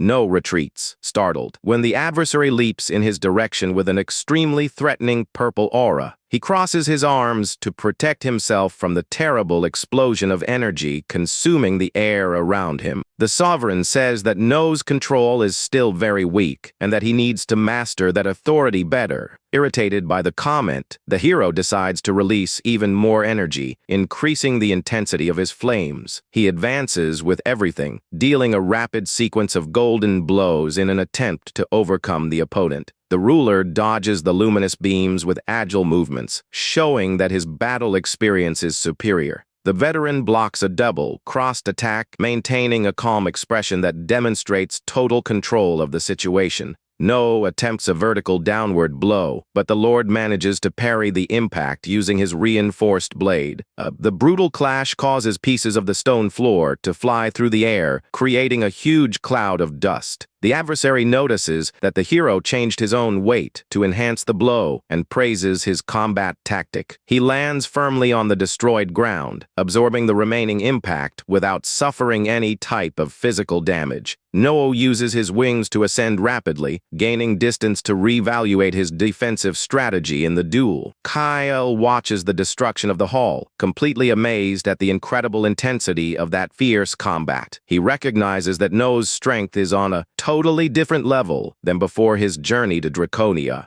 Two opponents face each other from a distance in the devastated hall, awaiting each other's next strategic move. The experienced ruler looks upward and challenges the young hero, asking if that is truly his limit. In response, No begins to conjure two powerful sacred techniques consecutively to deal a final attack. With his magic core expanded, the young man realizes that now he is capable of activating multiple spells simultaneously. An immense blast of golden energy falls from the sky directly onto the spot where the experienced sovereign stands. Several luminous cuts slice through the environment at high speed, creating a true storm of divine power. The Lord remains still with his sword drawn, waiting for the devastating impact without showing any sign of fear. He raises an extremely resistant magical hexagonal barrier, completely nullifying No's storm of blows. The ruler warns that No's movements are too direct and that he isn't using complex trajectories. He focuses his immense purple energy on a single point, preparing a precise counterattack against the hero. With extreme ease, the sovereign intercepts No's blow in the air, completely nullifying the boy's strike. No tries to react rapidly, accumulating a large amount of golden energy for a new attack. A strong collision occurs when the protagonist deals a powerful punch against his opponent's magic barrier. However, the ruler defends the impact easily, dispersing the force of the blow with his purple aura. No is surprised to note that the opponent defended everything using only magic, acknowledging him as the strongest swordsman. With no time to lose, the young man positions himself again, ready to use his famous divine strength style. But before he can move, the boy feels a sudden approach and is shocked by the adversary's speed. In the blink of an eye, the ruler's blade stops right at No's neck, interrupting the combat decisively. The experienced Lord sheathes his sword and declares the end of the test, stating that was enough. No lowers his head in frustration, wondering if all his recent effort still wasn't enough to defeat him. The ruler says that, naturally, the young man is not yet strong enough to manage to defeat him in direct combat. Despite this, he reveals that No managed to pass the test and achieved the necessary qualification he was seeking. The sovereign then hands the hero a mysterious envelope containing an official invitation sent by the Demon King himself. He explains that his Dusker family has maintained close relations with the ruler of the demon continent for generations. No observes the paper with great attention and questions the reason for receiving something so important all of a sudden. The Lord replies that the Demon King doesn't care about the weak, but the young man finally caught his attention. With a firm gesture, the experienced ruler orders the hero to depart toward the new territory to learn the truth. He wants No to discover the connection between the Magic Swordsman, the Sacred Swordsman, and the world's invaders' plan. Protagonist listens to everything in complete silence while he processes the revelation about the fate of his world. A painful memory from his past resurfaces, showing the tragic image of his former fallen companions. The young man recalls the tears of a mysterious girl who was saying goodbye to him, calling him by the name Xinan. Memories of intense battles and a dark power from the past continue to echo strongly in his mind. No clenches the envelope with great determination, knowing that he needs to find the answers to save the future. He mentalizes his final objective and prepares to uncover once and for all the entire truth behind the terrible invaders. Later, the Lord guides the protagonist to a hidden hall where a huge magic teleportation circle shines. No asks with surprise if that ancient portal is the direct path that will take him to the feared demon continent. The sovereign confirms, explaining that the portal is the fruit of an ancient pact made between his family and the Demon King. At this moment, the loyal soldier Kyle volunteers to accompany the hero on the dangerous journey through the new territory. The master agrees and advises the young hero to tread his own path, using only his immense strength. The two warriors stand on the stone platform as the powerful magical energy begins to glow under their feet. A beam of purple light completely envelopes No and his companion, beginning the teleportation process. The protagonist closes his eyes, feeling the strong oscillation of mana that transports them through the dimensions. When the light finally disappears, the two find themselves in a dark environment filled with dark magical fog. As they look up, they spot flying creatures and realize that they have finally arrived at the demon continent. Kyle points to an imposing structure in the distance, indicating that their final destination is just ahead. No nods, and the two begin to walk cautiously toward the mysterious black castle. They approach the great doors of the fortress, while the reddish dust of the desert spreads around, sensing a magical presence. No warns that there are people approaching, and his companion confirms the imminent danger. Two imposing silhouettes emerge right ahead, watching the arrival of the newcomers under the twilight light. No focuses his vision, and is extremely shocked to recognize one of the weapons carried by the people in front of him. The figures reveal themselves to be a young mage with purple hair accompanied by a respected sacred knight. The hero widens his eyes, unable to believe the identity of that girl standing right before him. The young mage approaches slowly, holding her magic staff, and No whispers the name. Is in shock. The boy immediately remembers that that girl was responsible for sending him to the past in his previous life. The memory of her crying and saying goodbye to him in the past resurfaces intensely in the protagonist's mind. Eras focuses her serious gaze on No and asks if he truly belongs to the lineage of the powerful Dusker family. No maintains his firm stance before his former acquaintance and questions what would happen if he confirmed that. Suddenly, the sacred swordsman Leon Glorious interrupts and asks if they intend to start a new war. No is shocked to realize that the young knight in front of him is actually his younger brother from his previous life. Kyle steps forward, irritated, and states that that is a completely false accusation against his companion. Leon points his blade, arguing that they cannot ignore the atrocities committed by the Dusker family in the past. Iris prepares her magic and apologizes, warning coldly that the two of them will not allow them to pass through there. Leon wields his golden sword, threatening to eliminate anyone who dares to resist or try to pass. Kyle prepares to draw his weapon, but is stopped by a firm gesture of Noo's hand as he decides to intervene. The protagonist walks calmly toward the two opponents, assuming the responsibility of resolving the situation. Noo's eyes glow intensely as he focuses his attention on the young sacred knight in front of him. The system reveals the high attributes of heirs in Leon, showing that his brother is already as strong as he was in his previous life. No draws his sword and warns that he needs to speak with the Demon King and that he will clear a path, even if he needs to use force. Era screams that she will not allow that and immediately channels a large amount of magical energy into her staff. She conjures golden chains of light that emerge from the ground to bind and immobilize the young warrior completely. No dodges, jumping with agility while the talented mage quickly begins the preparation of another magic circle. The hero mentally praises Eris's magic skills as he sees a rain of energy projectiles coming in his direction. He positions himself in the air with his sword, ready to counter all the magic attacks launched by the opponent with precise and fast movements. Noah cuts each one of the energy projectiles, nullifying the mage's offensive. Iris admits the boy's strength while Leon advances rapidly with his golden sword to begin his attack. The young sacred knight executes the first form of his divine light style, jumping toward the protagonist. Leon deals an extremely bright vertical blow, trying to cut through No's defense with his blade of light.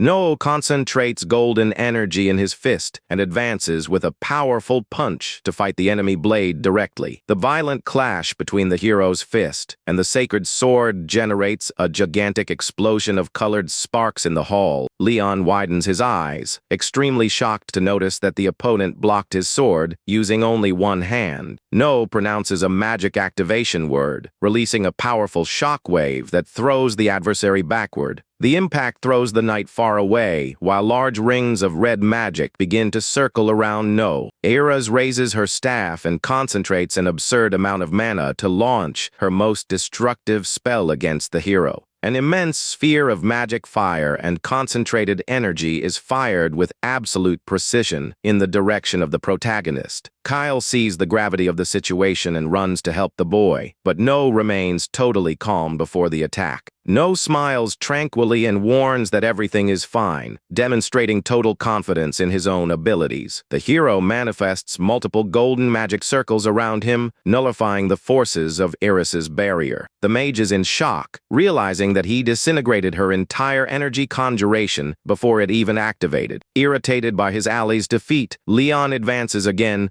dealing a war cry with his sacred sword. No trades some quick blows with the opponent and warns that he has no intention of prolonging that combat. The young knight focuses all his determination on the combat, trying to find an opening in the impenetrable defense. He brings his hand close and discharges a pulse of concentrated energy directly into the weak point of the enemy's defense. The impact breaks Leon's posture and destroys his protective barrier, leaving the young knight totally stunned. Taking advantage of the opening, No advances with agility and lands a precise kick that throws the opponent straight to the ground. Fallen and debilitated, the young knight tries to catch his breath, unable to believe the opponent's speed. He questions the reason No spared his life, and the protagonist responds calmly that he has no reason to kill him. However, the stubborn Ares refuses defeat and points her staff again, trying to continue the fight in any way. The protagonist decides to activate the imposing authority of the Dragon King, releasing an overwhelming pressure of golden aura. The mage trembles with fear, realizing that the young warrior appeared instantly beside her at an absurd speed. With an extremely fast movement, No grips Eris's staff firmly, preventing her from conjuring any spell. She is paralyzed with shock, realizing the enormous difference in power that exists between her and the mysterious boy. The hero points his blade directly at the young mage and declares calmly that the combat between them has ended. Totally surrendered and frustrated, the girl averts her gaze and asks bitterly for him to just end it all already. With a serene gaze, the protagonist responds with conviction, stating that he would never commit such a senseless act. The girl watches him confused, not understanding the reason a feared magic swordsman would act with such compassion and honor. He explains that he didn't travel there to commit atrocities, and the girl questions what his real objective is in the region. The hero reveals he is looking to uncover the truth behind the millennial conflict and discover the identity of the world's real enemy. Suddenly, a colossal and frightening presence begins to manifest in the place, making everyone realize that the Demon King has arrived.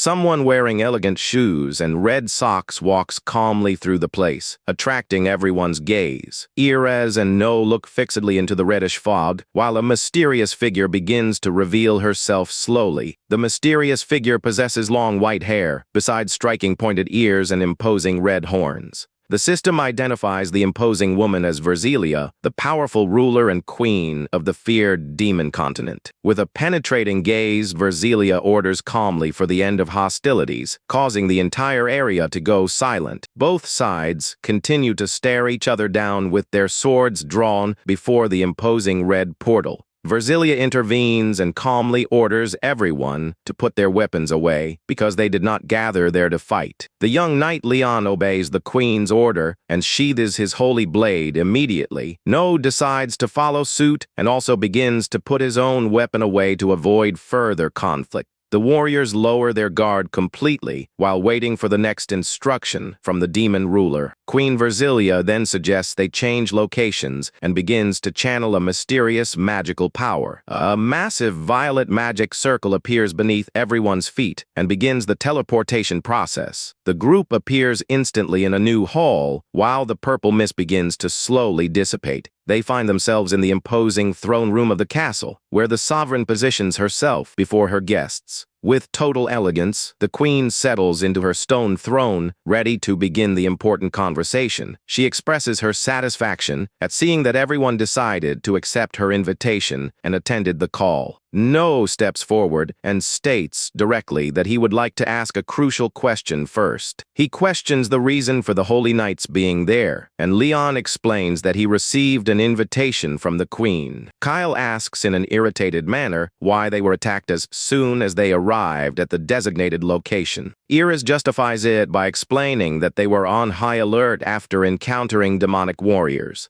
Verzelia comments that the holy and demonic knights usually insult each other due to their mutual rivalry. The queen adds that very few people truly know the real origins of this entire dispute. Intrigued by the turn of the conversation, the young man asks what the sovereign is trying to explain with all of that. She promises to reveal to everyone present the true reason for such mutual aversion between the two factions. The ruler begins the explanation by recounting that in the past, humanity faced a terrible, unknown entity. She says that humans almost lost at that devastating war entirely against the dangerous invaders. The humans of that era thought the goal was world domination, but in reality, they were wrong. The true target of the terrible monsters were the warriors who possessed a massive amount of power. As a direct consequence of this relentless pursuit, many humans ended up being cruelly eliminated. Faced with the tragedy, the few survivors split up and decided to follow completely opposite paths. One group decided to hide their strength so they would never be found again, giving rise to the Holy Knights. The other group preferred to accumulate and steal power to prepare for the next battle, creating the demonic ones.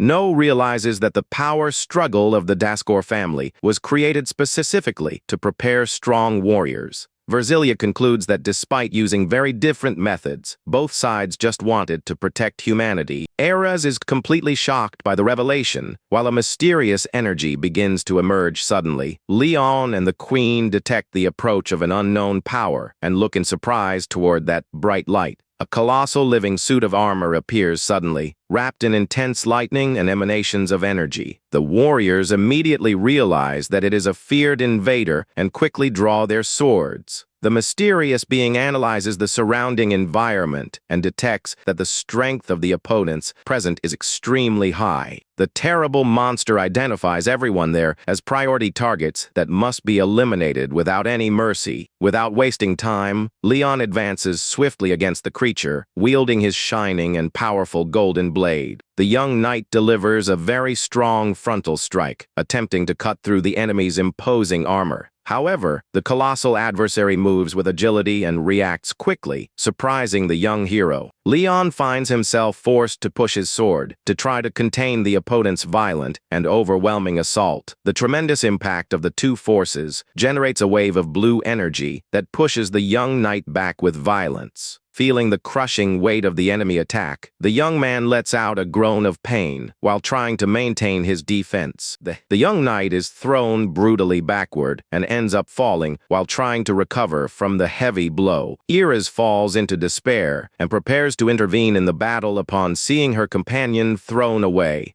The young mage raises her staff and conjures a bright green barrier to provide defensive support to her partner. However, the dangerous invader ignores the defense completely and focuses its intimidating gaze directly on the young mage. The terrible adversary raises its arm and begins to concentrate a frightening sphere of blue energy. It fires a devastating beam at the girl, who cries out in pain from the overwhelming intensity of the attack. Seeing the imminent danger, the warrior runs hurriedly in a desperate attempt to protect his ally. Noah appears rapidly in the air and executes a powerful slashing technique to intercept the creature's offensive. Even suffering a slight cut on his face, the hero blocks the invader's attack, demonstrating extreme determination. Iris is in shock to realize that she was saved by the mysterious young man while dust and wind dominate the area. Noah says that now is not the time for silly conflicts and proposes that they cooperate to defeat the threat. The knight Leon is surprised and confused to see that a demonic swordsman just protected his ally. The colossal invader jumps with extreme speed, raising its enormous shining sword to begin another attack. The protagonist uses all his physical strength and manages to successfully block the creature's vertical strike. The tremendous pressure of the impact makes the floor crack completely. While Noah tries to contain the enemy's strength, the monster retreats quickly and emits a strong blue energy oscillation to prepare its next move. Noah positions himself firmly for combat, while Ayers observes the scene just behind, ready to provide support. In the middle of the frantic combat, the young man notices something unusual in the movement and energy flow of the opponent. The young mage begins to prepare a quick support spell, while Noah focuses his attention on the terrible enemy.